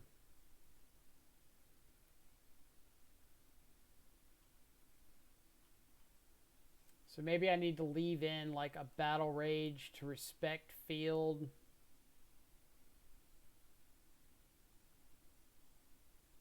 But if I'm boarding in a Battle Rage, what am I boarding out?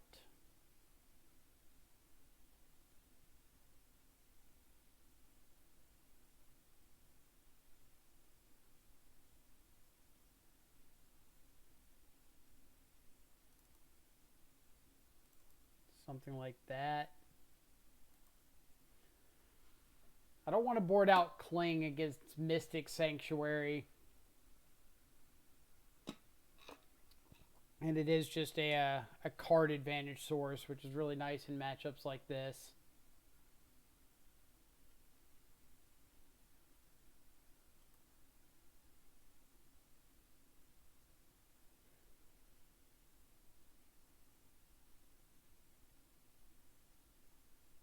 I don't think this is going to do it. This isn't much better.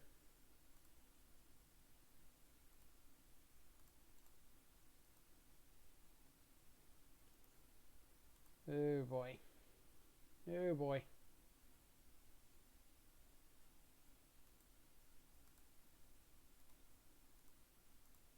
Maybe that turn or first hand was a little bit better just because of the potential upside of it.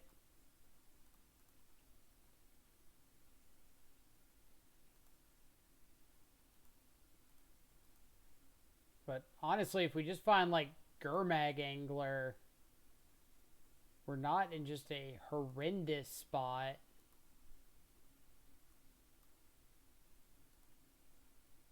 I'm bobbling myself here because if I see Gurmag, I want to be able to draw into it right now.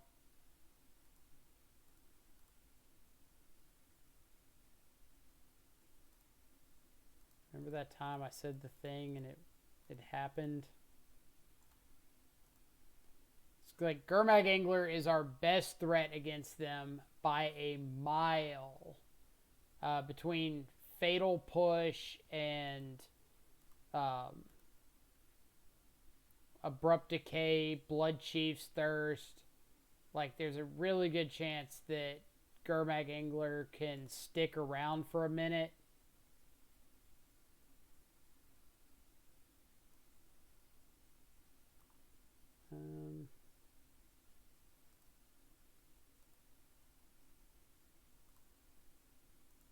And now we just play like the tempo game of hopefully they don't have anything that they can cast to get Gurmag off the board until like turn 4.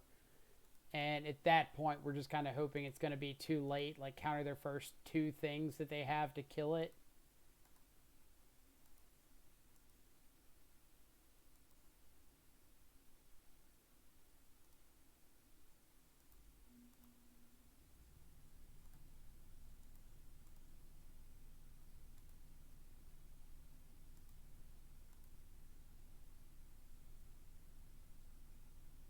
What do we got? Like Vendilion Click. Alright, I'm going to delay a click. In Cowden, rating with a party of 9. Thank you so much. Hope you had a fantastic stream. I didn't see your name in the modern challenge or the showcase challenge today. Did you play in it or? Don't you dare damnation me.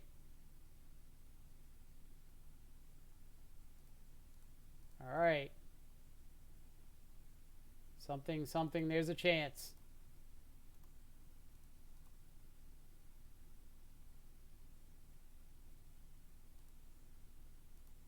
What do we got, deck?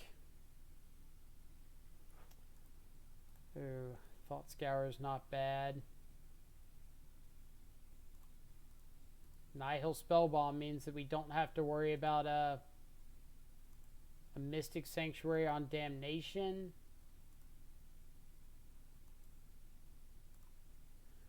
Now, are we playing out this other Angler?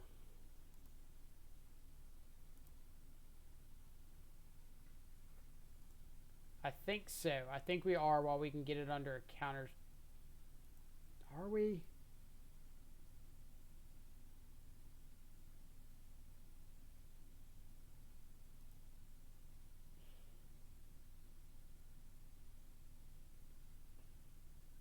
I mean, it's either we play around the board wipe or we play around the 1-for-1 removal.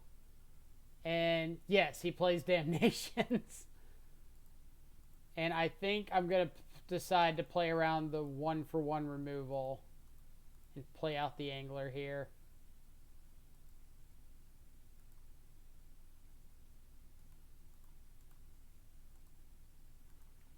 All right, chat. Let's see how right or wrong we are. Ha ha ha ha! Oh man. Oh man. That was great.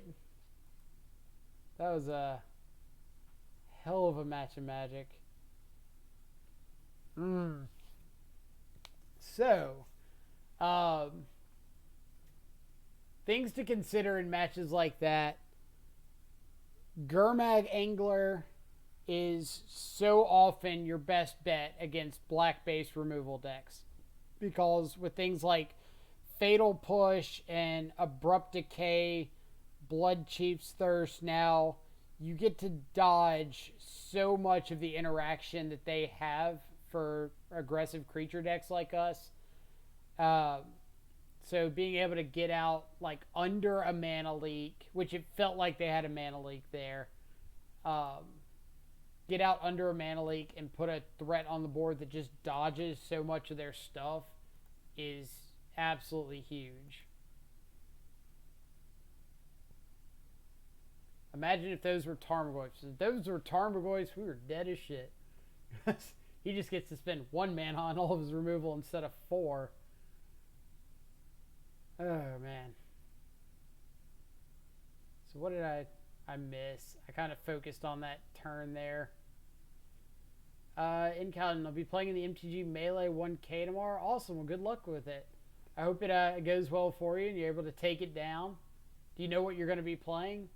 I'm not going to be playing in it, so I'm not going to be sharing any information.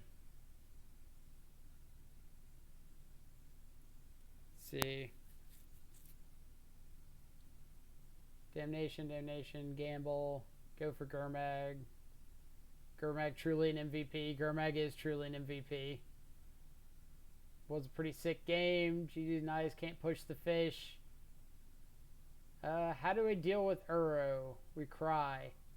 But no, for real, if our opponent plays Uro, we're relying on things like Surgical Extraction, Nihil Spellbomb to kind of keep Uro from coming back. And then we have like delay as an additional piece of interaction. So we're not too terribly worried about Uro. Baby Ken, glad I could get the revenge for you. I think I saw your message that was who you played round 1. Can you push someone underwater? Absolutely, but they're going to fall something like this. And it might not be the most effective thing against a zombie fish. So, let's get some subs in the chat for that win. We'll see. We'll see. Let's see. Always control. Cowden, great choice. Great choice. Any particular flavor you're preferring right now, like Bant or Blue-White? I've seen some Esper recently, and then like this dude playing Sultai, Blue-Black Splash Green. Is it fatal to fall that slow? Probably not. I'm playing Doomwake next round? Probably. See, the pressure might hurt them. There might be a fish that can eat them. Yeah, I don't know how fatal a push would be.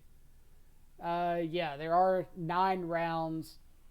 So typically with 225 people, since it's below the 256 threshold, there should be 8 rounds.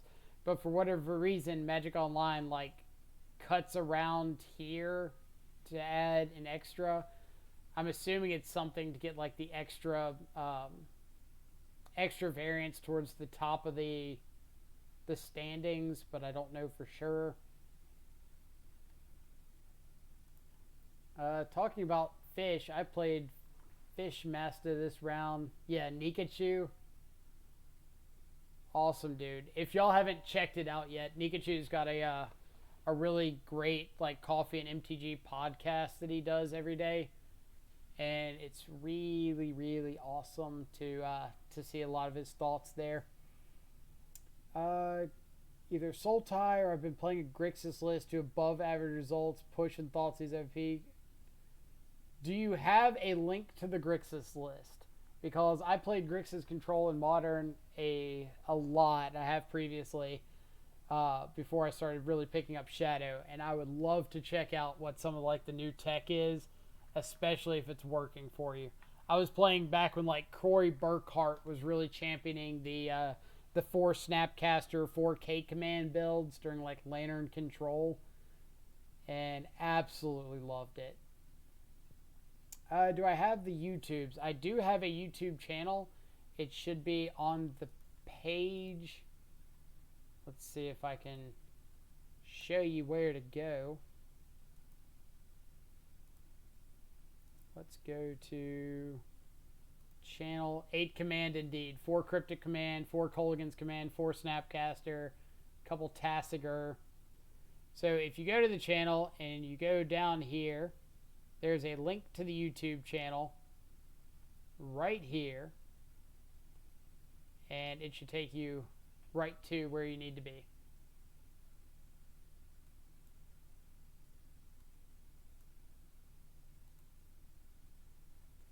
But we try to upload most of the videos to YouTube. Sometimes I'm really bad about it, and I'll like forget to upload for a few days. Whoops. But especially like major events like this, we try to make sure we upload them in a timely manner. Add command YouTube. I appreciate it, Steven. Thanks, bud. Watch that number go up. Oh, are you subscribing? Come back, YouTube channel. It wasn't 33. What are we at? 35. We are upping. Oh, man. I appreciate it. I'm guessing that is you subscribing there. I appreciate the support for sure. But yeah, we try to upload a whole lot of, especially Death Shadow content, because that's what we play a whole lot of on the channel. But occasionally we'll have other decks as well. Like we've had donations for Infect. We've had donations for Storm. A couple other things. Pedro apparently doesn't watch my YouTube videos because he hates me. Because I try to catch them live. Fair enough. I think we have a really fun channel. Like, I like to think it's pretty good energy and a lot of very, very knowledgeable players in the chat that are helping trying to keep me from punting away matches constantly. So it's a really fun place to hang out if you're able to catch a live stream. But if you are not, completely understandable. Trying to get into more of a routine of streaming, like more premiere Saturday events, Sunday events, things like that. Which the turnout has been really good for ones like this. You do not give me bad info. I give myself bad info.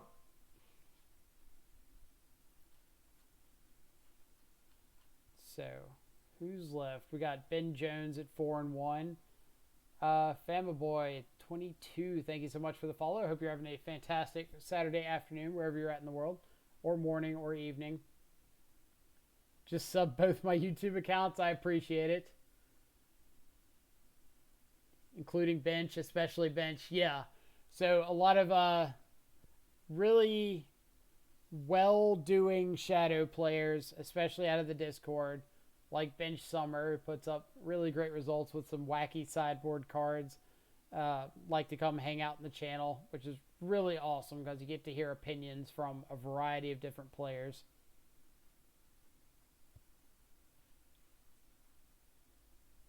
So let's see. Let's check out who's escalated their game to 4-1. See what kind of a bracket we got going on here. It looks like Freed dropped to 4-1, so we could get matched against Freed.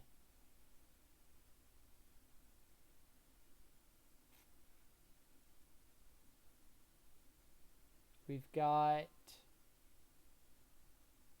Ben Jones at 4-1, Doomwake's 4-1, Canister, Freed is 4-1, Caleb Shearer's 4-1, we're 4-1, Fran's 4-1, Edgar Magiesh is 4-1, X-Whale.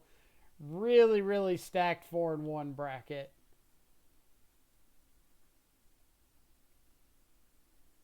I don't recognize many of the names up on the top. But again, that doesn't mean that they're bad players at all. It just means I don't keep up with names nearly as much as I should. T-Bane, thank you so much for the follow. Hope you're having a fantastic afternoon. Love to get Ferox in here. I think Ferox has been in here like once.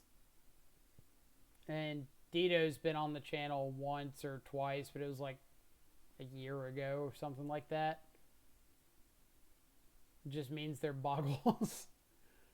Telling you it's you and Doom. It might be me and Doom. I hope not, but we'll see. Don't think about the results. Just play your best each game and you will top 98. That's my goal, is to be in the top 98 of 225 players. Kidding. I see the correction. But I'm going to roll with that. That's going to be our new punchline. We're going for top 98, not top 8. I mean, Scourge isn't that good in the mirror, right? Scourge is still pretty good, especially when like we are turning on Scourge by just playing out our cards.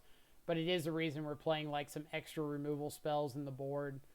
Like Bloodchief's Thirst and Feed the Swarm and Go for the Throat are all really good against things like Scourge of the Skyclaves, because they kind of say, I don't really care how big your Scourge gets, I'm still just going to kill it. Just tap the wrong lands and win? Yeah, that's how we do it. What is Norath Decay playing? I have no idea.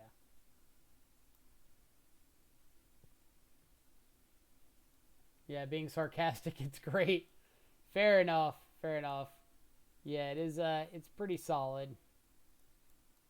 Let's kind of shift some of this around, make it easier to see.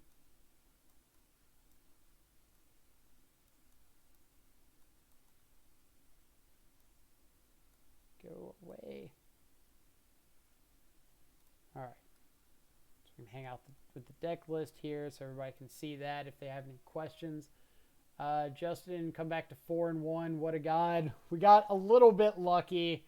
We played against like Sultai removal deck, and luckily we're able to find a couple Gurmag anglers, and they can't really interact with that card very efficiently.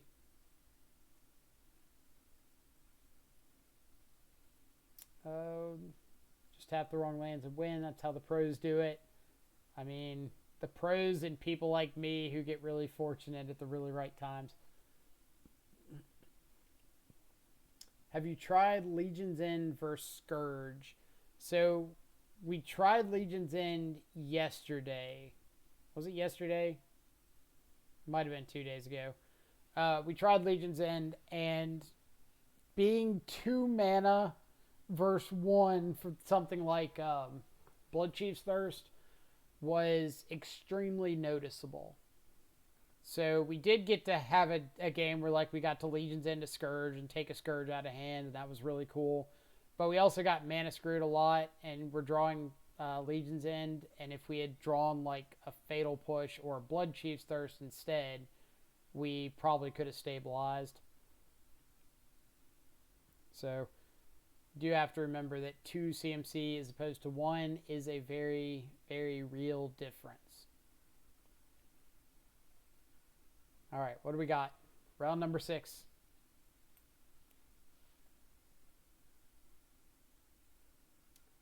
Well, I guess we get to find out what Norath Decay is playing. Lost the die roll. That's okay. Have we won a die roll today? I think we won 1.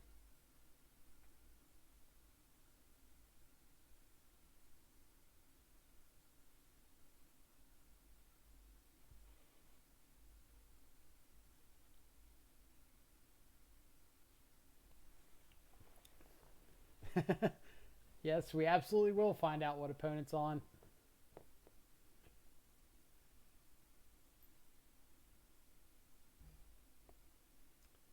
Let's see. What are we hoping to see? It's kind of tough because, like, in Modern right now, there's not really a lot of matchups that I just hope to see. Mainly because all of the decks that we are seeing pretty often aren't... I'm not saying they're bad, but they're not great to play against. So, pretty easy ship. This is a good start. All right, start off with a nice little mold of 4.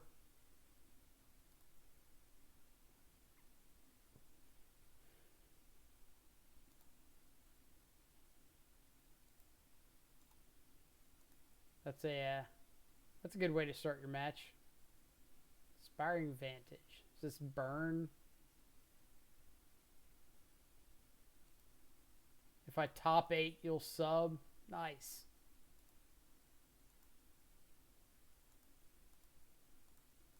Inspiring Vantage.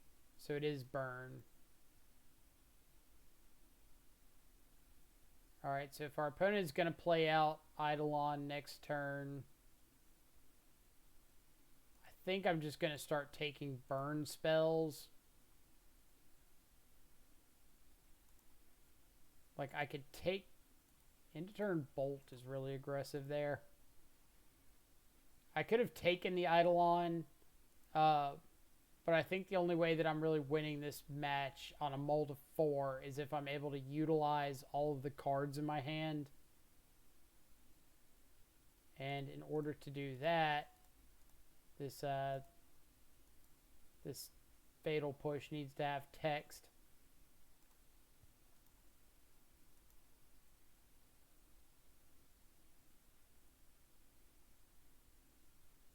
hard cast skewer me. Alright. Double Searing Blaze. Okay. There's a small chance here. Suspend Rift Bolt.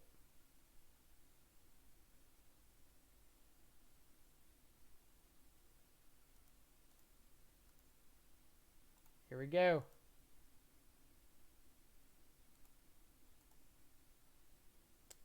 Should we have waited until they burn themselves with Eidolon first?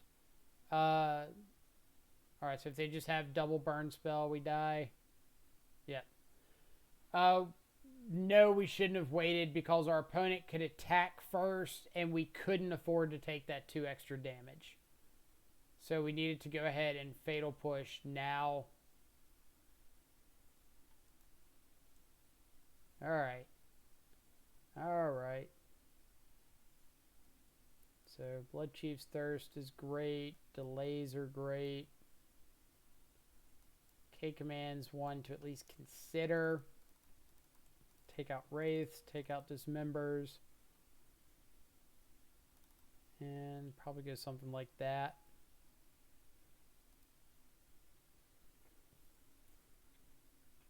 We had a shot, but we really needed to find like that second land so we could double spell. Like if we could Inquisition plus play out a Gurmag Angler, then we'd be in a really good spot.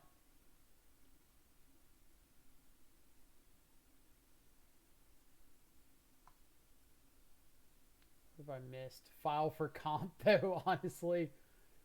I mean, we know we're going to have moles every now and then. Like I beat Prowess last night on a mole to 4. And it happens occasionally. But all we can do in a situation like that is try to give ourselves a chance. Like maybe we could have kept the second land and bottomed the Thoughtseize. In hindsight, that would have been better, but not really something we're planning on playing around.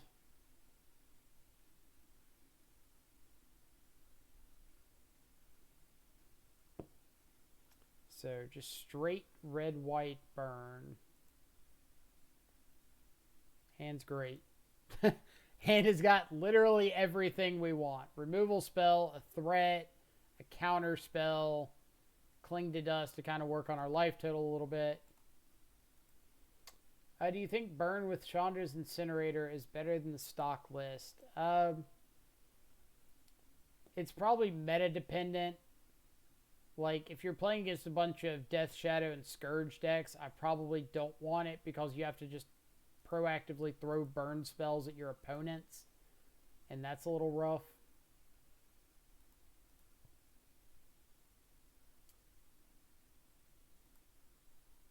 We're not going to aggressively shock either.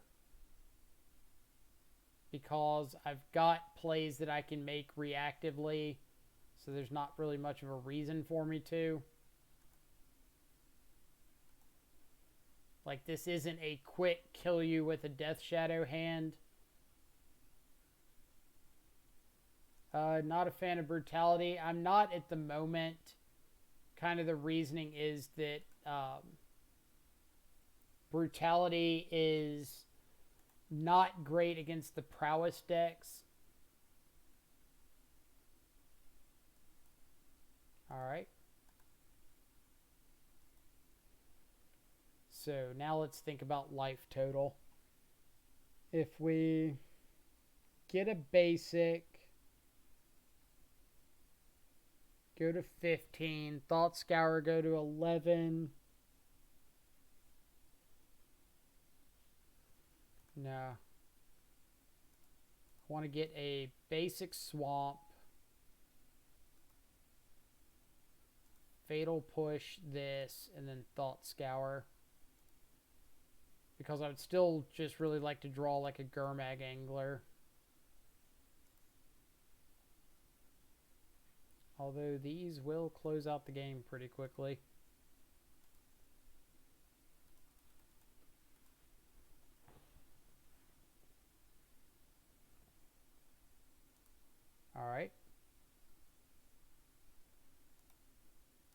This is good.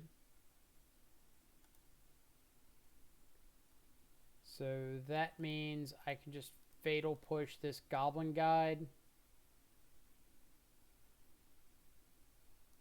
Another Eidolon, sure. So let's Blood Chief's Thirst this. Play out a Shadow. And I am not going to play out the second Shadow here.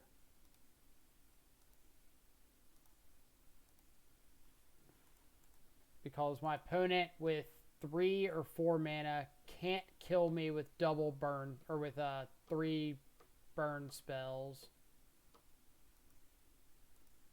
And if they don't kill me here, I get to untap, play a Shadow with like counter plus Drowning Lock. Yeah, so like this is great for me. Now I just get to untap, play Shadow, hold up interaction for days.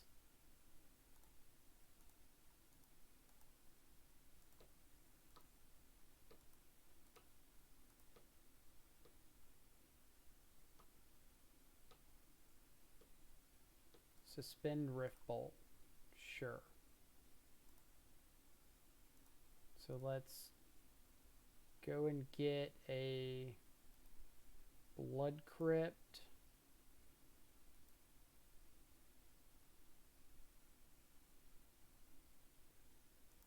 Are we going to try to make them discard?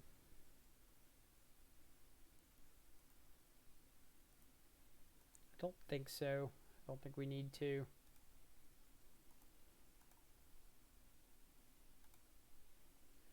I think what we want to do is let them cast this blood or whatever they have into turn.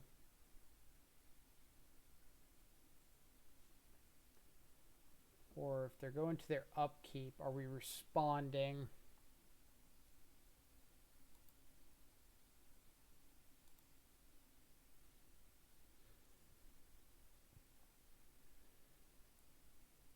I think we are...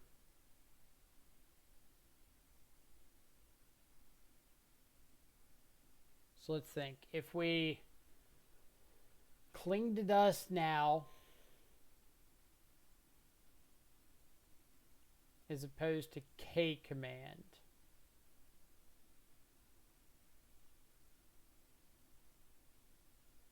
like I'm trying to think about what combination of cards we can't beat. Like if we let this Rift Bolt resolve and their last 2 cards are Skewer the Critics plus draw a Boros Charm, do we win through that?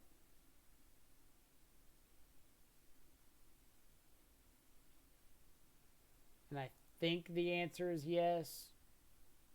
So let's gain the life in response to this. That way if they have something like a Skull Crack, they have to fire it off now. The only thing I think we die to is like Exquisite Firecraft. But we can escape the cling in response to that. So yeah, we should be okay.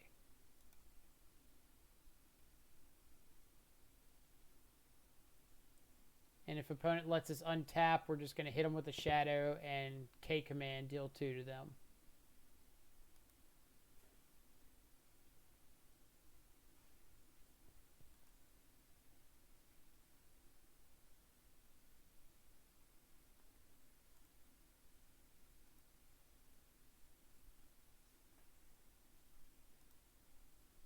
So here's this.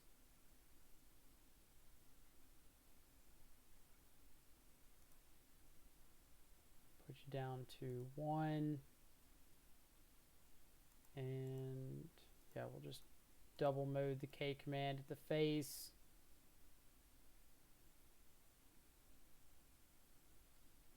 Lightning bolt us. Sure. Am I going to get got by like a main deck lava dart? Alright. Looks like opponent is dead.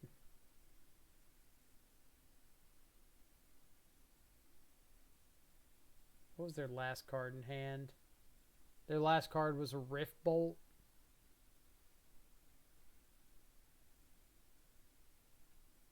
So they were just hoping to like end of turn bolt us, untap Rift Bolt. Fair enough. Fair enough. Oh, is that not the card in their hand or their hand? It kept saying finishing looking at hand. All right. Anything that we want to change up? I don't think so. I think it's all pretty straightforward. Maybe Thoughtseize so we don't get Thoughtseize bugged.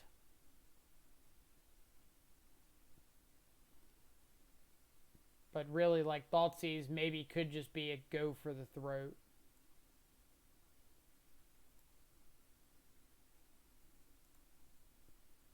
Like, Thoughtseize in the matchup really just reads, like, dead draw late, gain 1 early. Alright. Game 3 against Red White Burn.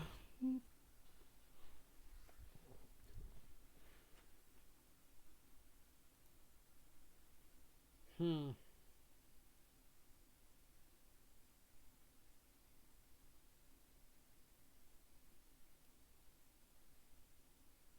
we draw a black source, it's good. Good-ish. But I don't think we can keep it. I think we need to see black source and removal in our opening hand. Alright. Need to draw a blue source.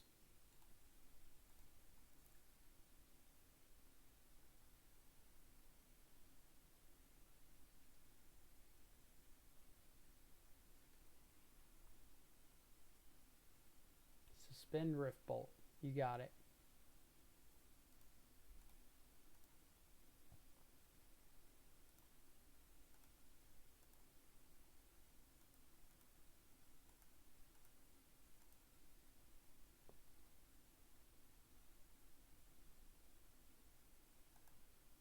Skewer me, okay.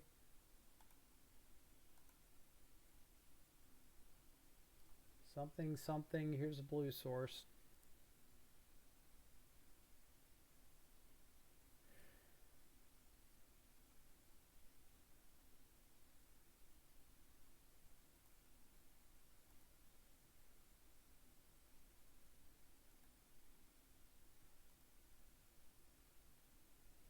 I wouldn't say that they're necessarily not scared of Shadow.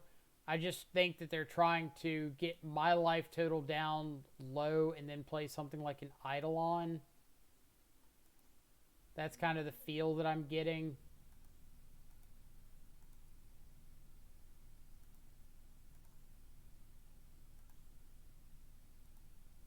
Like, I'm just going to cast my spells. If they want to respond with burn spells, I'm pretty okay with that. But I want to be able to get out a threat pretty quickly.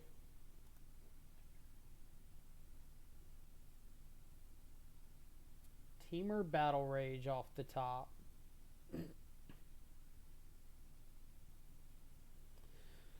So, if I'm expecting my opponent to path to exile my threat here,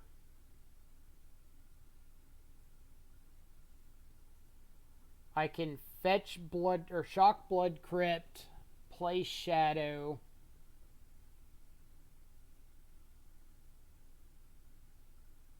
hold up Stubborn Denial and push, stub a path, I'm dead to triple burn spell.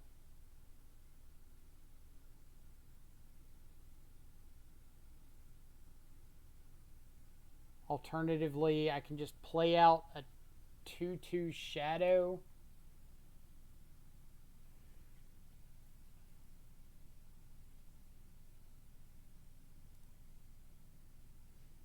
Like, I want this Battle Rage off the top. Alright, well that makes that answer easy. Nope. Carry on.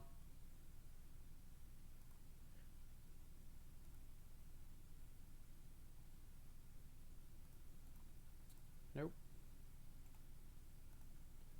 Alright. Are we dead?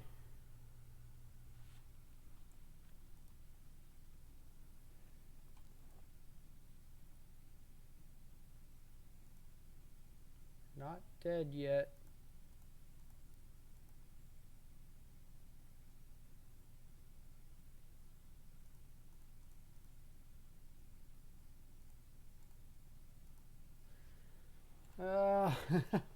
So stressful.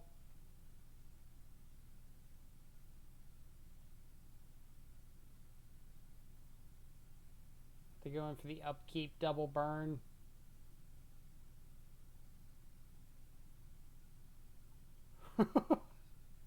This game is going to give me a heart attack.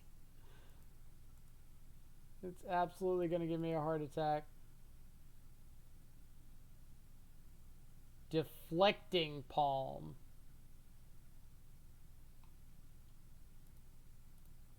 Well, I can't really live through that.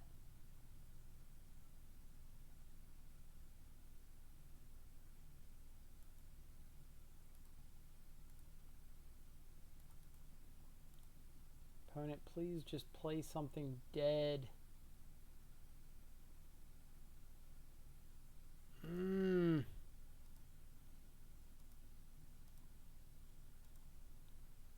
So that's 3 Path to Exiles and a Deflecting Palm. So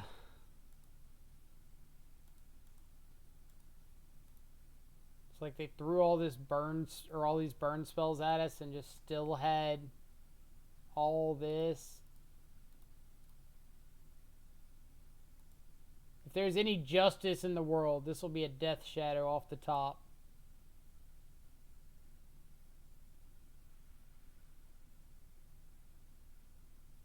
I earned that shadow. I hope y'all know I earned that shadow.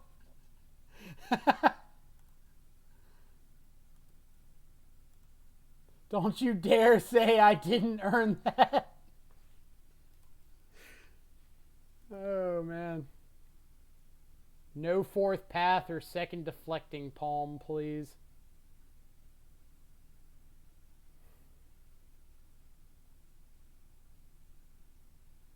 How do I want to play this?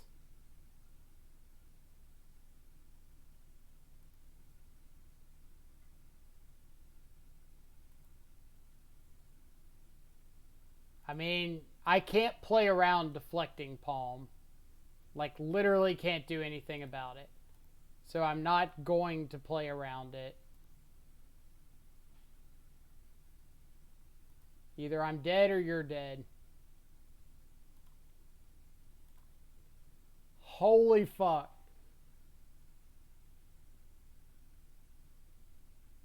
Jesus Christ. No,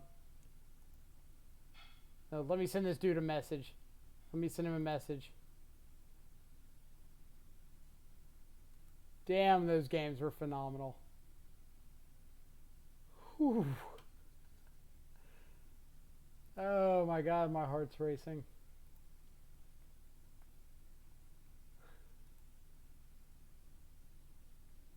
Alright, deep breaths. Deep breaths.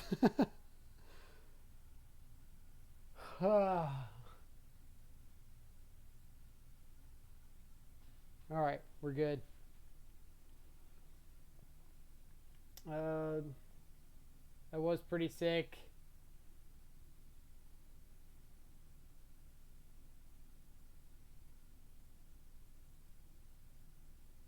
Let's see, was there a way to play around Deflecting Palm there? We're at 8. Or we're at 5. Shadow's an 8-8. We Battle Rage. They Deflecting Palm. Our opponent was at What were they at? They were at 11. So they deflecting palm. We cling to dust, gain 3 life, go up to 8. First strike shadow damage hits. We go to 5. Or no, we take 5. We go to 3. We fetch twice, or fetch once, go to 2, and then hit them for 11 on the second strike. So we could have beaten deflecting palm there.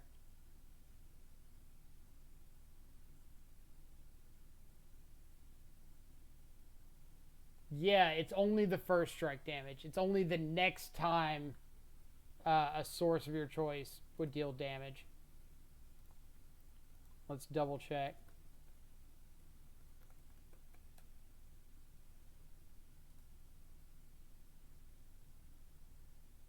Yes, the next time. So it's only that first strike damage. And then the regular combat damage goes through as normal. So if we set ourselves up in a position to gain the life so that the first strike damage doesn't kill ourselves with the shadow, then the second strike damage, we can use our fetch lands to adjust our life total low enough to present lethal. Basic Land Shark, you're in the zone today. Hydrate. Absolutely. I know Gus is still in the chat. Only water in here. I'm not brave enough to do the morning mimosas on tournament days. But I probably need to refill this. Let's see. Yeah, like we would gain 3. Well, we'd gain 3 and then we would lose 5, Joe. Because we'd gain 3 and our shadow would go from an 8/8 to a 5/5. The first strike damage would cause us to lose 5, go down to 3, and they were at 11, so we just needed to fetch once. But yeah, you got the idea.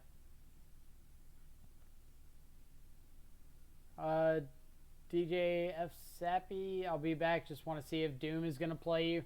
Probably is. I wouldn't doubt it. Alright, I'm going to go refill water real quick. I will be right back. I don't remember. Yeah, that.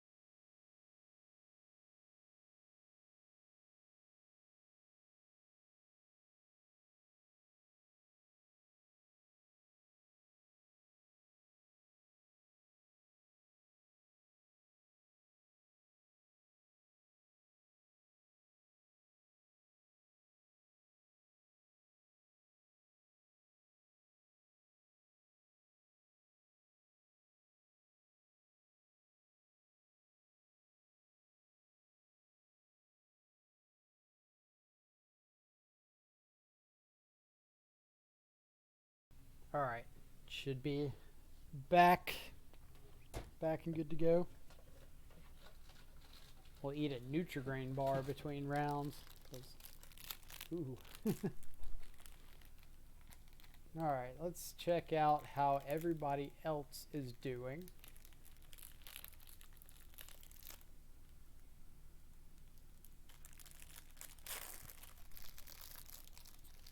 We want to see this area get as small as possible. So the more chances we have of making a potential top 8 run at like X and 1 or X and 2.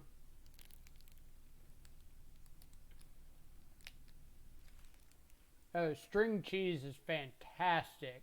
Like, I usually keep some in the fridge at all times. One of the best snacks ever. Canister 2-0'd Caleb, which isn't a surprise since we know canisters on humans. So, that's like the matchup we 100% want to avoid as much as possible. Did I not update? I did update the record. It's showing 5-1 on my end. Is it showing something different? Different on the stream?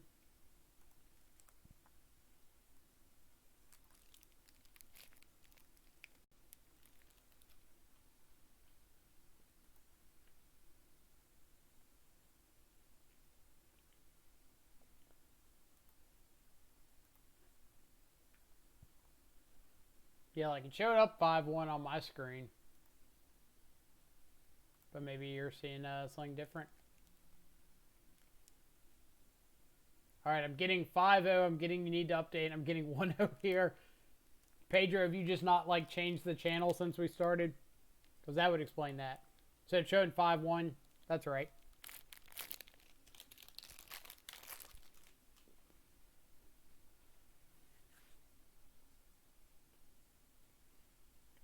Alright. So Ben Jones, another shadow player, 5-1. Canister playing humans. We want to avoid that match as much as we possibly can. Like, not only is it a horrendous matchup, it's a ridiculously good Magic player piloting it.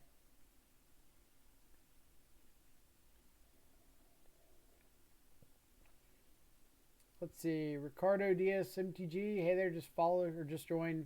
What matchups did we face? So our loss was to humans.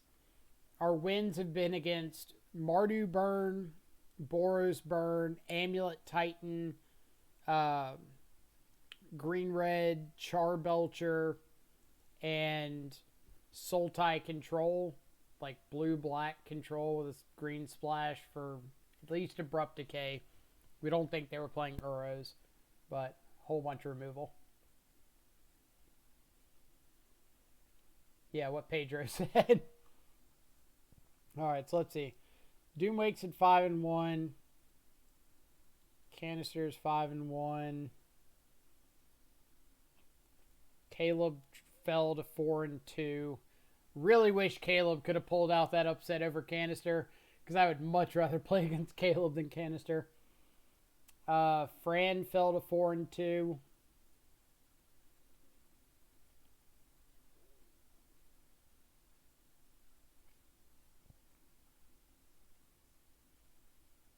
Did Edgar lose? Looks like Edgar lost. Wombo combos at 4-2. Yeah, Edgar fell to 4-2. Freed. Where's Freed? What happened? I thought he was just like 5-0. Did I miss something? I guess he was 4-0 and then lost his fifth round to drop to 4-1. How many rounds left? 3 rounds left. It looks like there shouldn't be any X and O's at the end of this. Because there could be one X and O. Because 2 are going to play this round. Next round, the 2 undefeateds will play, so there'll be 1 undefeated going into the very last round, and then they'll have to play. So unless they just like have their opponent scoop to them, which I can't imagine they would, then they'll play it out. So there could be 1 undefeated. There could be no undefeateds. So X and 1 goes 1, 2, 3, 4, 5, 6, 7, 8, 9, 10, 11, 12, 13, 14, 15, 16, 17, 18, 19, 20 places down. So all of the X and 1s should make it. Or I guess 21, 22, 20, or 21, 22 matches. So yeah, all of the X and 1s should make it. If there's an X and O, they should make it. And then the X and 2s, you're looking at like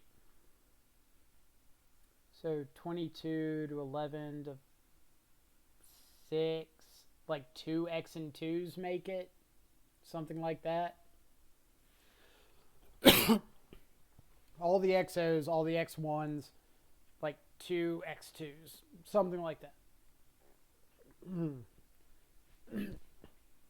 Don't think about it. If there's justice in the world, you will make it. I mean, I wouldn't say I'm thinking about it. Like, as long as I top 64, I'm happy. So I can at least walk away and say, like, all right, I got some prize points and or play points and some chests for playing the event. Top 98 indeed. Like, my reward is getting to hang out here and play Magic all day. Also missed some follows. We've got Nixon Lee 7, Ricardo Diaz MTG, and Staff Matt 1992. Thank all of y'all for the follows. Appreciate it very much. Hope you're having a fantastic Saturday wherever you are at in the world. And as always, if you're new to the channel, feel free to jump into the chat. Tell us about yourself, where you're from, what got you into Magic, why Death Shadow is the best archetype in all of Modern and in some Legacy circles. Always a joy to hear more about people that are coming to hang out.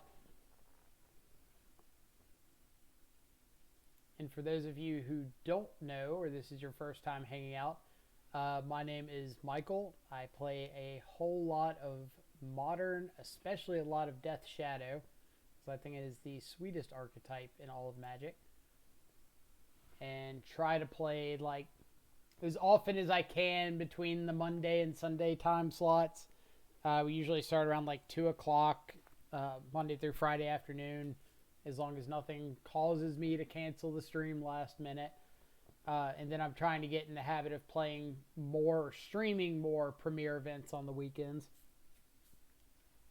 How many rounds? 9 rounds total. 9 good old rounds. Chances you will play Shadow decks without Battle Rage. It depends on the list. Like, we've got a couple options. So, if you're looking for a specific list to get played, there's a suggestion box down below where you can drop a link to a list, and we'll try to get around to testing it whenever we have an open slot. If we have a specific card that you're wanting to get tested, specific, or like, let's say you really want to see X card get tested in X Shadow build, then there's a $5 donation option to make that happen. There's a $10 option to play a specific Shadow build on like a day of your choosing. And then there's, I think, like a $15 donation option to play any other non-Shadow deck. And it's mainly because I feel like if it's a Shadow deck, I have a reasonable chance of getting enough play points to cover that by just assuming I have an okay understanding of Shadow. And then everything else is like,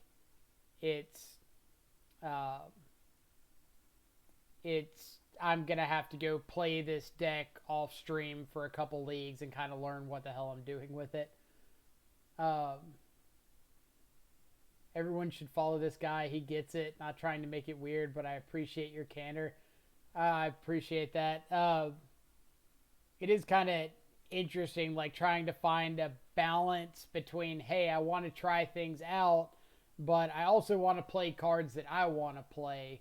So if somebody else wants me to play their cards, like, there has to be some sort of a reason. I don't want to be up here and be like a jerk that says, no, you have to give me money, which is why there's the suggestion box. Like, if you're interested in seeing something, drop it in the suggestion box, and I 100% take a look at that.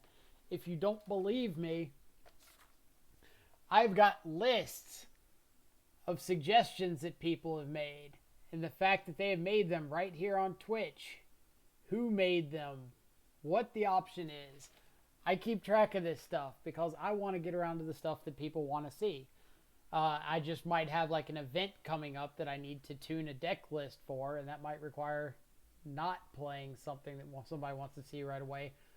But other than that, let's see. Chances you'll play. We got to that one. Are you a full-time streamer or do you have a job? I have a job, but we're in the middle of coronavirus right now, so I can't really do much of my job. If whatever happened, if we had a random day and like 200 people subscribed just out of nowhere, like sure, I'd take a look at full-time streaming. But we are so far off of that that I don't even consider that like in the realm of possibility at the moment. But you should want to play Fling without money. I mean, I'm a personal fan of keeping my creatures on the board. So if I gotta like get rid of my creatures to throw them at somebody, then there needs to be financial incentive. I'm kidding. I think Fling is sweet, but I don't know how good it is at the moment. Let's see. Ricardo, I've been enjoying the stream. Love the burn matchup. Always love to face that matchup. I'm Portugal, Mario Gomes on MTGO. Love Shadow as much as you. That's all we can ask for people in the chat, is having people that love Shadow. Because for whatever reason, we're crazy enough to play this deck on a consistent basis. Feels good, man. Need to enable the Pepe Sit emote. Let's see. I didn't think I had any emotes disabled. So remind me to check that after the stream. I'm gonna have to go back and to look again to see. See, Pedro's got the right idea. If he's your friend, he's my friend. We're all friends.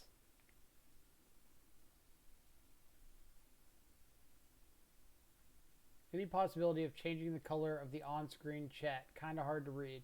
Absolutely. What kind of color are you thinking?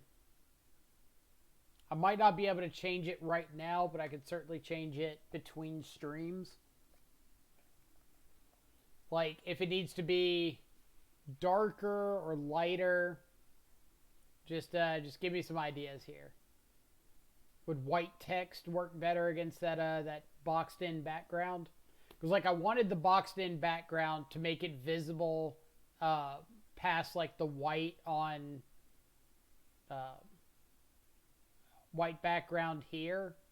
But if the text needs to be lighter to see it against the dark background, then we can absolutely change that up. I just need to know. Just got to tell me.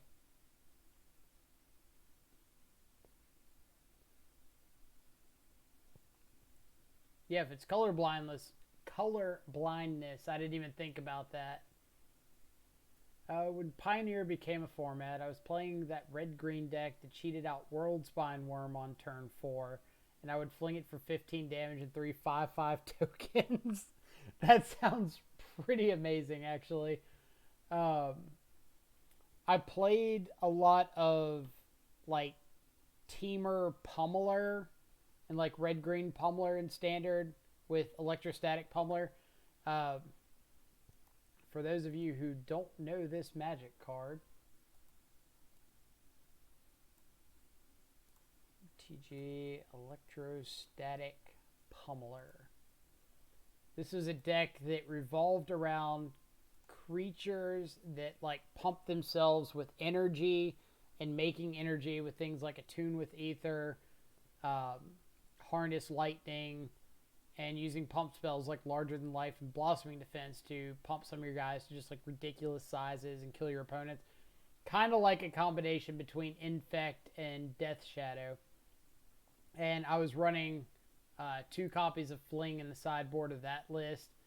Because if you just like pumped your Electrostatic Pummeler to a big enough number and your opponent went to remove it and you didn't have a Blossoming Defense, you'd just be like, respond, fling it at you.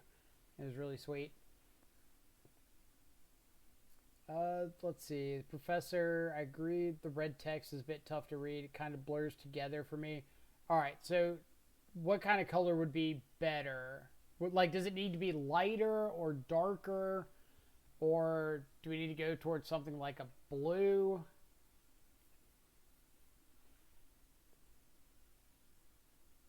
Like, on my screen, it's too small for me to actually see it because it's in like a tiny little preview box. So I don't know if it's tough to read because of the color or what.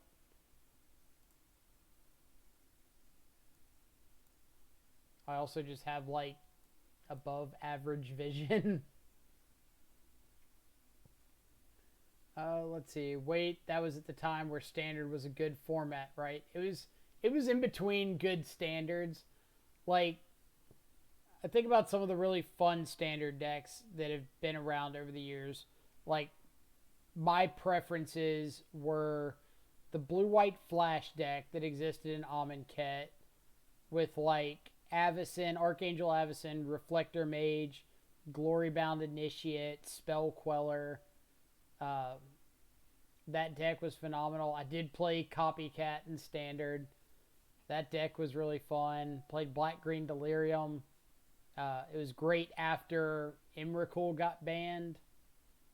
It was great before Emrakul came out, and it was great after Emrakul got banned. I played Teamer Marvel one time and vowed I would never play that deck again. Darker background. I don't think you can make the background darker, unfortunately. I think it's just like a shadowed in box or shadowed in text box, but I'll have to double check. It's better if the red text is behind a darker background. The problem is on screen when it's on the white background, like now in the standing page. Alright, so if I could...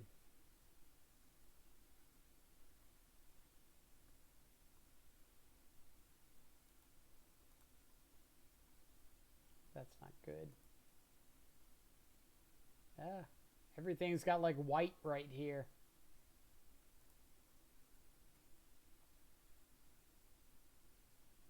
So, is it better against like a dark background like that? It's like I said, I don't know if I can change that shade background to a darker shade, but it's something that I can at least check.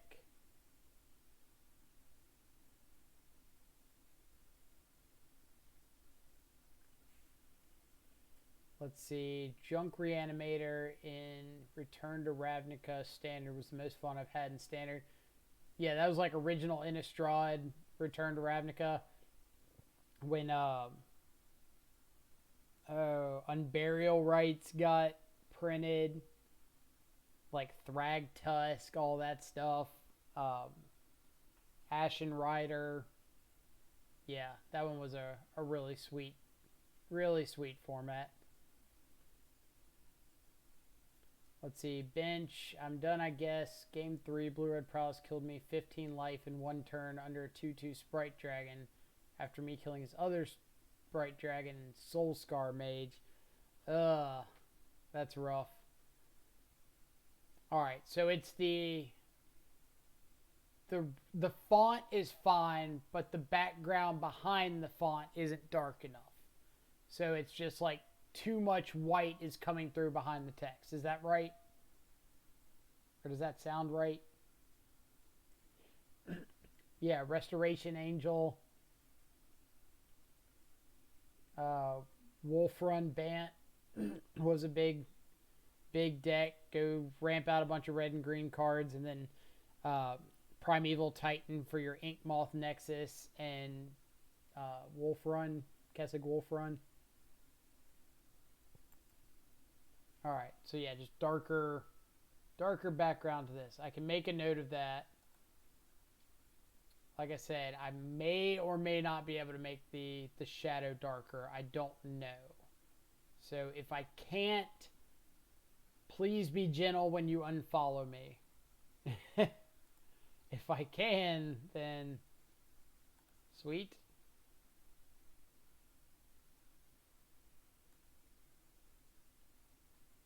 But I'll probably have to spend some time messing around with it off stream to see if I can figure it out.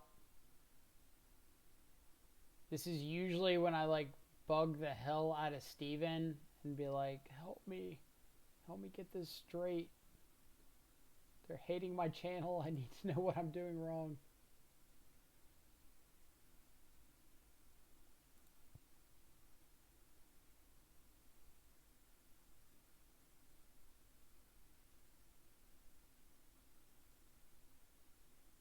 like I went through it not too long ago, and I've gone through. Yeah, I'm on OBS. Um, like I've gone through plenty of times just trying to figure out where everything is set up to try to get the best ability to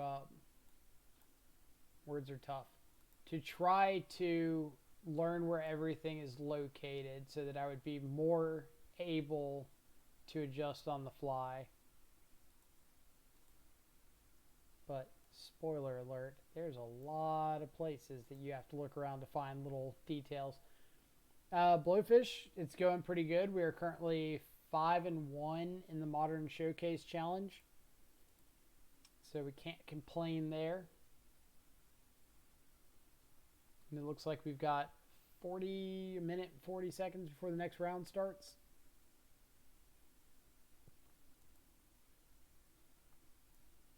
How many more rounds? We've got 3 more rounds.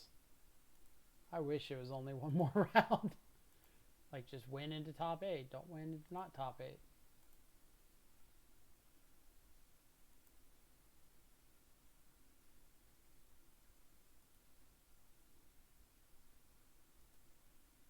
Let's see. These are not the settings I need.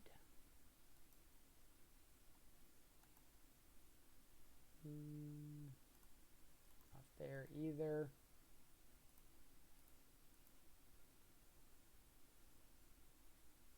Yeah, it's just like one little setting for the background. I just need to find out if there's a way, like maybe I can download like a widget or something, some sort of overlay to help with that.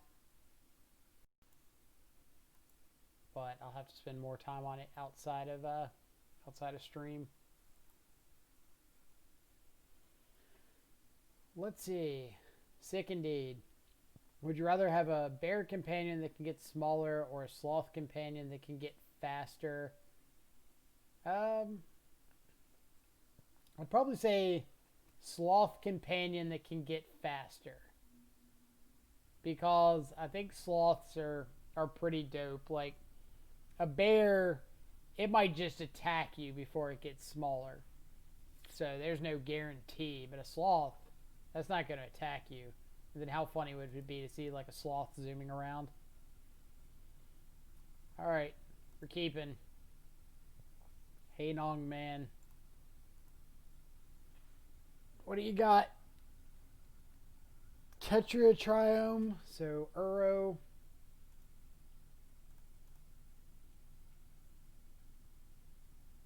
At least what I would assume is Uro.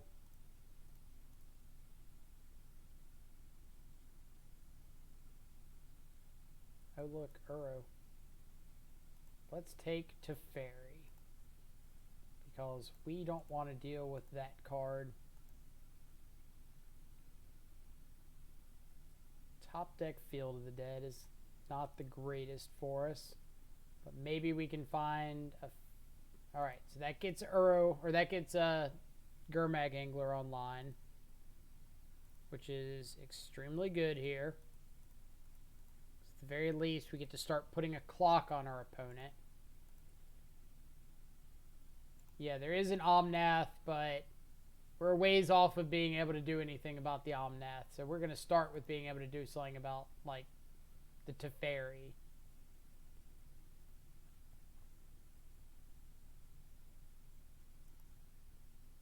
Alright. So we are playing Fetch Shock, play Shadow.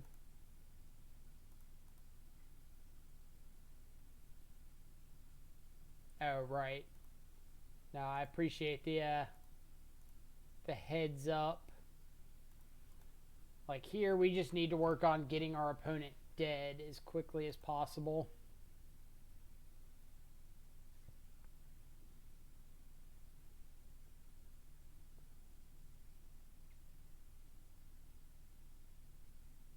oh look, 4-color 2019-2020 cards. I mean, yeah, that's what Magic is, right? Imagine if Astrolabe was still in Modern. I'd rather not. I don't want to. I don't want to imagine that card ever existed. But if we can just find like another fetch land, we might be okay. Might. Is this the Jess guy? Alright, so opponent doesn't currently have double green, so they can't escape an Uro just yet. I've missed a bunch of follows. Fubaj, Creoso7, and Mark Moling, thank you so much for the follows. I hope y'all are all having fantastic Saturday afternoons, or mornings, or evenings, wherever you're at in the world.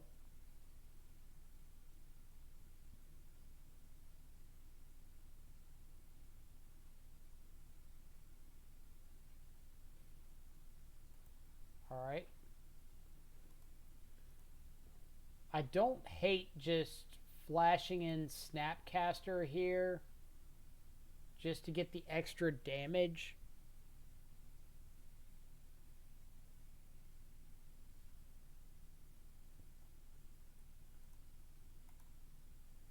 So Uro, Omnath, 2 unknowns. How relevant is this damage?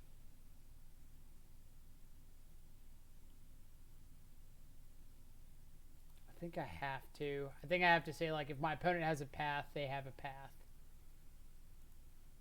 But, like, I just need to be able to... And...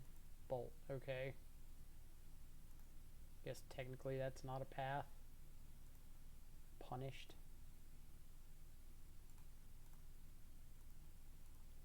Alright, so here I need to save this fatal push, or save this polluted delta to be able to fatal push something.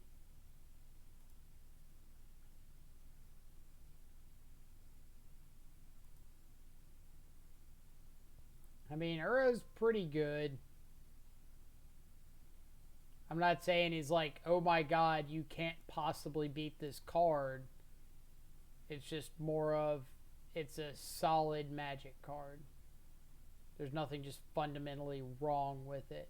It's cheaply costed. It's good against removal. It's good against aggressive decks. It's recurable.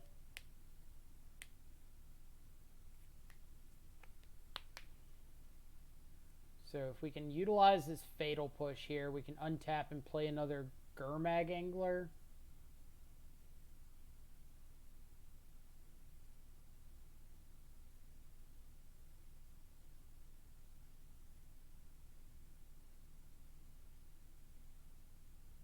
Looks Renin 6. Renin 6, we are what? We're okay with Renin 6 because they can force a negation if we stubborn denial.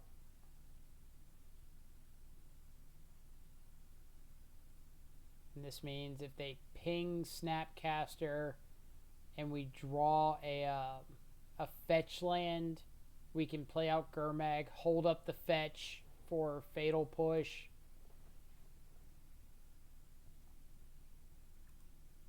Alright, just give me a battle rage off the top. Let's just like solve this now.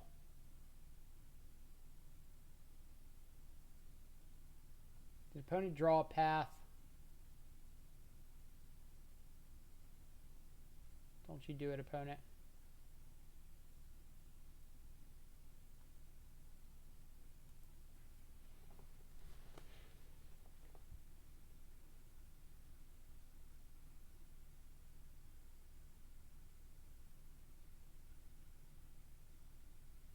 Could be cryptic.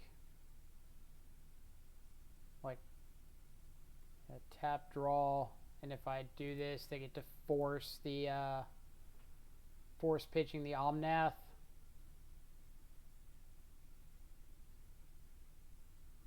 Yep.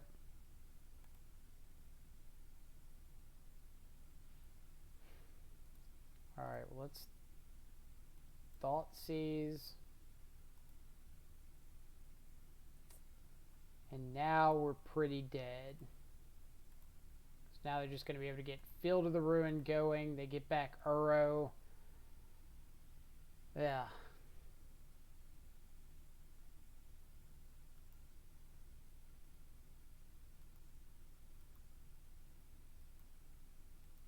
Well, they start zombies this turn.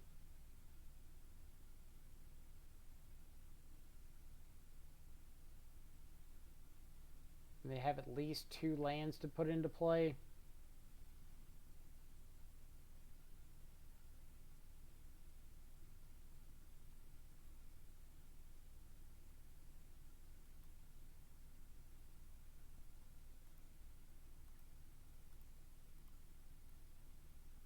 Alright. Well, we're going to Fatal Push the Uro. Because that thing can block a snap, or block a Gurmag Angler effectively. And now they get to put in 7th land, trigger field, plus play a land from hand, trigger field.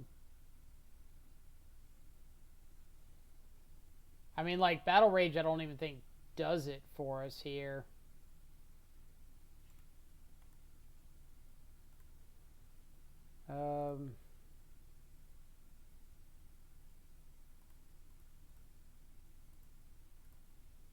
Yeah, like, I'm pretty positive Battle Rage doesn't really do anything.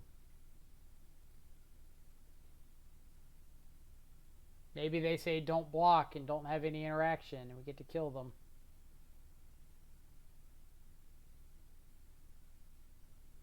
I can't imagine them not blocking. But like with this Flooded Strand, they just get to make 2 zombies every turn. So maybe we should have pointed Gurmag at the Wrenn and 6. Or it looks like they're just going to triple block the Gurmag. And like force the action on Battle Rage.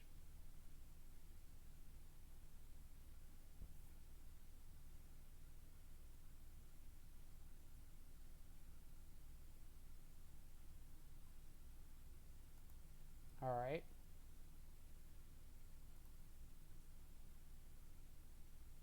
This just like triple block Gurmag. Yep. So we're going to try to take out some zombies at least. Alright. Opponent had it all. Alright. Let's get out of this game and go to the post board.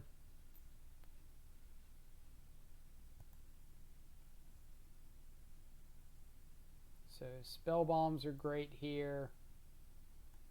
Surgical's not bad. Delays are great. Maybe Radiant Flames if we just want a way to soak up some zombies. Dismember's terrible. Fatal Push is pretty bad. Like, I'd rather lean on things like Hand Disruption than leaning on my creatures. Or not creatures. I'd rather lean on Hand Disruption for things like Uro and Omnath than lean on removal.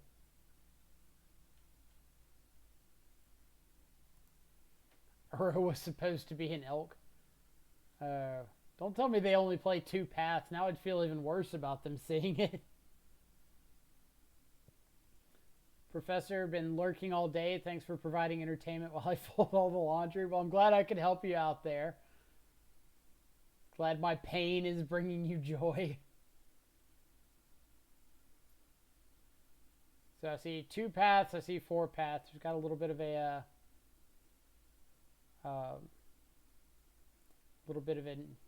disparity there. Yeah, I'm intentionally keeping in the 1 push, Ricardo, because you do want to have some out to like Uro or Omnath if they get on board, but you would prefer to not let them stick around on board. Has MTGO been really laggy for y'all lately, like super memory leak, or is it just mine? I mean, I've had like standard amounts of MTGO lag. I don't think I've had anything absolutely absurd.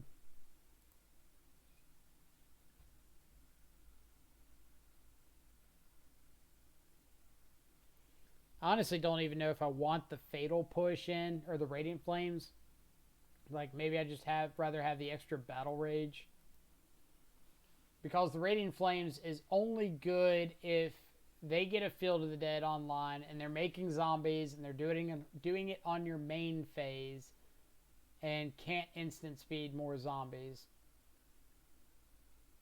Well, K Command isn't great because of Path to Exile. Alright.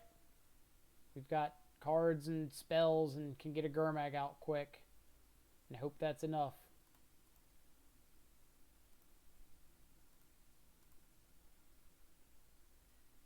Stubborn Denial. I do want to draw me a Stubborn Denial.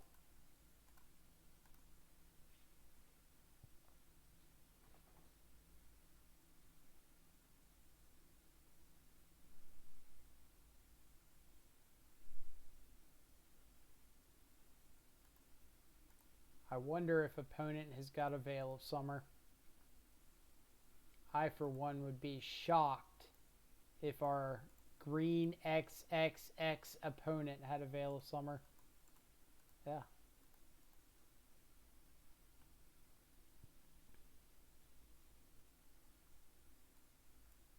Are they trying to veil us? Veil this, Alright. If you want to know how we win a matchup like this, it's by getting super aggressive under them.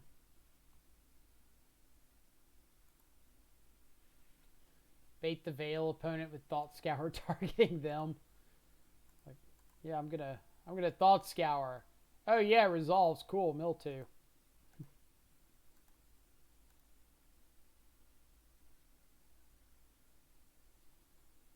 Alright.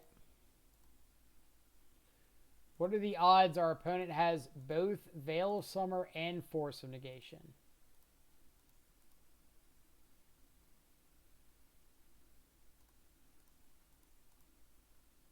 Don't do it, opponent. I'm going to take that one.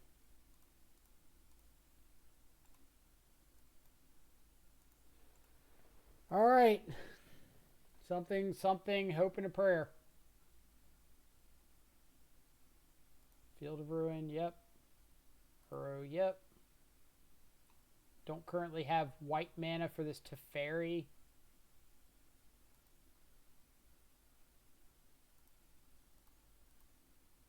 This one, get rid of that Supreme Verdict.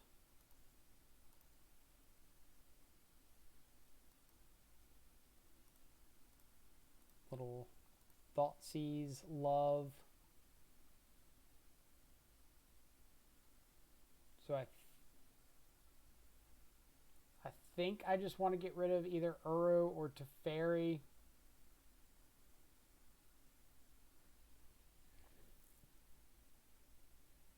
I think it's just Uro.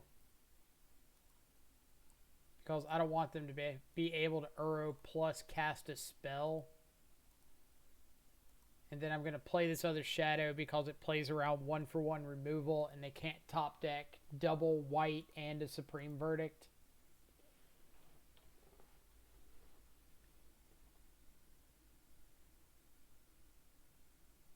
And if, yeah, like they couldn't draw a Cryptic Command because Mystic Sanctuary comes into play tapped.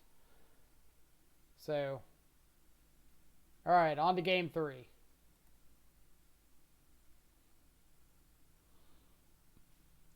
What are we changing up after seeing this monstrosity of a hell? Our maybe Blood Chief's Thirst is better than the Fatal Push, since it can actually hit a Planeswalker.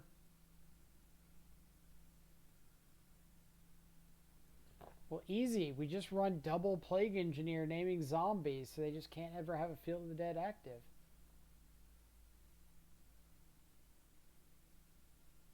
Well, now to win on the draw, yeah, that's the tough one. Winning on the draw is rough. Cake Man looks a little bit better in the face of Supreme Verdict.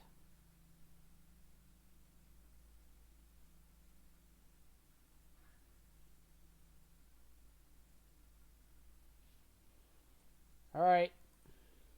Here goes it.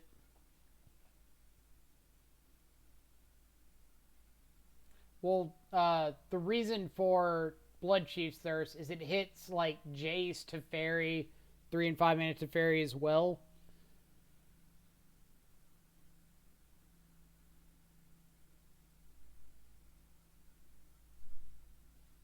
So this is a high upside if we draw a creature deck.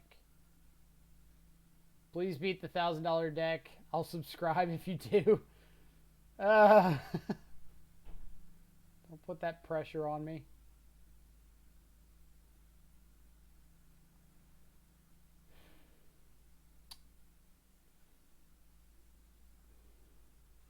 God. I think I'm keeping. I think I'm going to trust my deck to give me a threat off the top.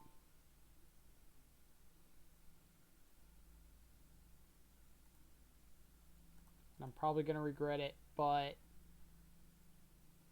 we will see. Show me thine veil of summer. 1 mana opponent discards a veil of summer, draws a card. Playing this first instead of Thoughtseize because I want to lose the life off of Thoughtseize. They don't have the veil. Oh, baby.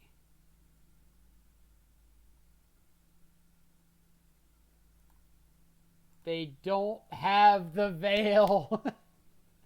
And their hand isn't great if I can find a threat.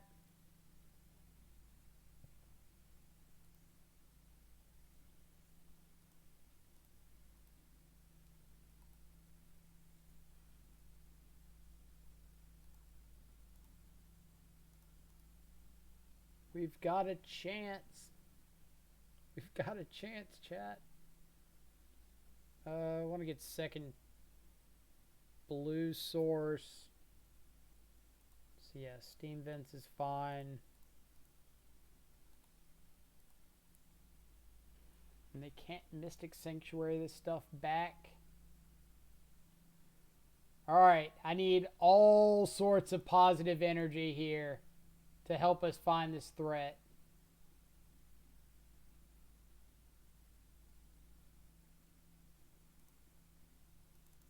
So opponent's hand is Misty, Forest, Temple Garden, Unknown.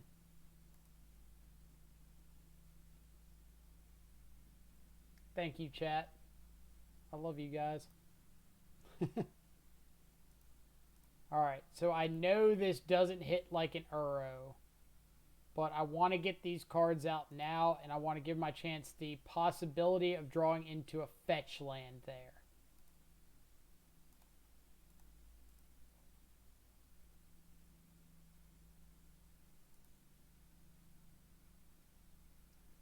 Let's see, when you have discard on the stack, click on dismiss all so you don't have irrelevant info. Yeah, usually I do.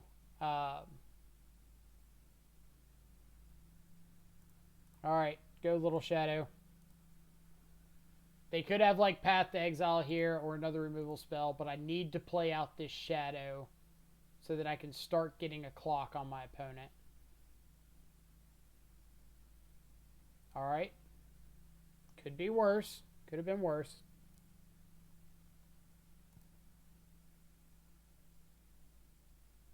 Hey there, buddy.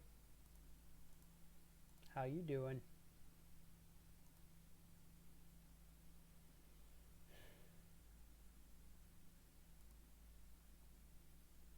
Alright, I need opponent to... If opponent whiffs on this one draw step, then I like our odds. If they hit here, we probably lose.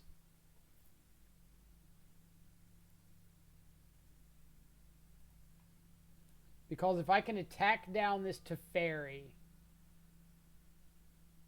we're in a really solid shape. If I can attack down this Teferi, opponent just let the Teferi die. Okay. Opponents never had a supreme verdict in their lives.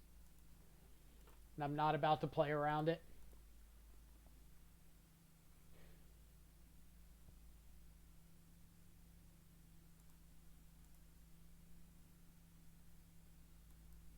We're not playing around verdict.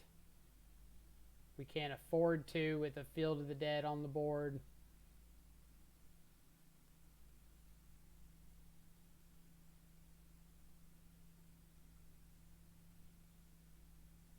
And if we draw, what, like Wraith into a fetch land?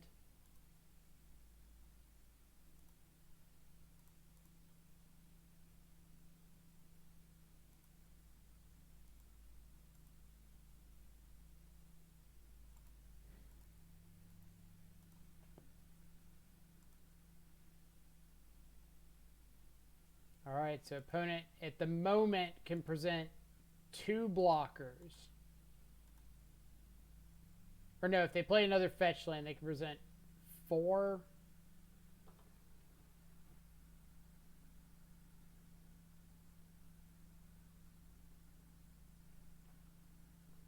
Let's let's talk about this.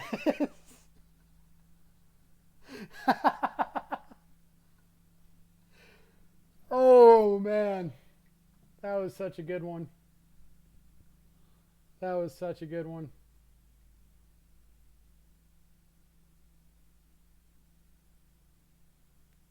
Oh God. Opponent's hand was so awkward.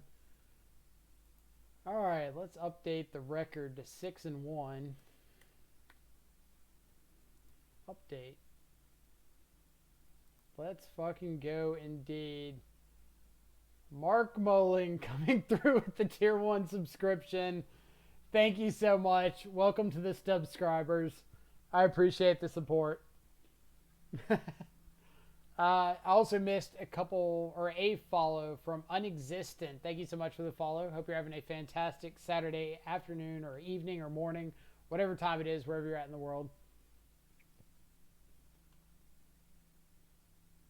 Mark, indeed, you did tell me.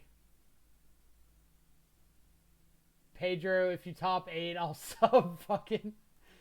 Oh, y'all putting some pressure on me here. Ben Jones, also 6-1, took his match. Doomweight going on to the decisive game 3. Top 8 in Professoral sub. DJF Sappy, if you gift a sub, does it renew each month for them also, or just gives them a month?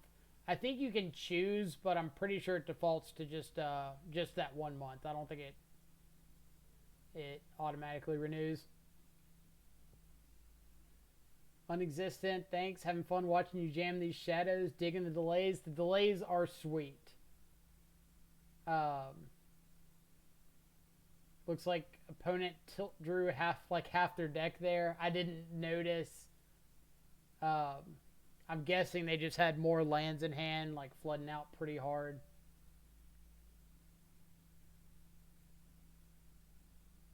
And we thought the 2019-2020 was broken. I mean, it is.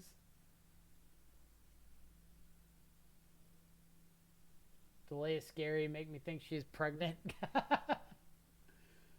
Oh, let's see. Looks like I'm going to be buying some foil delays. Only if they're foil and French. Is Grixis Death Shadow still still good? I think I want to play it again. I would say the Grixis Shadow is kind of just like any other Shadow deck. Like if you run hot. So, okay. how to explain this in visual pictures or visual references. So if I had to make a shadow hierarchy of tiered shadow decks, like let's say 4-color, Grixis, Rakdos, and Jund. Just those 4. I know there's other shadow decks that people like and are pushing to try, but just those 4 for the moment. I would say Grixis, when it draws well, when you hit the creatures on time, and you see an okay mix of spells and everything else, I'd put at the very top of the list. I'd put probably Jund in the second spot. You don't have as much of a ceiling as Grixis because of Grixis having access to Stubborn Denial, but the consistency is through the roof. Below that, I would put a tie between Rakdos and 4-color. I think that Rakdos has draws that can go really well and can push it towards the upper echelon. Same thing with 4-color, but they both have consistency issues and rely on other things to get going. And then Grixis, with its not great draws, is down towards the bottom. So Grixis, you've got this high ceiling, low floor, where everything else is going to be somewhere in the middle. French foil delays are pushing $180 right now. Oh, man. What else did I miss? Turn 2 fish outside of a path meta is top. Agreed. That's why I'm saying, like, Grixis, when it sees its threats and it's doing its thing, top for sure. Mirabito, I have a tea time soon. Hopefully my phone's data still works on the course for this top 8. Man, you play a lot of golf. No French. I refuse to play foreign cards. I'll forget what they do. And I'm also a special education teacher, so another reason why not to play French. Makes sense. Went outside to put the kids' Halloween decorations. Came back to a 6-1. Awesome. Yeah, we've gotten a little fortunate here. Let's see. WoW 4-color hater. I will unsub even though I'm not a sub yet. Bench will sub just to unsub. Like, I'm not saying that 4-color is bad. I'm just saying that, like, the very best Grixis draws are better than the best 4-color draws.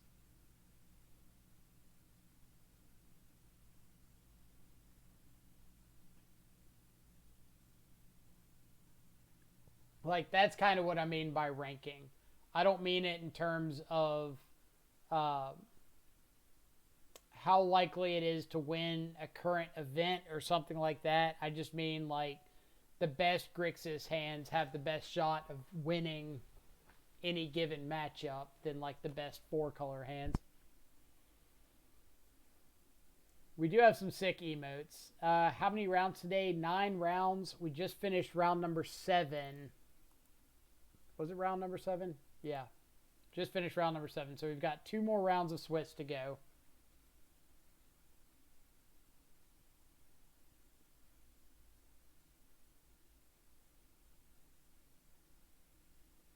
Those emotes are off the mop.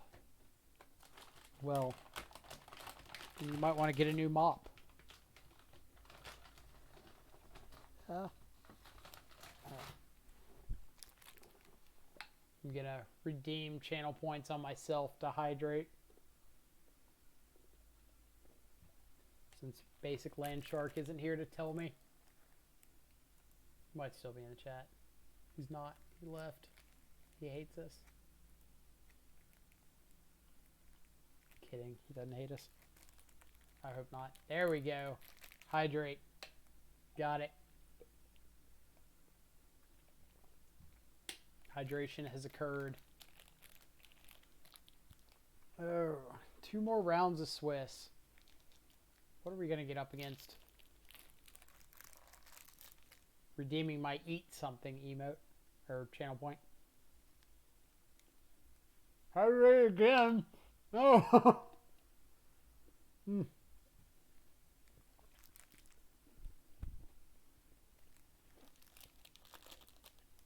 That was like mid-bite. That was a terrible idea. Sappy, so do you add the stuff you can spend channel points on? I do. We've been discussing. I have not added the things yet, but we were discussing things earlier that people might like to see. So if anybody has suggestions, feel free to let me know. Some of the popular ones were like the hydrate option, like 1,000 channel points, just make sure I'm drinking water. The show and tell magic swag is kind of like redeem some points and I'll show you something cool I own out of like physical magic or paper collection, something like that.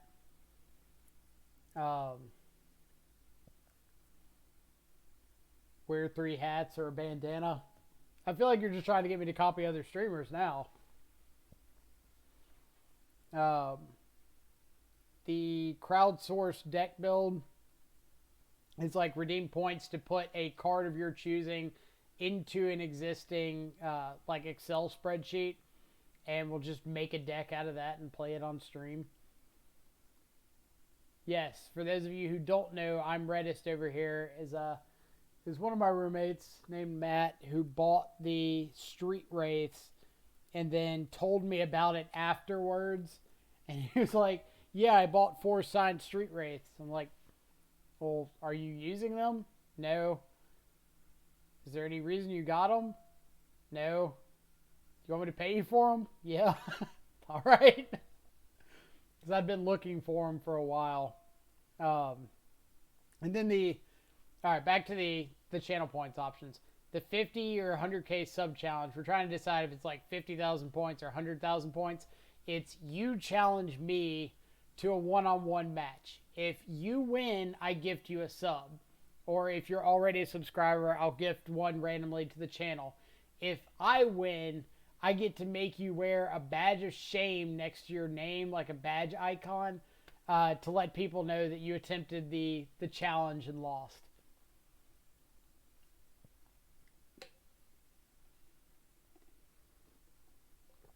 Let's see. Sidewall Junkies, so how have you been? Seems great. We're currently 6-1, so we're doing pretty well in the event. Top 8, I believe the breakdown is going to be something like all of the XOs make it, all of the X1s make it, and like 2 of the X2s make it. That's what I think it's going to come down to. What's delay for? Anything in general? So delay is, I'll bring up the goldfish page. Delay is for matchups where that 1 to 2 turns or 2 to 3 turns that you can buy yourself are going to be the difference. So against like the current piles, I'd bring it in against Uro because often you just need to stop them from resolving like a Teferi or an Uro or Omnath or something for 2 turns. Not against the Luris Scourge decks, not against humans. Bring it in against mid-range because, again, just like stopping a Blood Moon for a couple turns, stopping a Seasoned Pyromancer or something like that. Like 50-50 on control. I'll probably bring it in just because I have enough like removal to board out. Not against Jund, not against blue-white. I'd bring it in against Prowess because it can stop like a burn spell or a top deck Stormwing Entity or Bedlam Reveler. Bring it in against Amulet, against Niv to Light. I bring it in against the No Land Spy deck, not against Spirits. So just anything where the game's going to end in those couple of turns that you're able to set them off. But for the most part, it's for like the No Land Spy decks and like Charbelcher is why we put it in the deck in the first place. When there wasn't a pandemic, did you ever travel to IRL tournaments? Absolutely. I've traveled to plenty of IRL tournaments, and there's even a nice little YouTube video of me losing in a top 8 feature match, or a winning into top 8 at one of the opens.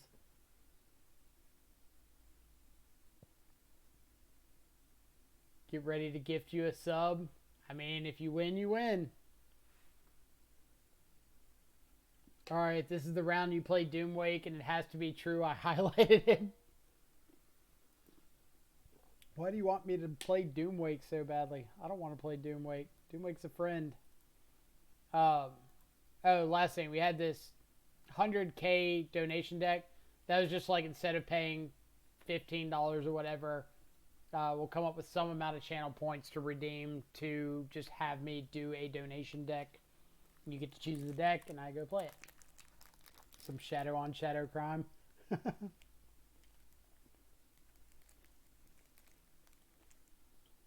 Do you do deck donations?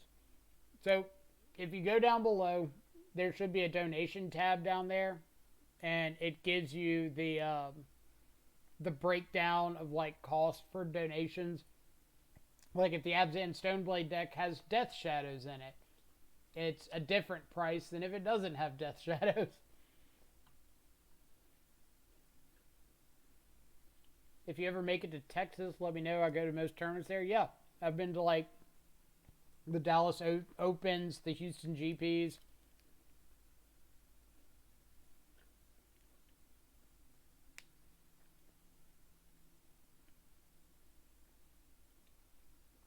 Alright. So who all is up here?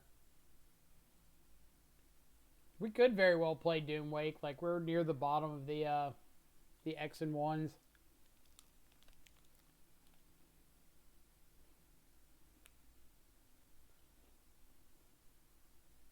We could also play Ben.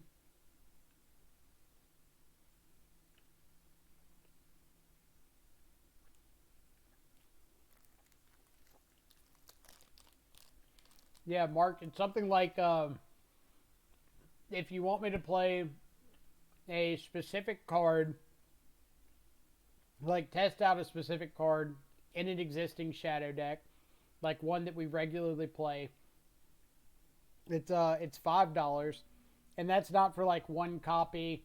That's like $5 for like 3 or 4 copies in the board or in the main, whatever we're trying to test out, to try to make sure that we see it often over the course of a league. It's $10 for any specific Death Shadow deck, and then it's, I think, like $15 for any non-Death Shadow deck, because I'm going to have to go play the deck in like a league or two off stream to try to get an idea of what I'm doing with it.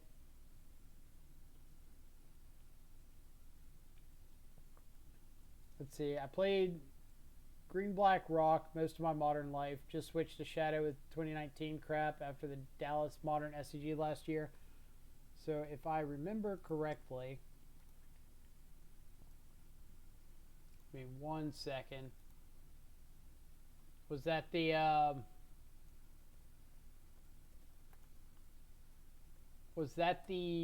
open right after Stoneforge got unbanned?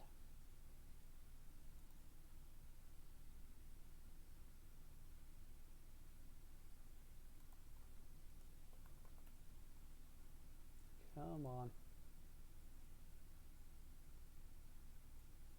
Like, no. Humble brag. That one. Nice little 24th there with Jace Vryn's Prodigy in the main. Liliana's in the board. Saheeli. Yeah. Yeah, y'all don't know about that Saheeli. I didn't like Mishra's Bobble, so I was running Opt. It's a trip down memory lane. Force of Negations came up big that weekend. Grim Lavamancer. Like, this is my kind of shadow build. What are y'all talking about?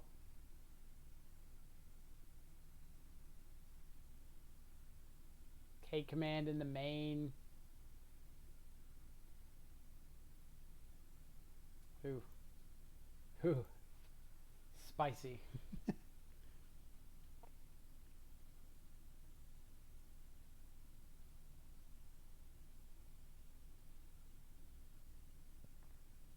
Lost to Tron on the bubble. Rough. Yeah, like I think I want to say I was like right around 15th or so going into the last round. Like I wasn't live for top 8 at that point, but a win would put me top 16. I think I lost the last round and dropped out. Like had an opponent that didn't want to split.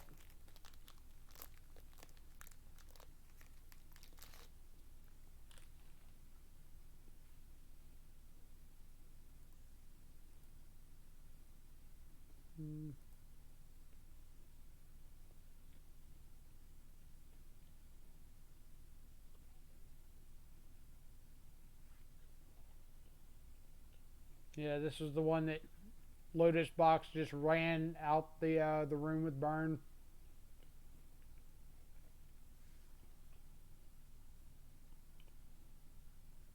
There's Adam for the local players. I lost to Austin like I think round 13, and that's what put me out of top 8 contention. Because he was just like on Esper Hate Creatures.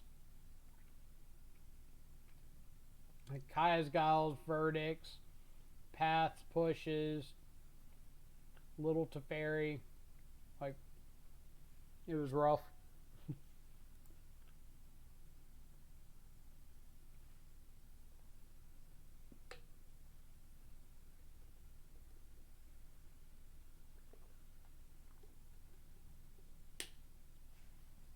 It's funny how many names you see at these events, like over and over again. This was John's that he won. And all of these Lotus Box guys. Halston Collins is who I lost my winning into. I beat Edgar like round 12. I think round 12.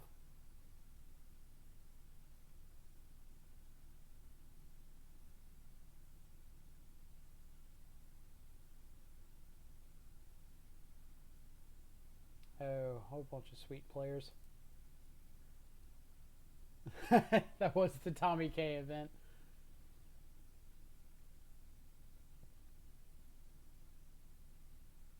Let's see. Still got a few minutes. I'm going to run to the bathroom real quick while we got a brief break.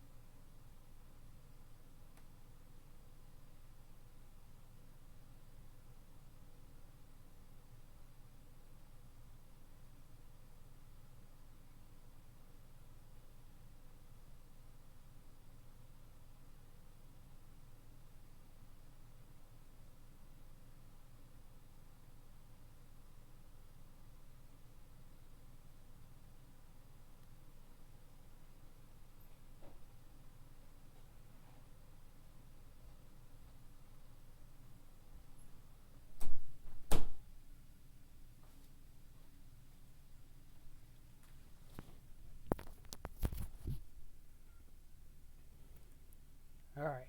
Looks like we didn't miss the start of the round, so we're good there. What did I miss? Do I have any Grixis Death Shadow on camera? There are like 2 matches. One was that top 8 winning in loss, and the other was like the round before against Affinity. So it's Grixis Shadow versus Affinity and Grixis Shadow versus Amulet Titan. And you can watch my punt against Amulet Titan.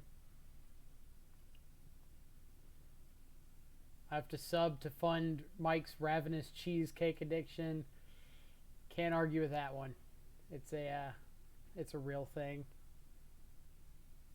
Now he's gone, guys. I actually hate Death Shadow.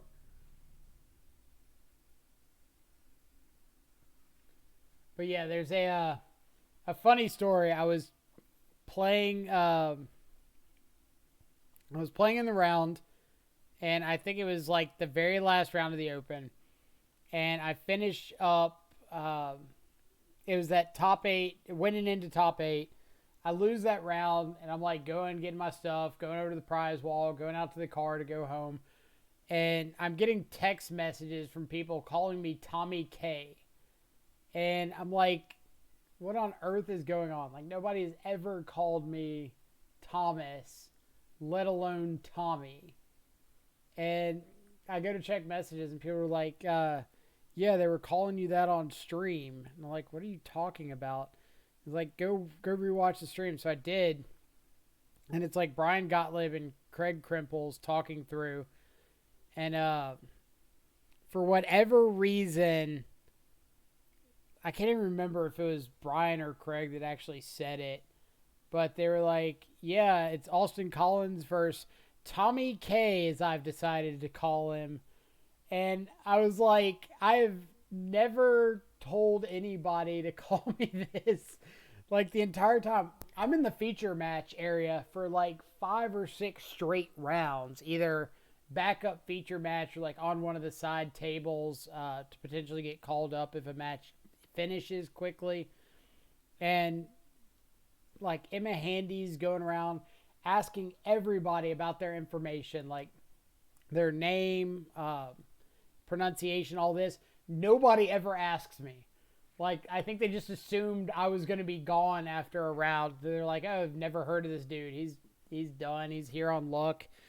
And I just kind of stick around, and still nobody asks me.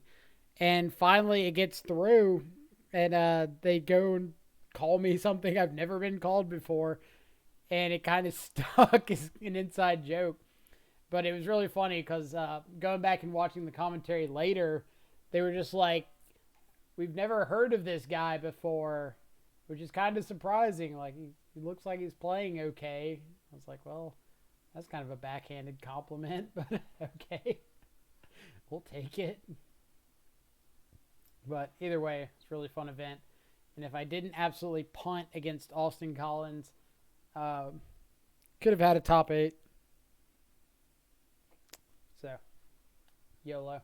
But I did get to play against John Holland, the guy that won that event. We had a Grixis Shadow Mirror, and before the match even started, like, we're sitting down on like a side feature match table, and we're talking a bit, and he's like, yeah, I'm not on one of these big teams, so like, I don't even know what anybody's on. And I look at him and be like, well, we're on a Grixis Shadow Mirror. And he's like, wait, really? And I'm like, yeah. So I just had this random dude that I played against that I told him what I was playing before we started. I missed some follows. Disciple of the Master, which I'm pretty sure is that Pedro? Then Paralusion and Candato. All thank y'all so much for the follows. Hope y'all are all having fantastic afternoons or evenings or mornings, wherever you're at in the world. I need to update the follower count. Doomwake's got 243 people watching. That's awesome.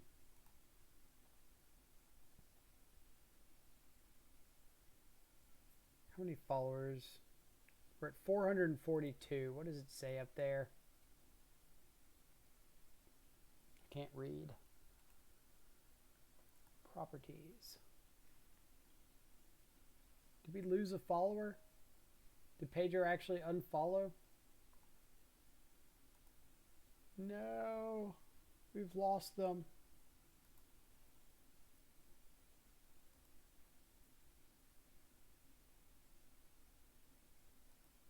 They're dropping like wildflowers. Dropping like flies. I don't know where wildfires came in there. Let's see. Really need some more of those pumpkin cheesecake things. Those were fantastic.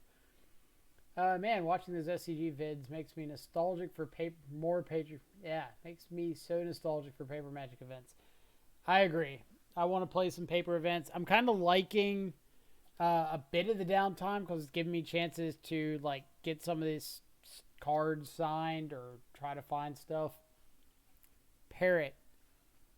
So, DJ F. Sappy, this is not Doomwake, but we do win a die roll, which is really nice and surprising. Our opponent now's on taxes. Alright, well, we're probably dead.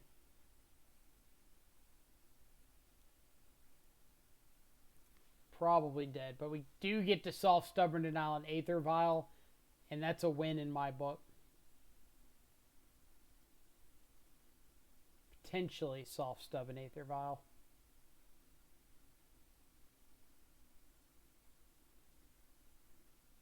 There's also a chance that maybe our opponent like went and took a nap and won't be back. But it doesn't look like that's the case.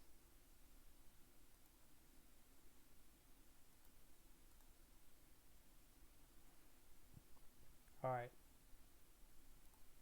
Yes. Yes. Make my Stubborn Denial live. And I'm just going to go ahead and bobble now because I want to be able to get out this Gurmag Angler this turn. So like I could sit back and try to draw something to get value off of it, but it's probably better off just to get it on the board. So I could bobble myself and see if I want to draw it with Thought Scour.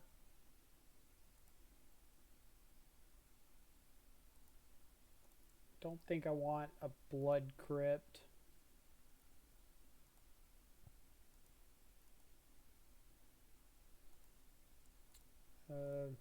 YOLO. Alright, so let's get rid of a lot of things that don't matter. Play out a Gurmag Angler, say go. Opponent, please don't have a path to exile, or at least wait until your next turn. You can try to path on my next turn. You can't try to path now. It's not allowed. It's literally illegal.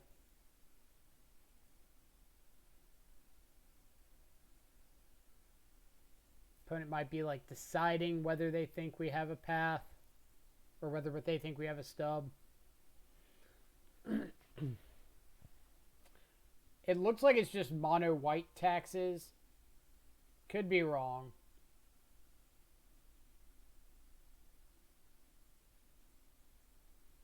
But we're just really hoping opponent doesn't cast a main phase path to exile here. Okay. Okay.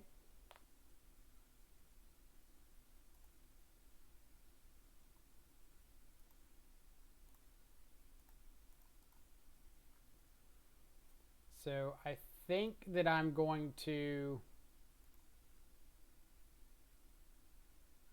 go... No. Like, I really don't want my opponent to untap and have Leonin Arbiter Ghost Quarter me. But I don't think there's a whole lot I can do about it. I think I would rather save this Fatal Push for a better target, even though I know they can protect it. I could at least get like a redraw here. Thalia.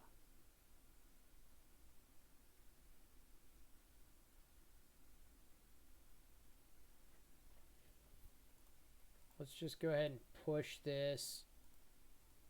Since opponent can't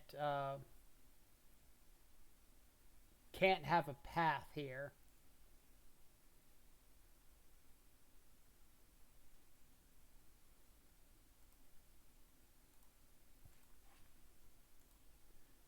And I'll go ahead and fetch up a tapped land here. Alright. If we steal game 1 off of taxes, this is pretty big.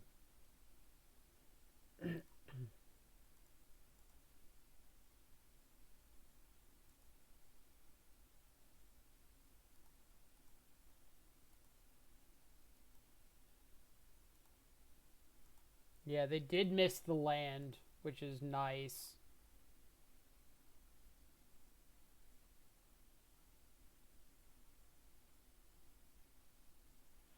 Like, stealing game 1 against taxes would be absolutely absurd.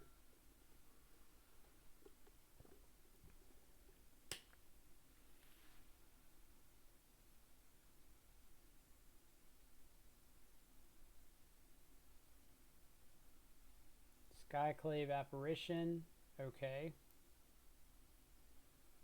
Can't take Gurmag Angler.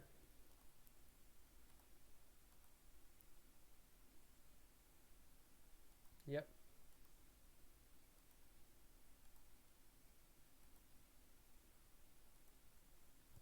So I think here I just want to go for the extra card.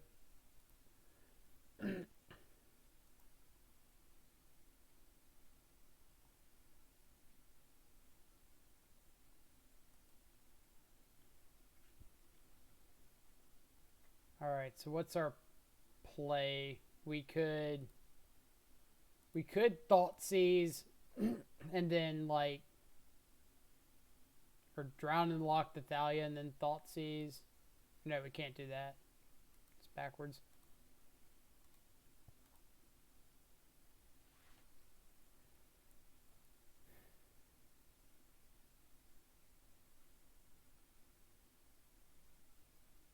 Just don't path this. Or I guess don't have double path. One path and no 4th land drop would be okay with. Double path, no bueno. How many rounds are there in total? There's 9 rounds in total. We are currently in round number 8. So we've got one more round after this one.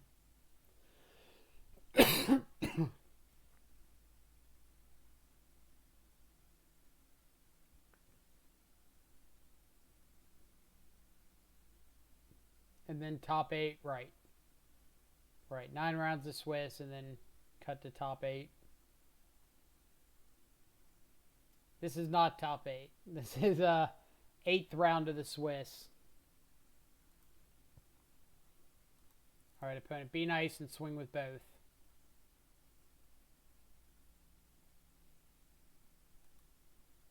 Alright, if this is like a second main phase Flicker Wisp, which is what we're hoping here, we can get them.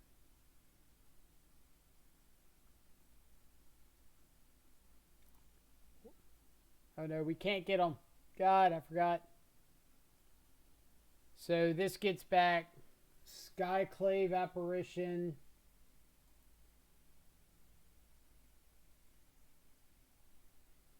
Are they bouncing like Thalia?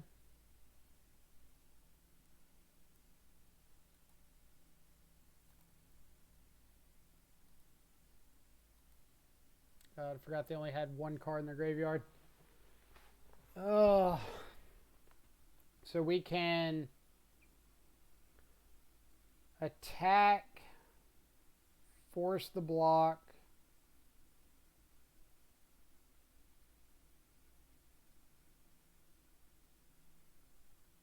What are we doing if they block with both?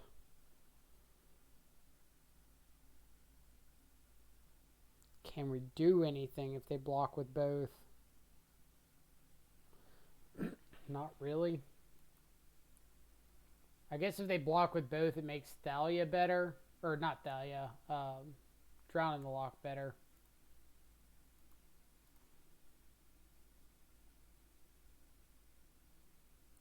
We could trade. We can't dismember drown because we can't pay for the Thalia tax.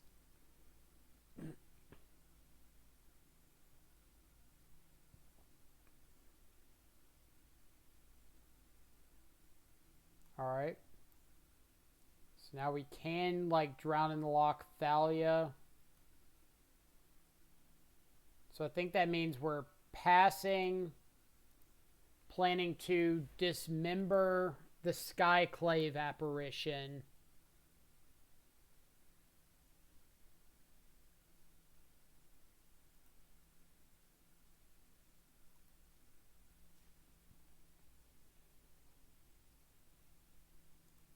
Yeah, dismember this.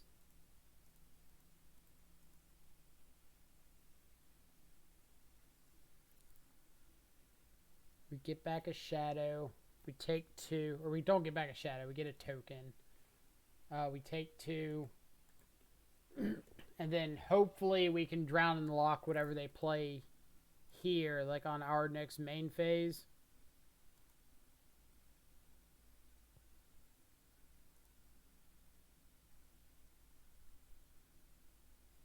So if it's like an Arbiter or another Thalia.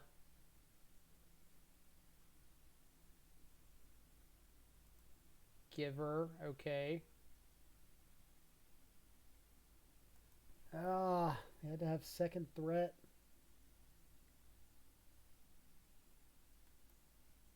So Fatal Push would be lethal. Second Gurmag Angler. That's not the worst. It's not the worst. So we can drown.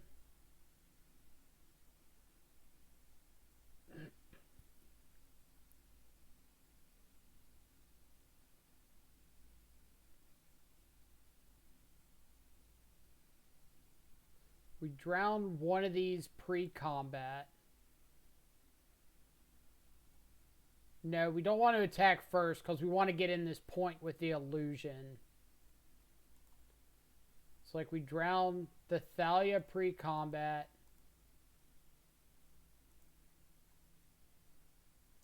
We attack with both. And then we play the second Gurmag Angler post-combat. Because they have to chump block the Gurmag Angler, so it's just a free point of damage if we drown first. If we attack first, then they don't have to block the... Or if we attack first, they can just, like, chump here and kill the illusion.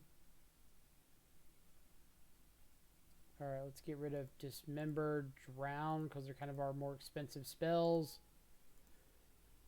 Say go!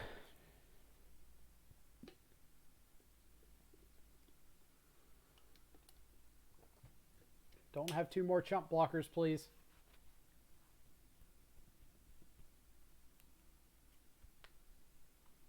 Path to Exile, okay.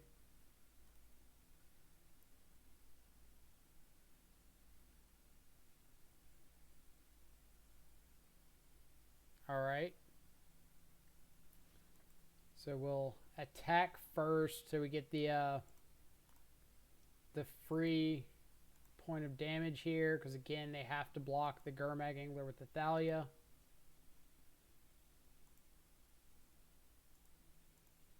Then we don't have to pay the mana for Bauble. To reveal Stoneforge Mystic. Alright.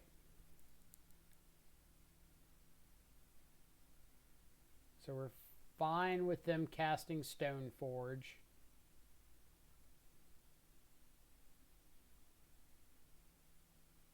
This fish is definitely the Abyss right now. Alright, so we just need opponent to not have a follow-up Giver of Runes.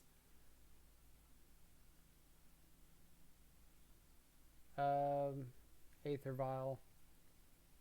Sure. If it doesn't say path, I don't care.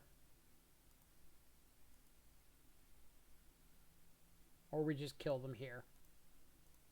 So we'll Inquisition for information. Now we know, hey, they're playing Archon of Emeria. Attack, Battle Rage, Gurmag. GG's. Whew. Why not use Stub? Because if we didn't draw the Battle Rage right there, we weren't presenting lethal, and this Aether Vial doesn't matter. I'm going to untap and Inquisition away any threat that they have. They have to chump block the Gurmag Angler, so they can't put in a Batter Skull on their turn. So the only thing that stops me from winning is them top decking another path into something else. Spider Space, how's it going? Yeah, Archon, I think it's like non-basic lands enter tapped, and then you can only cast one spell each turn.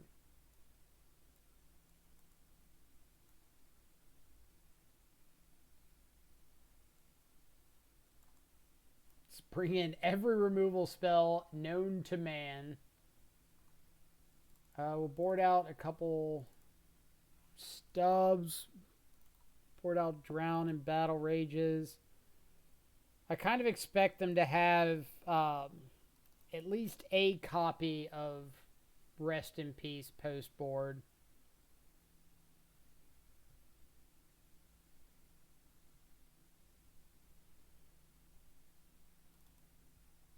So maybe something like that. All right. This is one of the matchups that I absolutely did not want to run into.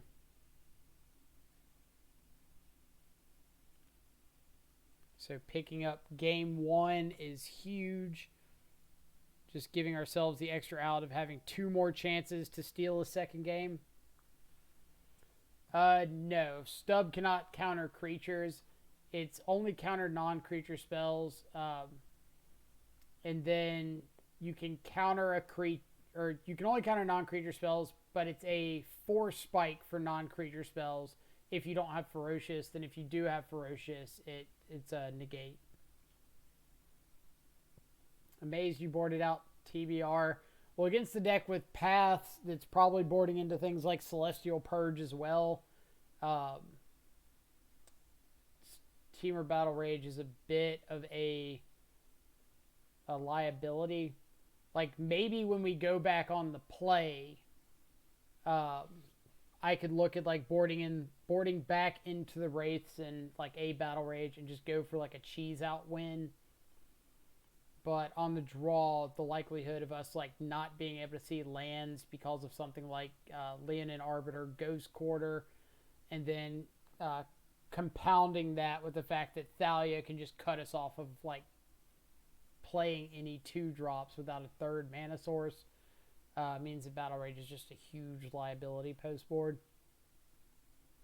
This hand's pretty bad.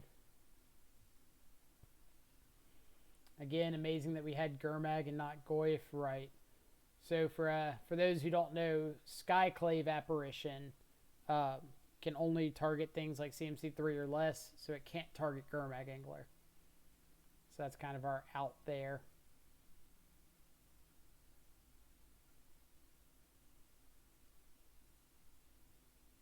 Four or less, close enough. Some amount smaller than Gurmag or less. Alright, so pretty easy ship. This hand's pretty good. Keep, and I think we're just going to bottom Thought Scour. Thought Scour or Street Wraith. Probably Thought Scour. I like my draws to be free when I can. Yeah, Skyclave is absolutely nuts. That card will mess your day up quick.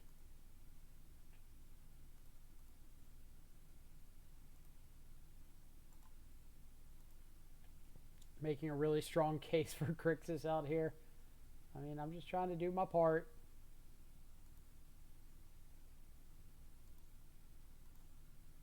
Opponent wasn't nice enough to mulligan with us. There's a chance they turn this Plague Engineer into a 3/3, which I guess is something. Rest in peace. So, yep, we called that one.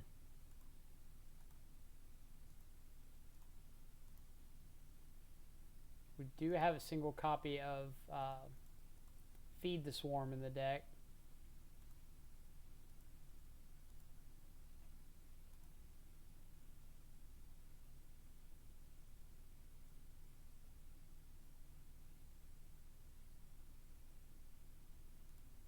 Alright, so Milieu.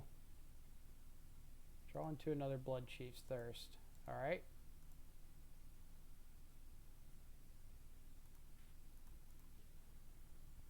So we've got a bunch of removal spells.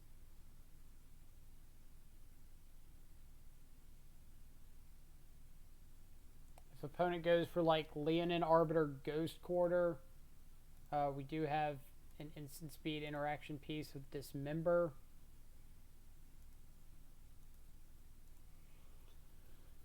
Do I want to play out Plague Engineer?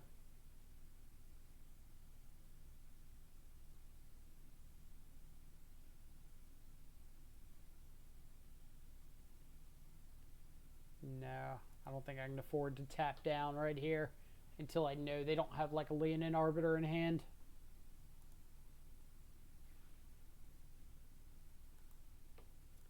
Not vialing in anything there is strange.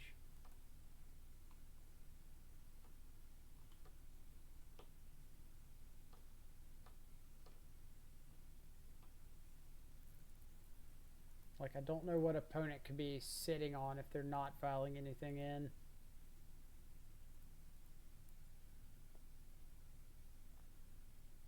What game is this? This is game 2. We won game 1.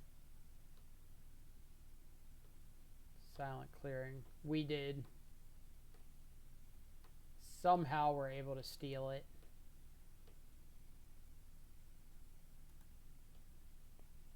But it's not looking so great for game 2.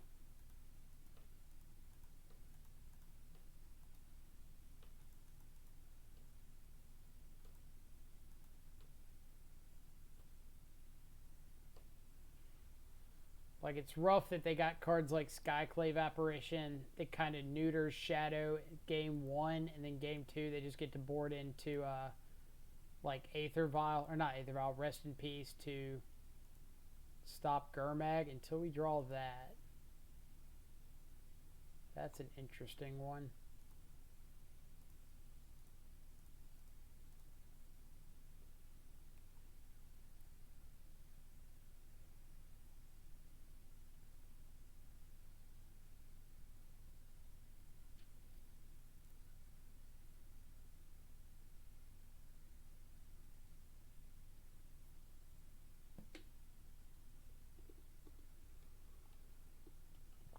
Probably has 1 to 2 Skyclave in hand, Path.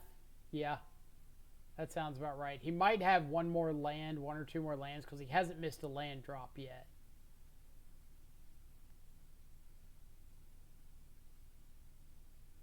But, like, he's also not ticking Vial up to 3. Like, my scare is I'm going to play this Death Shadow, and he's going to go Violent Arbiter, Path it, double Ghost Quarter me.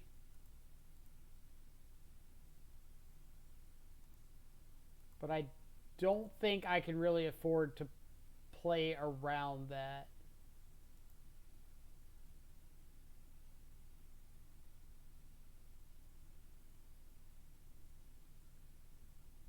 Like, I can't just sit here doing nothing until the end of time.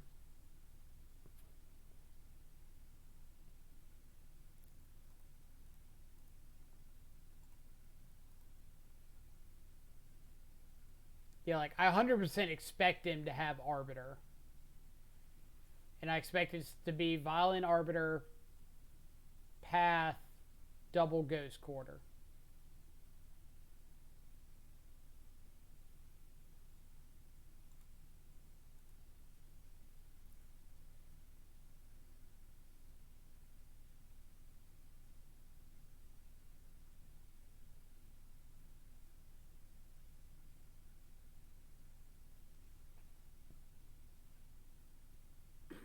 So he just gets to take out all of my lands here. Oh, man.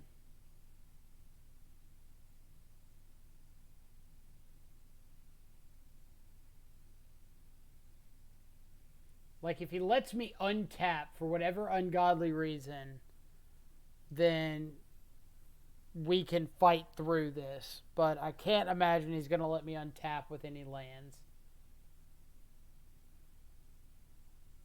Yep.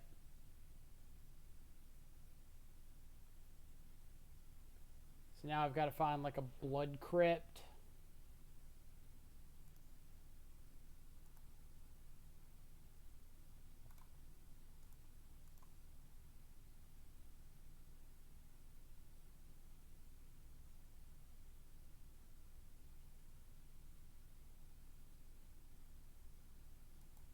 Why not wait with the shadow for when you can hold up Dismember? Because I can't do everything. I have to present something out to the board, or he can just sit back and ghost quarter me. Like, I'm not putting forth any sort of a game plan if I do that.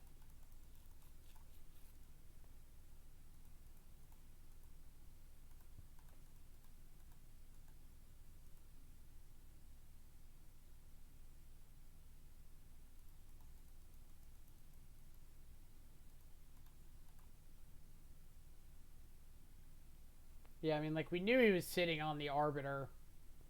There's just nothing we could do about it.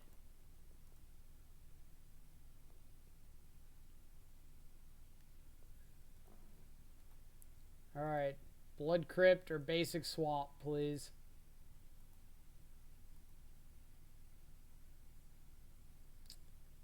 Not Blood Crypt or Basic Swamp.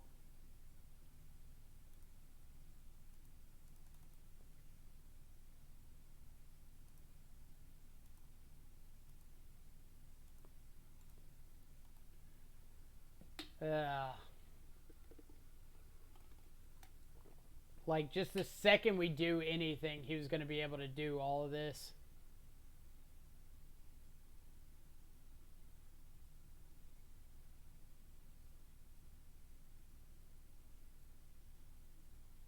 And the apparition. Yep.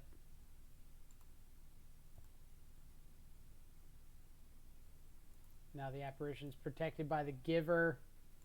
Alright. Alright.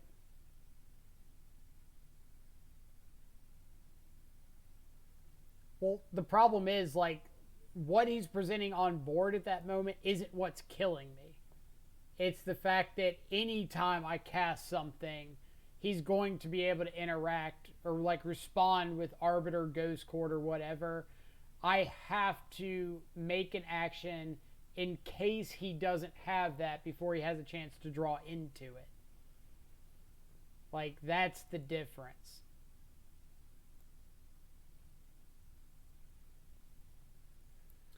Alright, so Stubbs a little bit better on the play.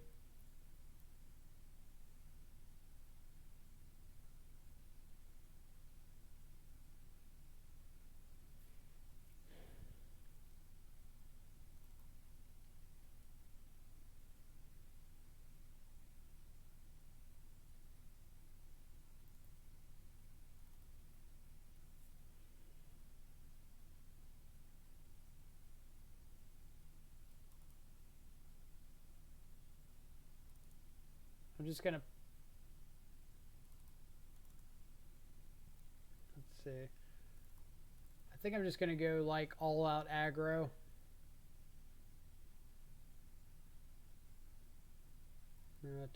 Two battle rages too many. K command's so slow.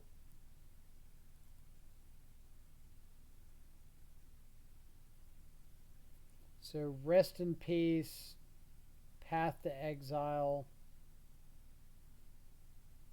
Yeah, I guess the fourth Stubb's not bad.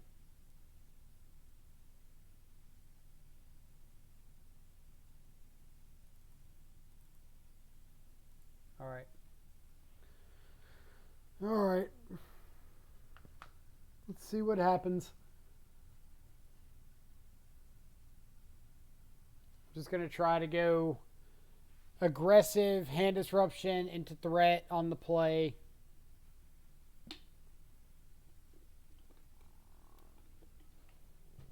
Maybe he's got short-term memory and doesn't remember the blind stubbed the Aether Vial on turn 1.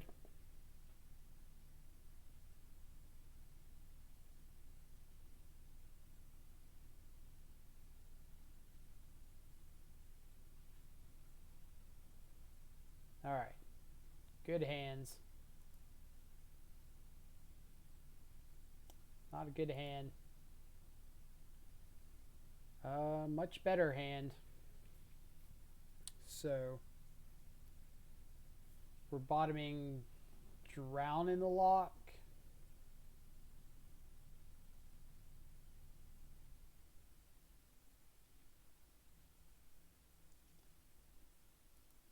Keep.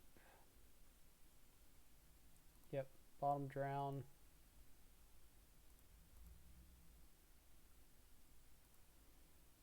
I'm going to bobble myself to see if I want to hold up Stubborn Denial or not. Thought Scour off the top. I think that I will. Like, Stubborn Denial gets... can be worse. Because if he just goes like turn 1 Giver of Runes, then Stubborn Denial's dead. Like, it's just not doing anything this match. If he goes turn 1 Vial and I get to stub it, then we're in much better position.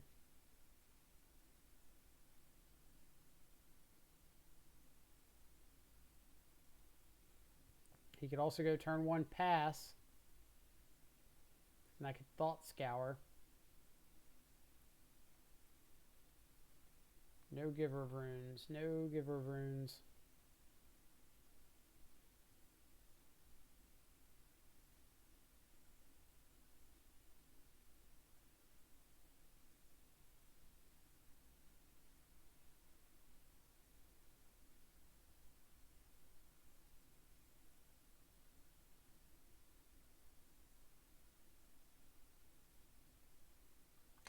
What did I say, opponent?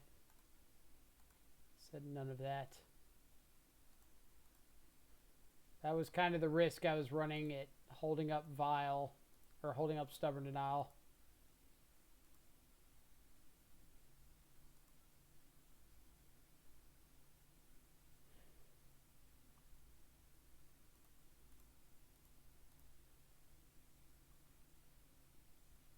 So he did have the Vial too, and chose to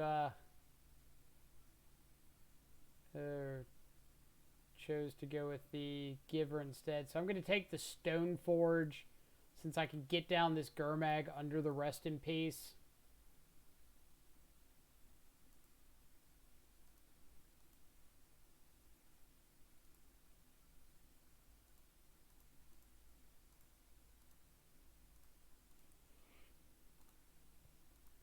And like after this turn, we can protect the Gurmag with Stubborn Denial.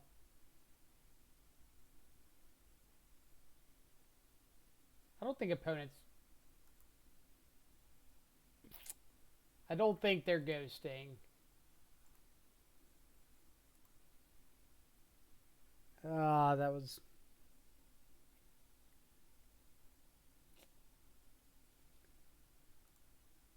That was absolutely the draw we needed to avoid. And we get instantly rewarded with a better one. So opponent's hand is Sunbaked Canyon, Rest in Peace, Field of Ruin.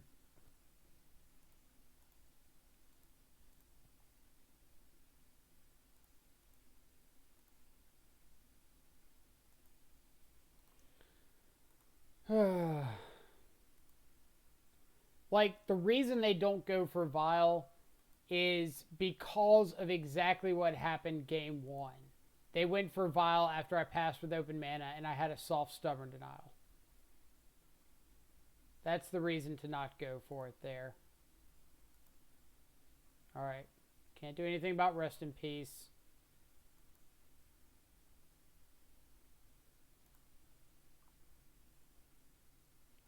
really don't think opponent's ghosting.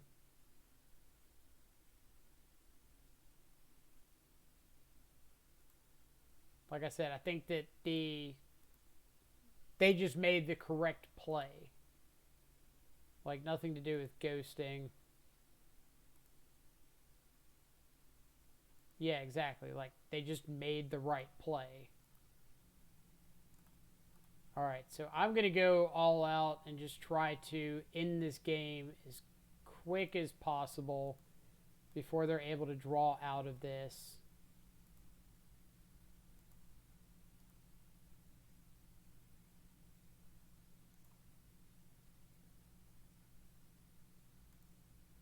They have a giver.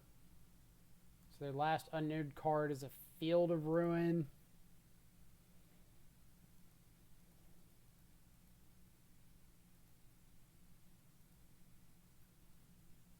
Which means I need to draw another removal spell.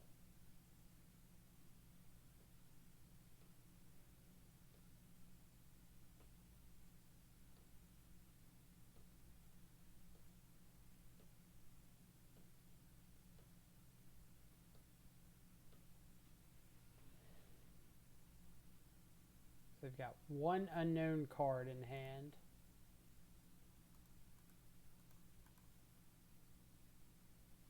I would like to draw something to force lethal. Something to makes them have to chump block. Which that is not it.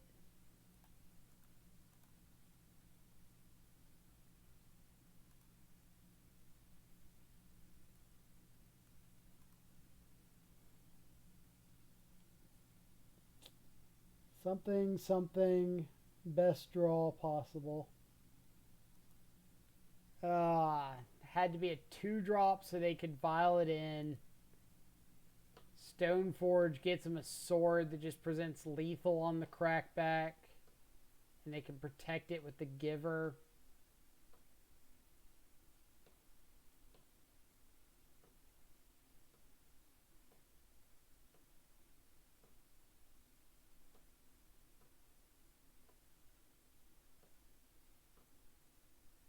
So, like, I've got to have him chump block the shadow.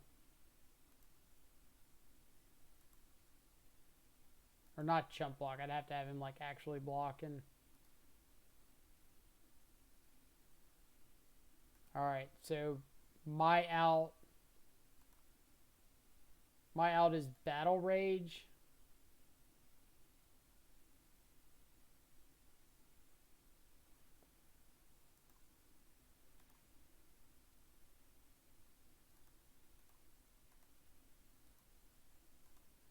Battle Rage or K Command, something like that.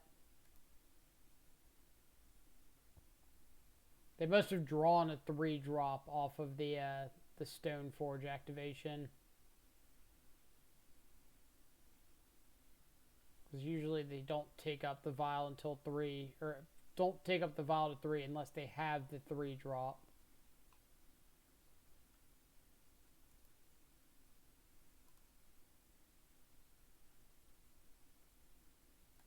Alright, K Command or Battle Rage.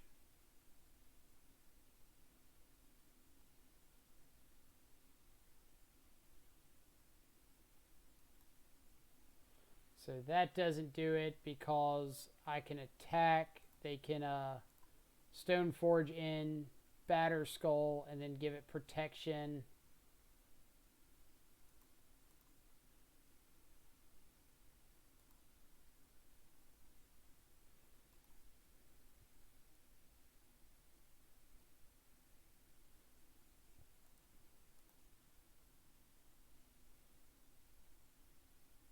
But perhaps we're able to at least keep them from attacking next turn because they know that they would have to tap down off of this giver proactively, I mean.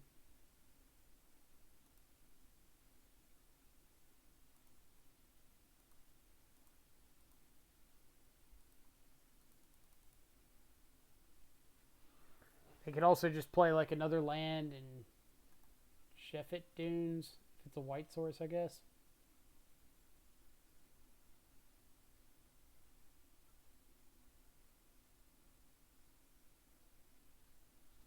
Alright. What do we got?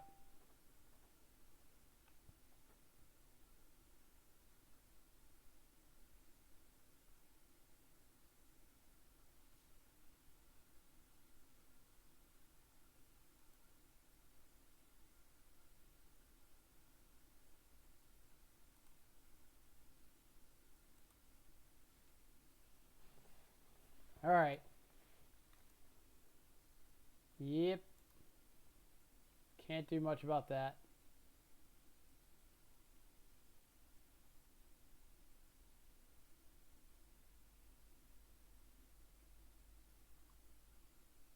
What do we got off the top?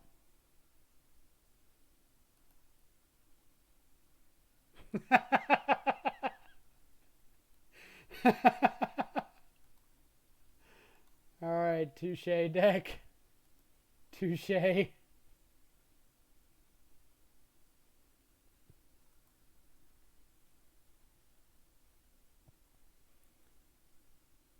Yeah, like...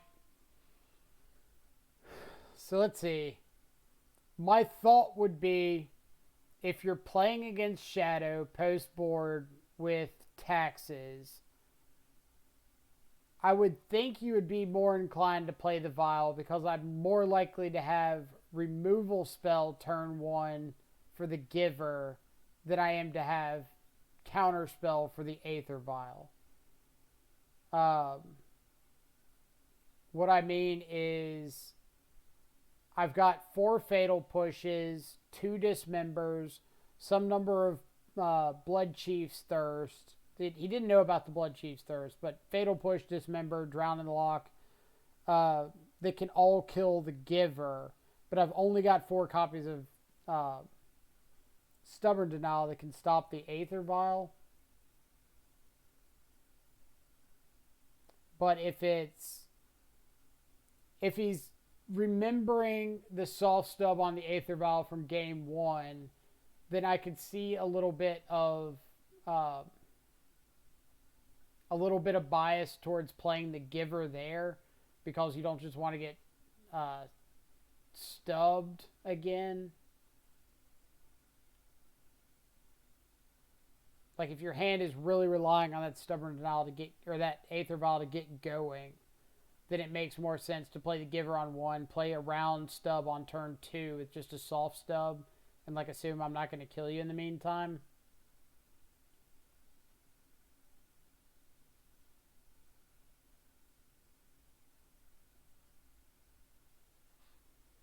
Oh, and then Ben Jones to finish it up.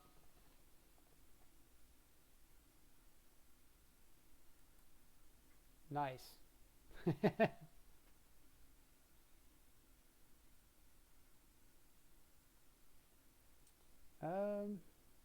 Sure. I don't really want a mulligan. So it looks like he's on Rakdos Shadow.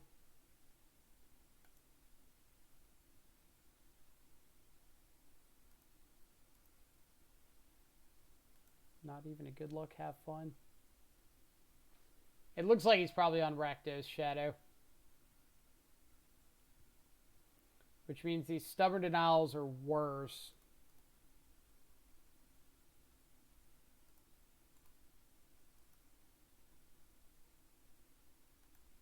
Yeah, he's a pretty notorious Shadow player.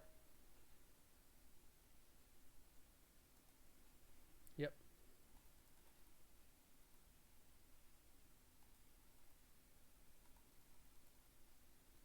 So just trying to get that Scourge pretty sizable pretty quickly.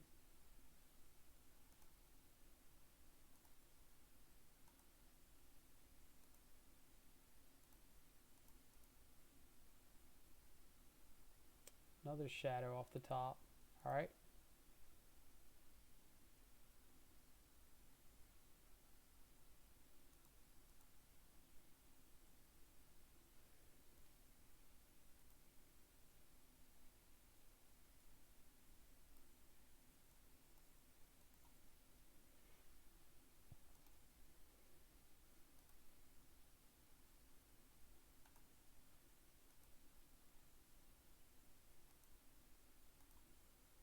What did he bobble? Target me.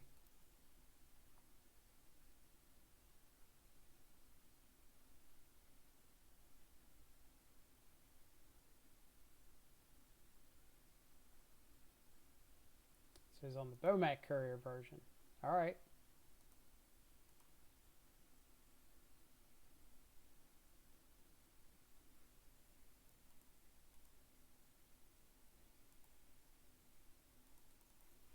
Yep. We'll take this. Then we'll Thought Scour ourselves here.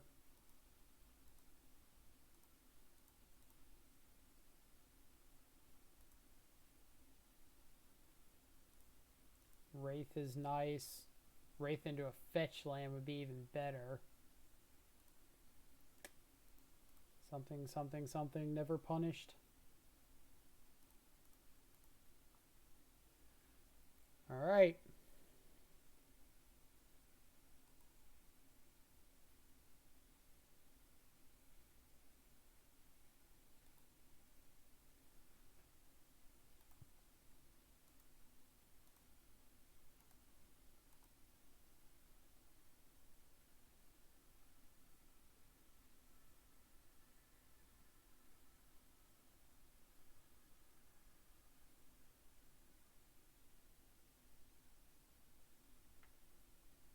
So yeah, I think y'all are still talking about the taxes situation.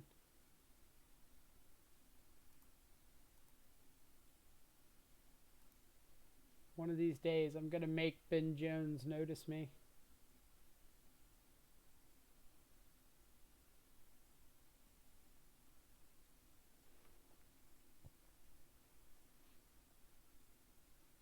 Alright, what do we got? What's in my yard? What did I Thought Scour over? Thoughtseize. Eh. Put Luris into the hand. Alright.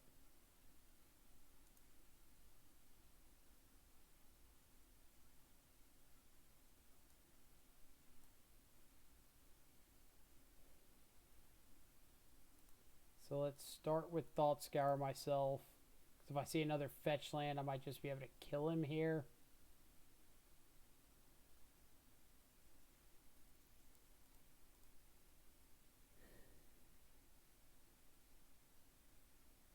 So he's got to block both or he dies.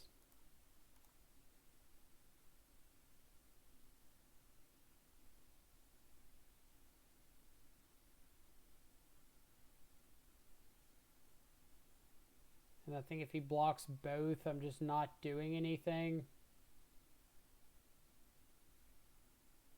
Like I'll let him play Luris and get back a Bomac Courier or whatever. And kill him next turn. I don't think there's a reason to like Battle Rage if he doesn't, or if he blocks both, just to get through 7 points and make like Scourge of the Skyclaves better. So yeah, good read on his part.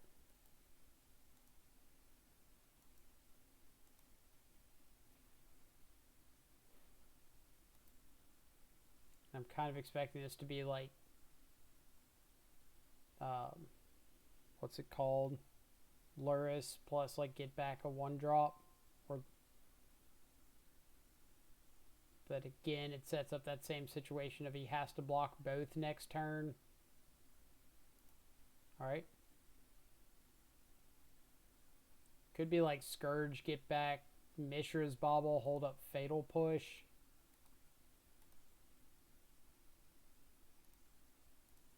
Alright, so here we're just looking for a way to lose life. Cling to Dust. No. Is Flashing in Snapcaster lethal?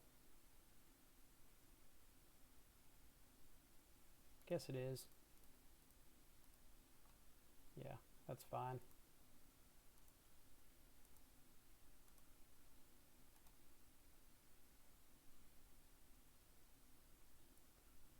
Angler? Are you always so late?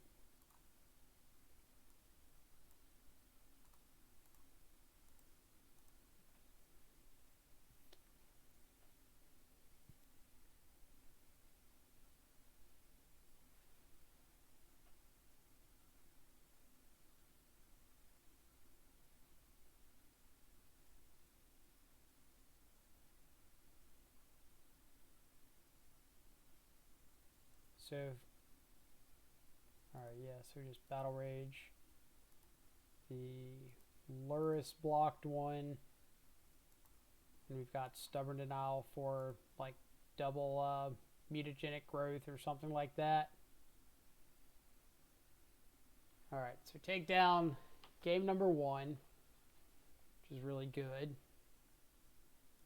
Especially against a player like Ben, who's got a lot of experience in the matchup.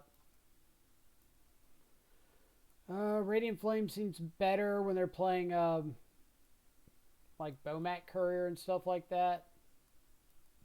Maybe that's more of a reason to look at something like Plague Engineer. Can trim on Wraiths, cut Battle Rages, cut Inquisitions.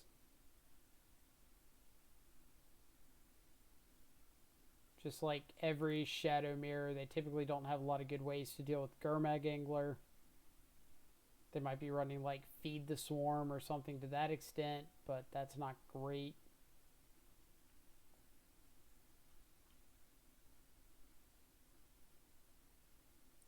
Like it's great for my side. It's not great for their side.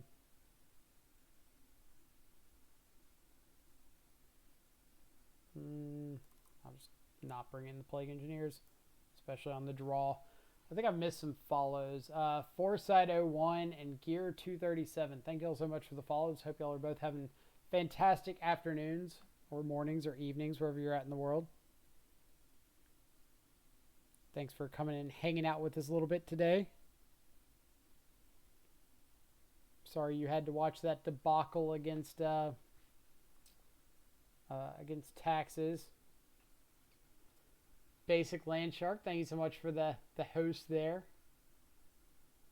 And Moppy Herb 96, thank you so much for the follow. Hope you as well are having a fantastic afternoon wherever you are at in the world. Alright. So this isn't like top tier Shadow Hand, but it does punish them if they go super aggressive.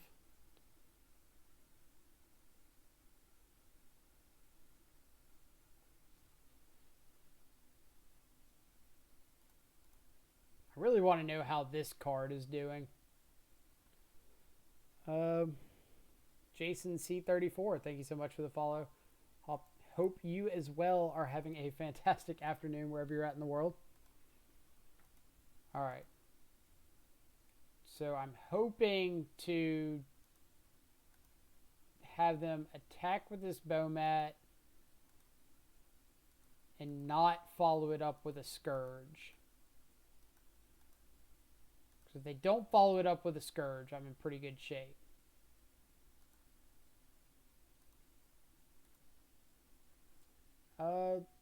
Creos07, can you still top 8? I don't believe so.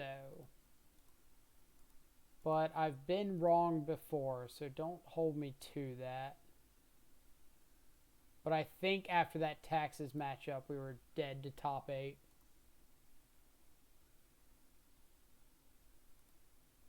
Alright. Faisal 953110, thank you so much for the follow. Hope you as well are having a fantastic afternoon wherever you're at in the world. So I'm going to play out the double Shadow here because if they do have like 2 removal spells for these, then I might just get to untap and play a Gurmag Angler.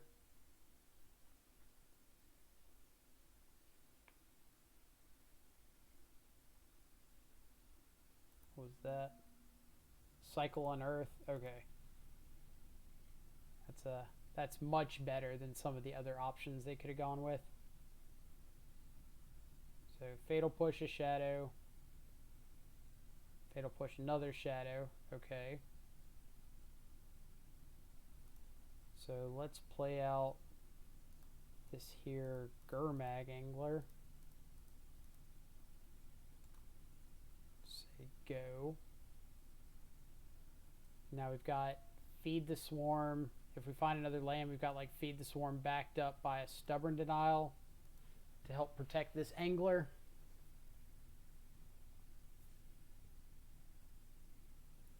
I think it's strictly better than Soulscar Mage. I have no idea. Like I saw Michael Rapp playing a little bit with it yesterday or the day before, one of the two. But I don't have great opinion of it one way or the other. Alright. Are we flashing in Snapcaster as a chump blocker to a Bomat Courier? Probably, right?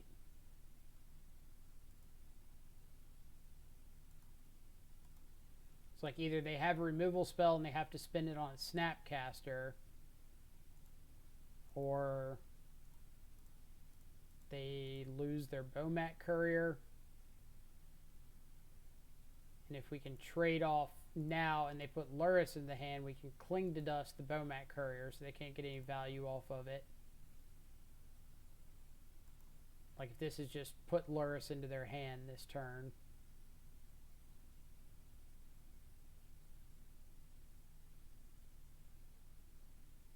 Scourge, okay.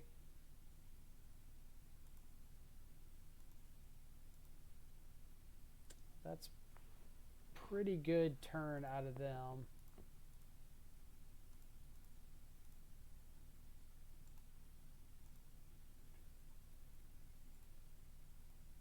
But they are empty-handed now.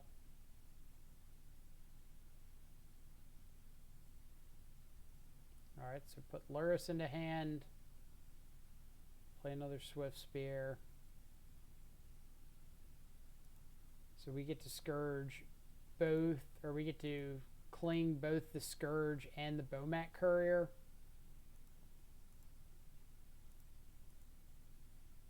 And if we can get really lucky and draw a third land, this Radiant Flames to sweep the board would be clutch.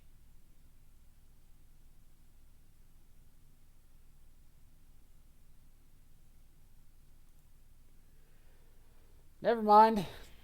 Never mind. That whole Radiant Flames to sweep the board thing kind of went out the window.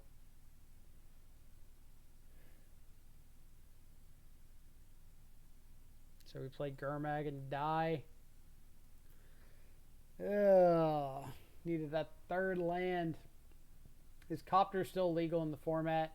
Yes. Smuggler's Copter is still legal in the format.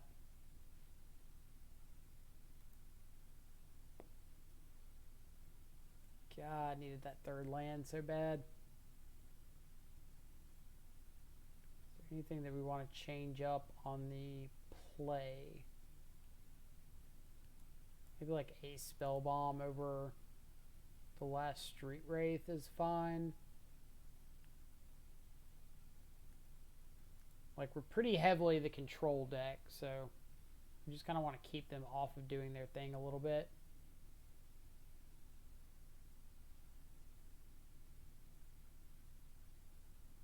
I don't think there's a format that Smuggler's Copter is legal in. Like, it's been printed into a set that's legal in that format, but the card itself is not legal at the moment.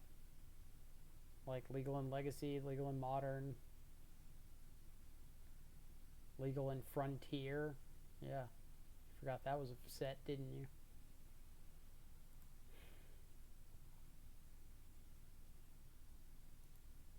Alright. It's again not great, but it's got one of our better threats in the matchup. It's got a redraw. We've got our land drops.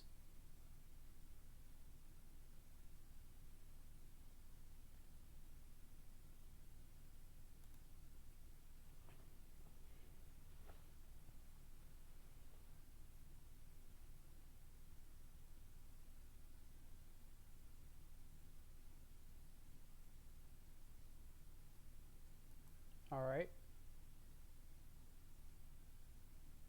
What would you like to take?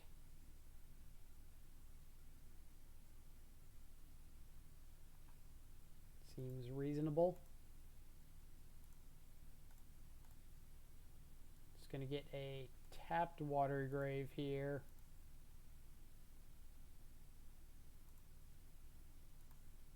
Pass the turn.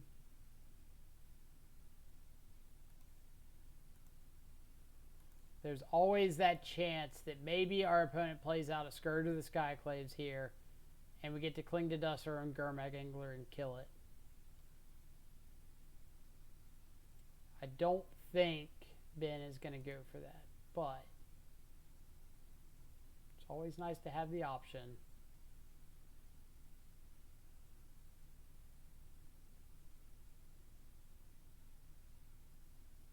Have to remember that your opponent messing up is a win condition.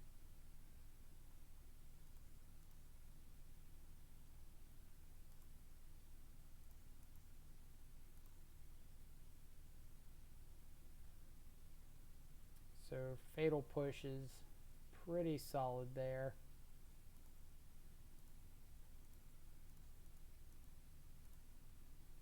Let's kill this. Could have something like Apostle's Blessing.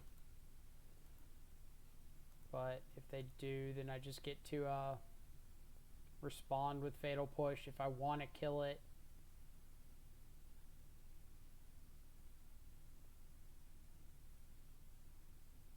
Luris into the hand, alright.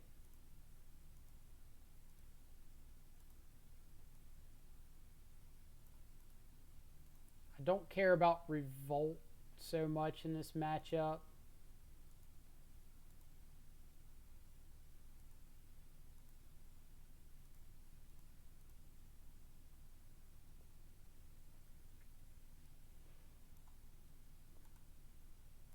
And I'm more interested in drawing the extra cards than I am with not letting him have the shadow back at the moment.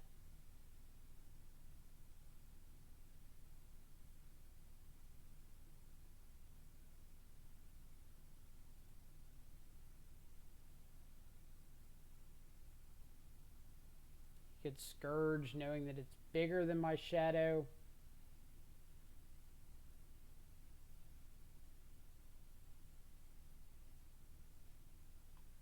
Alright.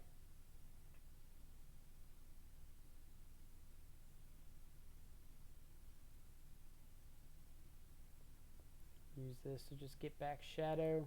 Sure.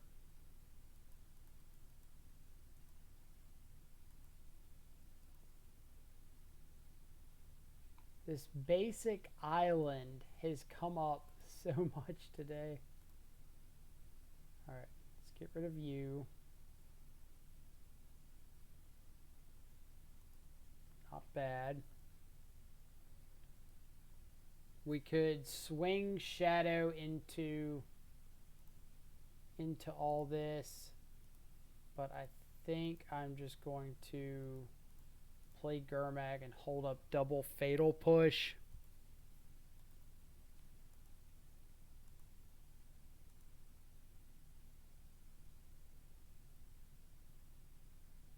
Gonna revolt my shadow by clinging his shadow to kill my shadow. Cling his shadow, kill my gain the 3 life, kill my own shadow, turn on revolt, Fatal Push the Luris.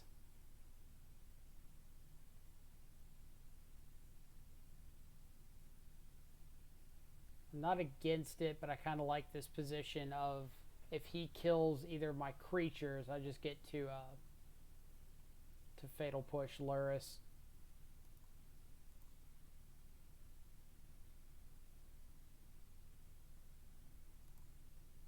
No blocks.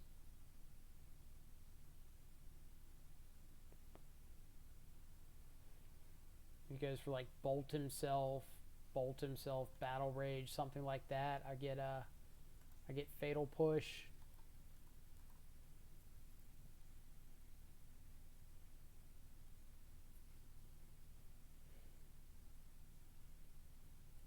Push my shadow, okay.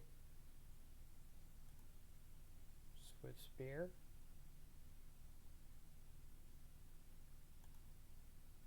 That's a pretty good sequence of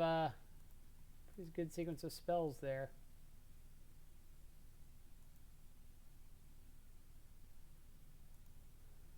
Oh.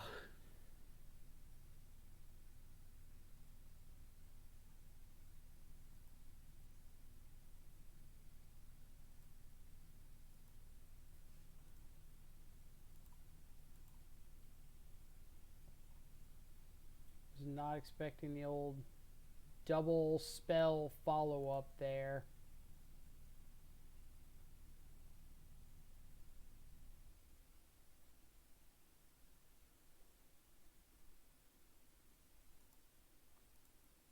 Well, if he's got something like Bolt, Battle Rage, whatever, pretty dead regardless.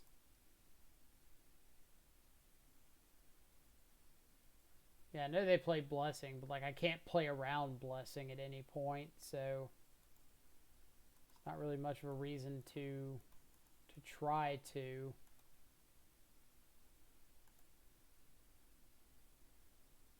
And I can't turn on this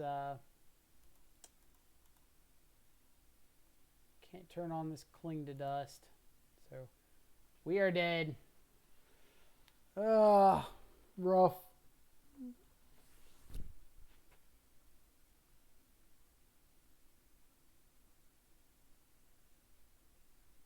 No, I can't. That's only 4 cards in my graveyard. Cling needs 5 to escape.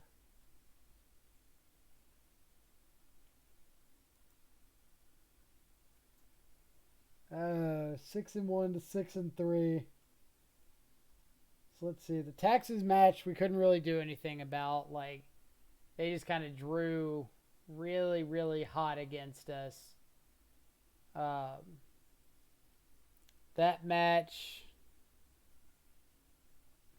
found that's how you lose versus aggro shadow decks. They just go wider. Yeah, we just need to see like a couple more removal spells. That's kind of how I board against them. Go heavily into the control match or control roll. But if you're not seeing those removal spells, not a whole lot you can do about it. Saw what, like six or 7 lands there. Can't really see that and expect to have a good showing. So I think we're still alive for like top 32. 15 treasure chests and 30 play or 300 play points wouldn't be bad. Yeah, that taxes matchup was pretty stupid. Ben might be able to squeak into top 8. He was 10th going into that round.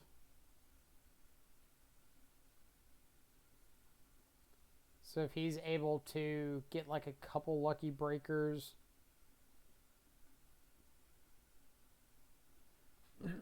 Let's see. So Doomwake's playing for a spot going into game 3. Parrot, the mono white taxes player we lost to last round, is down a game. Canister is match 3. Wonder what Audio is playing. I have no idea who Audio is. Oh, Audio 336. No clue. Let's bring up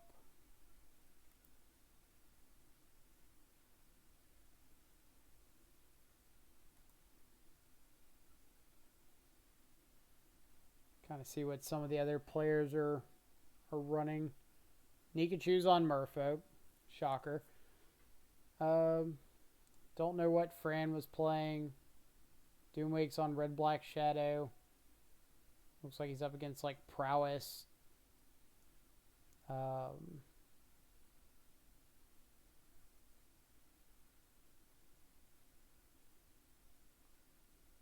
lot of Shock Troopa playing some Mono Blue Tron. Shocker there. Alright. So I think I'm going to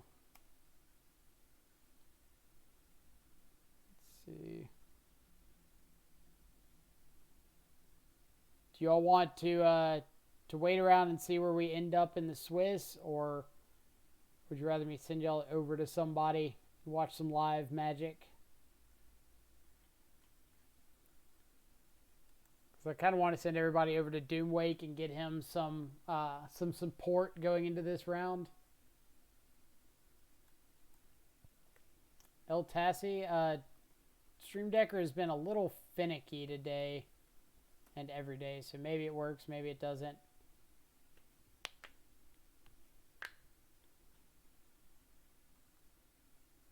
Wait it out, then send us. Deal. All right, so let's think about, we got to update our match log. Let's think about what all we played against. All right, so I guess we got to add another column for like 4-color Uro now. It's just so many Uro. We beat Amulet Titan. We beat Sultai Control, but I wouldn't really say it was Sultai Uro. We lost to taxes. So 4-color Uro pile. Beat that. We played against Mardu Burn. Beat that. Played normal Burn. Beat that. We lost to humans. Do I really not have humans on here? Man. We lost to Rakdos Shadow. What else did we play? We played the no.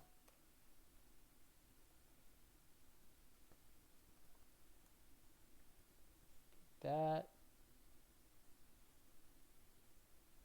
I mean, I wouldn't say forever 0% against humans. Like, we got a positive win record with 4-color at the moment. So 4-color Uro. Oh, I already had Mardu Burn on here. What am I doing? Delete. So humans, Rakdos Shadow, Sultai Control, Burn, Mardu Burn, 4-color Uro. Amulet Titan we already added. There's 2 more. What are we missing? What are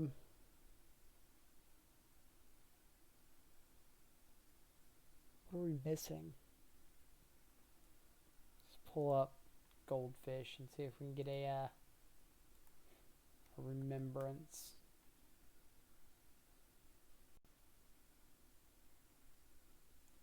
Haven't played Gruel today. Didn't play Prowess. Got that. Nope. Got that. Oh, Charbelcher. Beat Charbelcher. 1 more. Burn and Mardu Burn. Rakdos Shadow. Humans. Sultai Control. Charbelcher. Uro, Amulet Titan, and we did not play the All Lands deck. There's 1 more. What was it?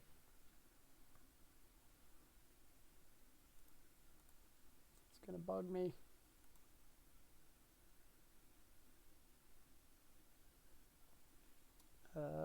Didn't play against E-Tron. We got the control match.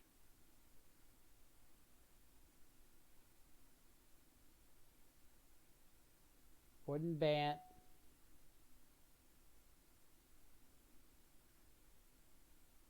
Wasn't Storm or Merfolk.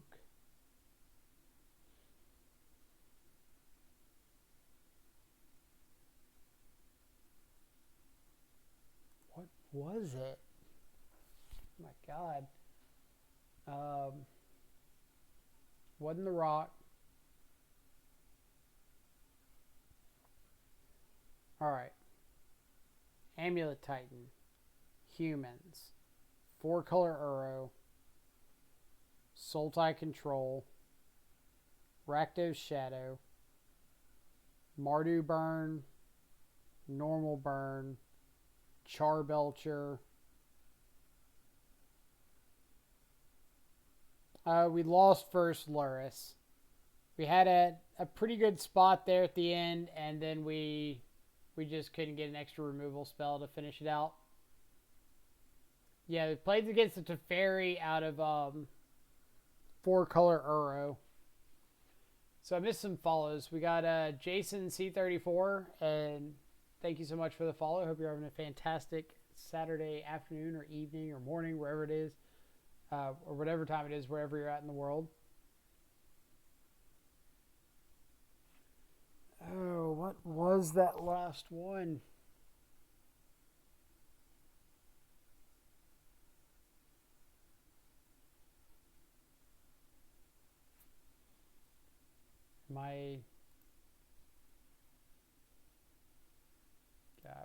Gotta update the record to a sad 6-3. All right, so we put Amulet Titan down.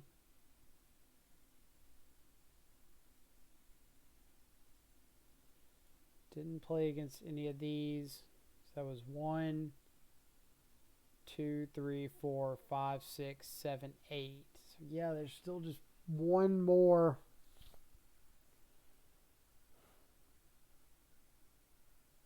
And I have zero idea what it was. Our losses were Humans, Rakdos Shadow, and Taxes. We got all those down. Did we put Taxes down? Maybe that's the one I'm forgetting. Amulet, Taxes, 4-color Uro, Humans, Sultai, Rakdos Shadow, Charbelcher, Burn, Mardu Burn. Yeah, that's it. All right, we got them. We got them. So let's see how everybody is doing.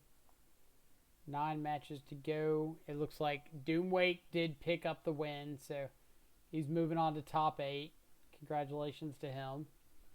Canister in game 3.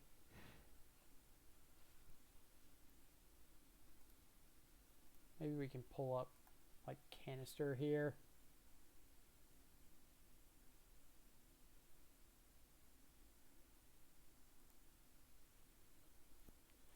Canister out here double queuing showcases. Modern and vintage. Ugh. One of those is okay. The other one is modern. Classic. So we'll just kind of see what he's got going on.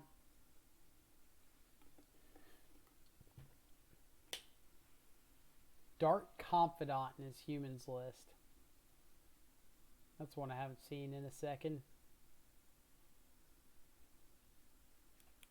They're literally just going right back and forth between the challenges.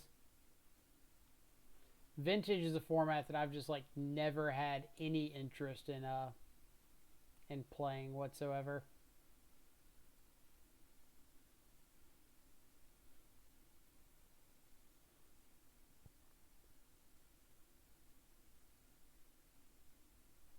Let's see. Freakazoid. Doomwake's opponent punted. Did not lava dart his creature when he was tapped out. He swung for the win next turn. Oof. I mean, that's rough for his opponent, but I cannot, I'm sure Doomwake is fine with that.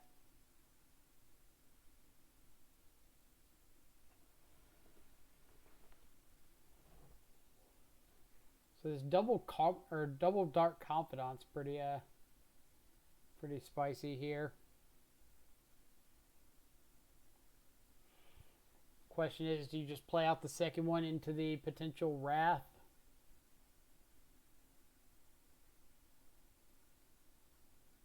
Looks like the answer is a yes. So his opponent can Ren and 6, one of them. I know. So, yeah, Doomwake won. So we don't have to go check out Doomwake just yet.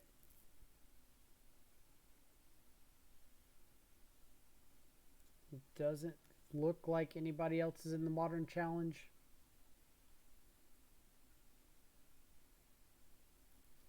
Again, Shock Troopa playing some Mono Blue Tron, as he does. George CM31, thank you so much for the follow. I hope you're having a fantastic Saturday morning, evening, or afternoon, wherever you're at in the world. Appreciate you stopping by and hanging out with us a bit.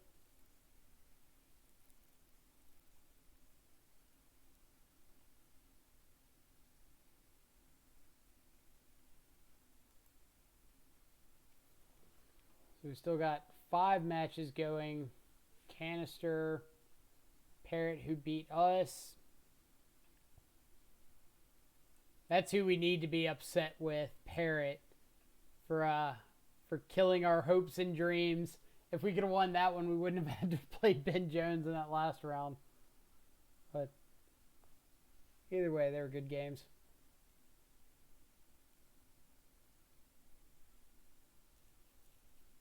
Let's see, is there anybody else?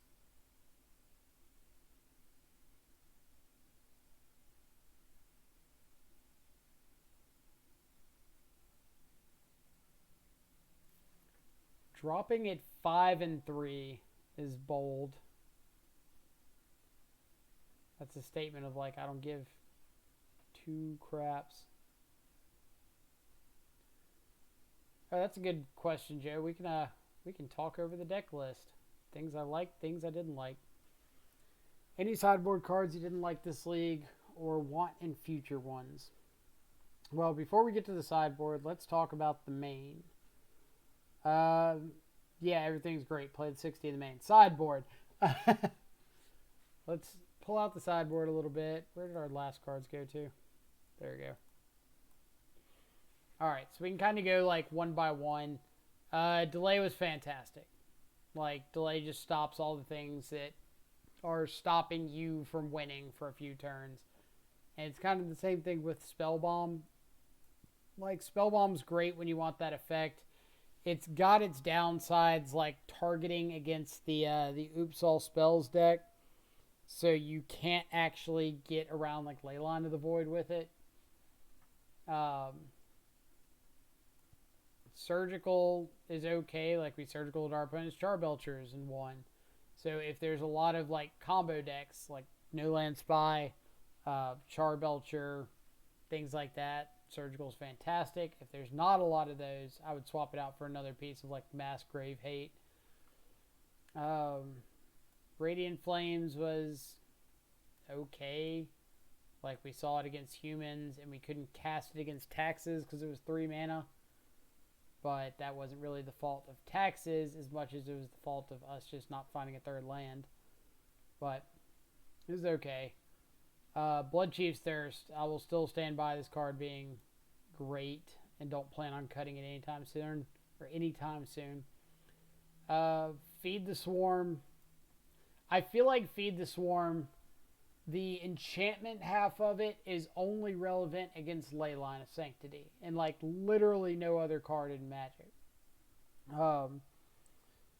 Because if your opponent is playing something like a creature that you'd like to kill, you would rather use any other removal spell on it than a 2-mana sorcery speed kill spell.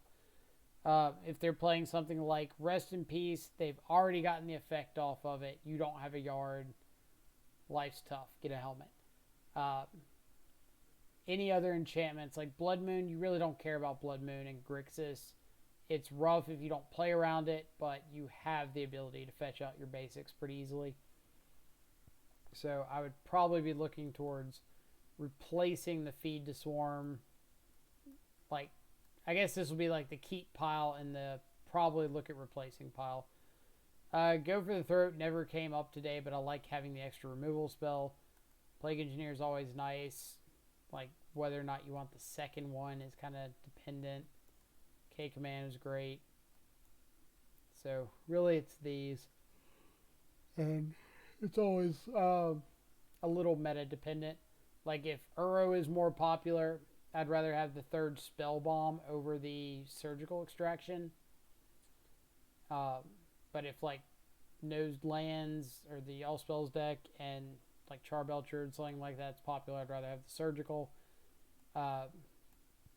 Again, Feed the Swarm. Like, if you expect your opponent to be on Leyline of Sanctity, then Feed is okay. But it still means that you have to spend a couple turns, like, not really doing anything to kind of set up Feed the Swarm. And that might be too late. And then if you really want that effect to be able to hit enchantments, you should probably be running more than one of them. But I would prefer something like Echoing Truth in that spot. If your goal is to hit something like Leyline, I think you can find better bounce effects like Brazen Borrower, Echoing Truth, something like that. I think would be better than Feed the Swarm. Radiant Flames. So let's see. Joe, personally, I like Abrades over Go for the Throat Radiant Flames. You can't play Abrade right now because of Scourge of the Skyclaves. You need to have removal that is unconditional to how big Scourge of the Skyclaves gets. Because there's a lot of Scourges, a lot of Shadows running around right now, and a lot of Prowess creatures that can get bigger at instant speed with things like Mutagenic Growth. So damage-based removal is a big liability at the moment. Still, that Radiant Flames is kind of going back both ways. Like, oh, it's damage-based removal against these cards you don't want damage-based removal against. But being able to wipe the board against something like Taxes is really nice. Unfortunately, Grixis doesn't really get something like 4-color and Jund can play Torpor Orb if they want just like a hoser card against Taxes or humans. And Grixis doesn't really get that because you're running Snapcaster. Now, maybe that means there's an argument to replace Snapcaster with like Magmatic Channeler and you can run Torpor Orbs. But that's something we'd have to test and see. I haven't tried that pair of cards together, so I don't know how relevant it would be. So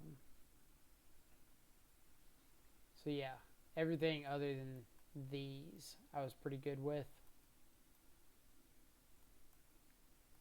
If I had to think about replacements, it would depend on how the meta shifts from here. Like, if the amount of... I can't imagine the amount of Rakdos Shadow increasing, because I feel like you just have a terrible matchup against the combo decks running around. Because you're just not killing them faster than they're potentially killing you. And then you can't really interact. You can't deal with anything protected by a Leyline of Sanctity.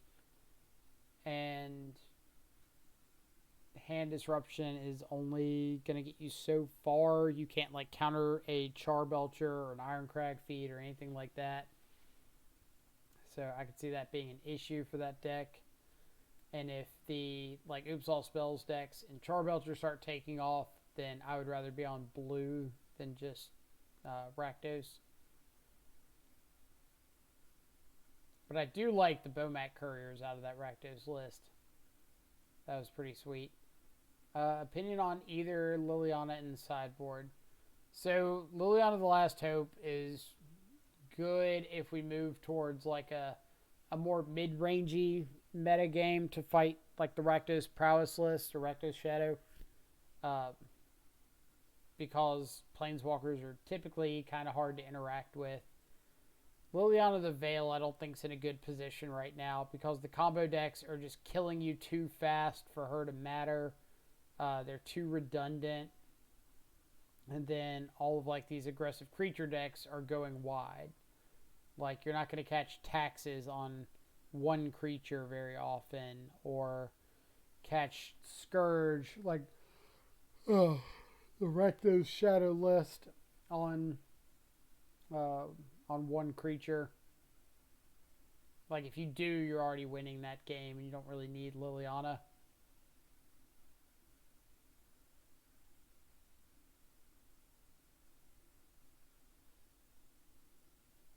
But if your meta is full of like Grixis and 4-color Shadow Mirrors, then jam some Lilianas. Laugh maniacally all the way to cashing out.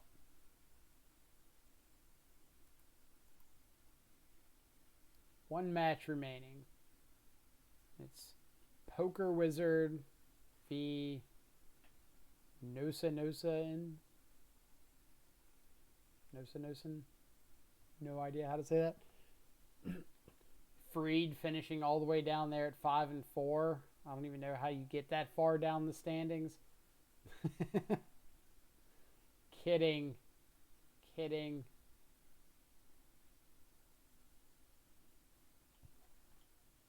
So let's see who else ended up at 6-3.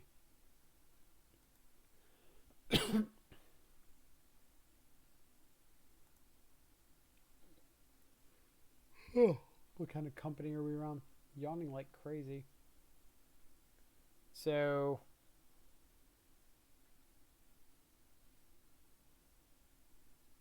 these are all 7-2s. That means we probably didn't make top 32. We might make top 64.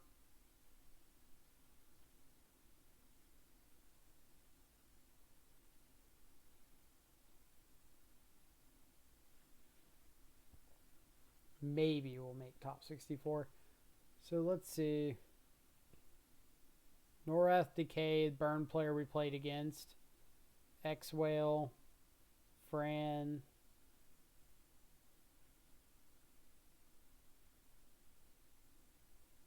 It's not a bad 6-3 group. So 1, 2, 3, 4, 5, 6, 7, 8. So Canister won. No, Canister lost. Alright. That's pretty rough.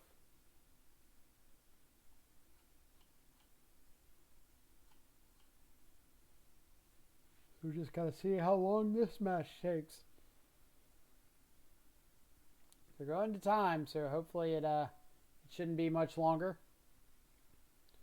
But I appreciate everybody coming and hanging out today. It's been really fun to have this event and stream it with so many viewers. If you haven't gotten a chance, if you're enjoying the content, enjoying the commentary, just a fan of Death Shadow in general, feel free to hit the follow button. Doesn't cost you anything, just lets you know whenever we go live, so you can come check us out. Try to play like Monday through Friday, 2 o'clock to whenever we finish like 2 to 3 leagues. Alright, so that matchup has finally ended. And then trying to get into a habit of playing more premier events over the course of the week. Oh, we ended up... No, this is last round. This isn't the final standings. I was going to say, there's no way we ended up that high. But if 7-2 went down to 19, there's a chance we could make 6-3. Like, we picked up our losses late.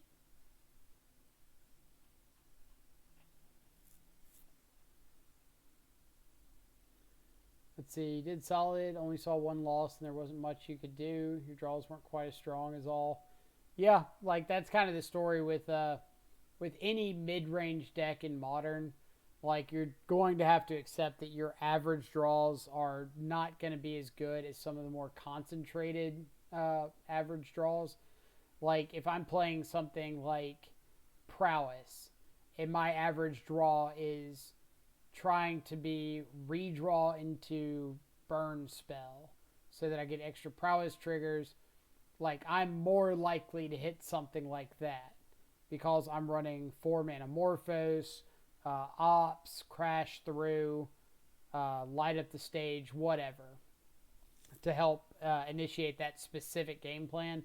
But with like Shadow, your average draw could be a hand disruption spell, it could be a removal spell, it could be a counter spell, it could be a creature, and it's really difficult to have a dedicated series of most frequent sequences, which is why when we play 4-color sometimes we want to maximize with like 8 hand disruption spells and 9 2-drops to try to make that like the average draw to start the game. So all you can do is like try to influence a little bit, but you're just never going to be as consistent about things like that as compared to some of the other. Oh, so we did make top 32. We ended up 21st. Nice. And then Ben has to play audio round 1. Doomwake up against Starfall. So I am going to send everybody over to Doomwake's channel so we can get some extra support over there for him. I'm sure he'll appreciate it. But thank y'all so much for coming and hanging out today. I greatly, greatly appreciate it. Thank you for all the follows. Thank you for the new subscribers. And I'm looking forward to streaming this next week and starting to play, like I said, more of these premium events. So everybody stay safe for the rest of the weekend. Take it easy. Enjoy the weather. Yeah. Best of luck.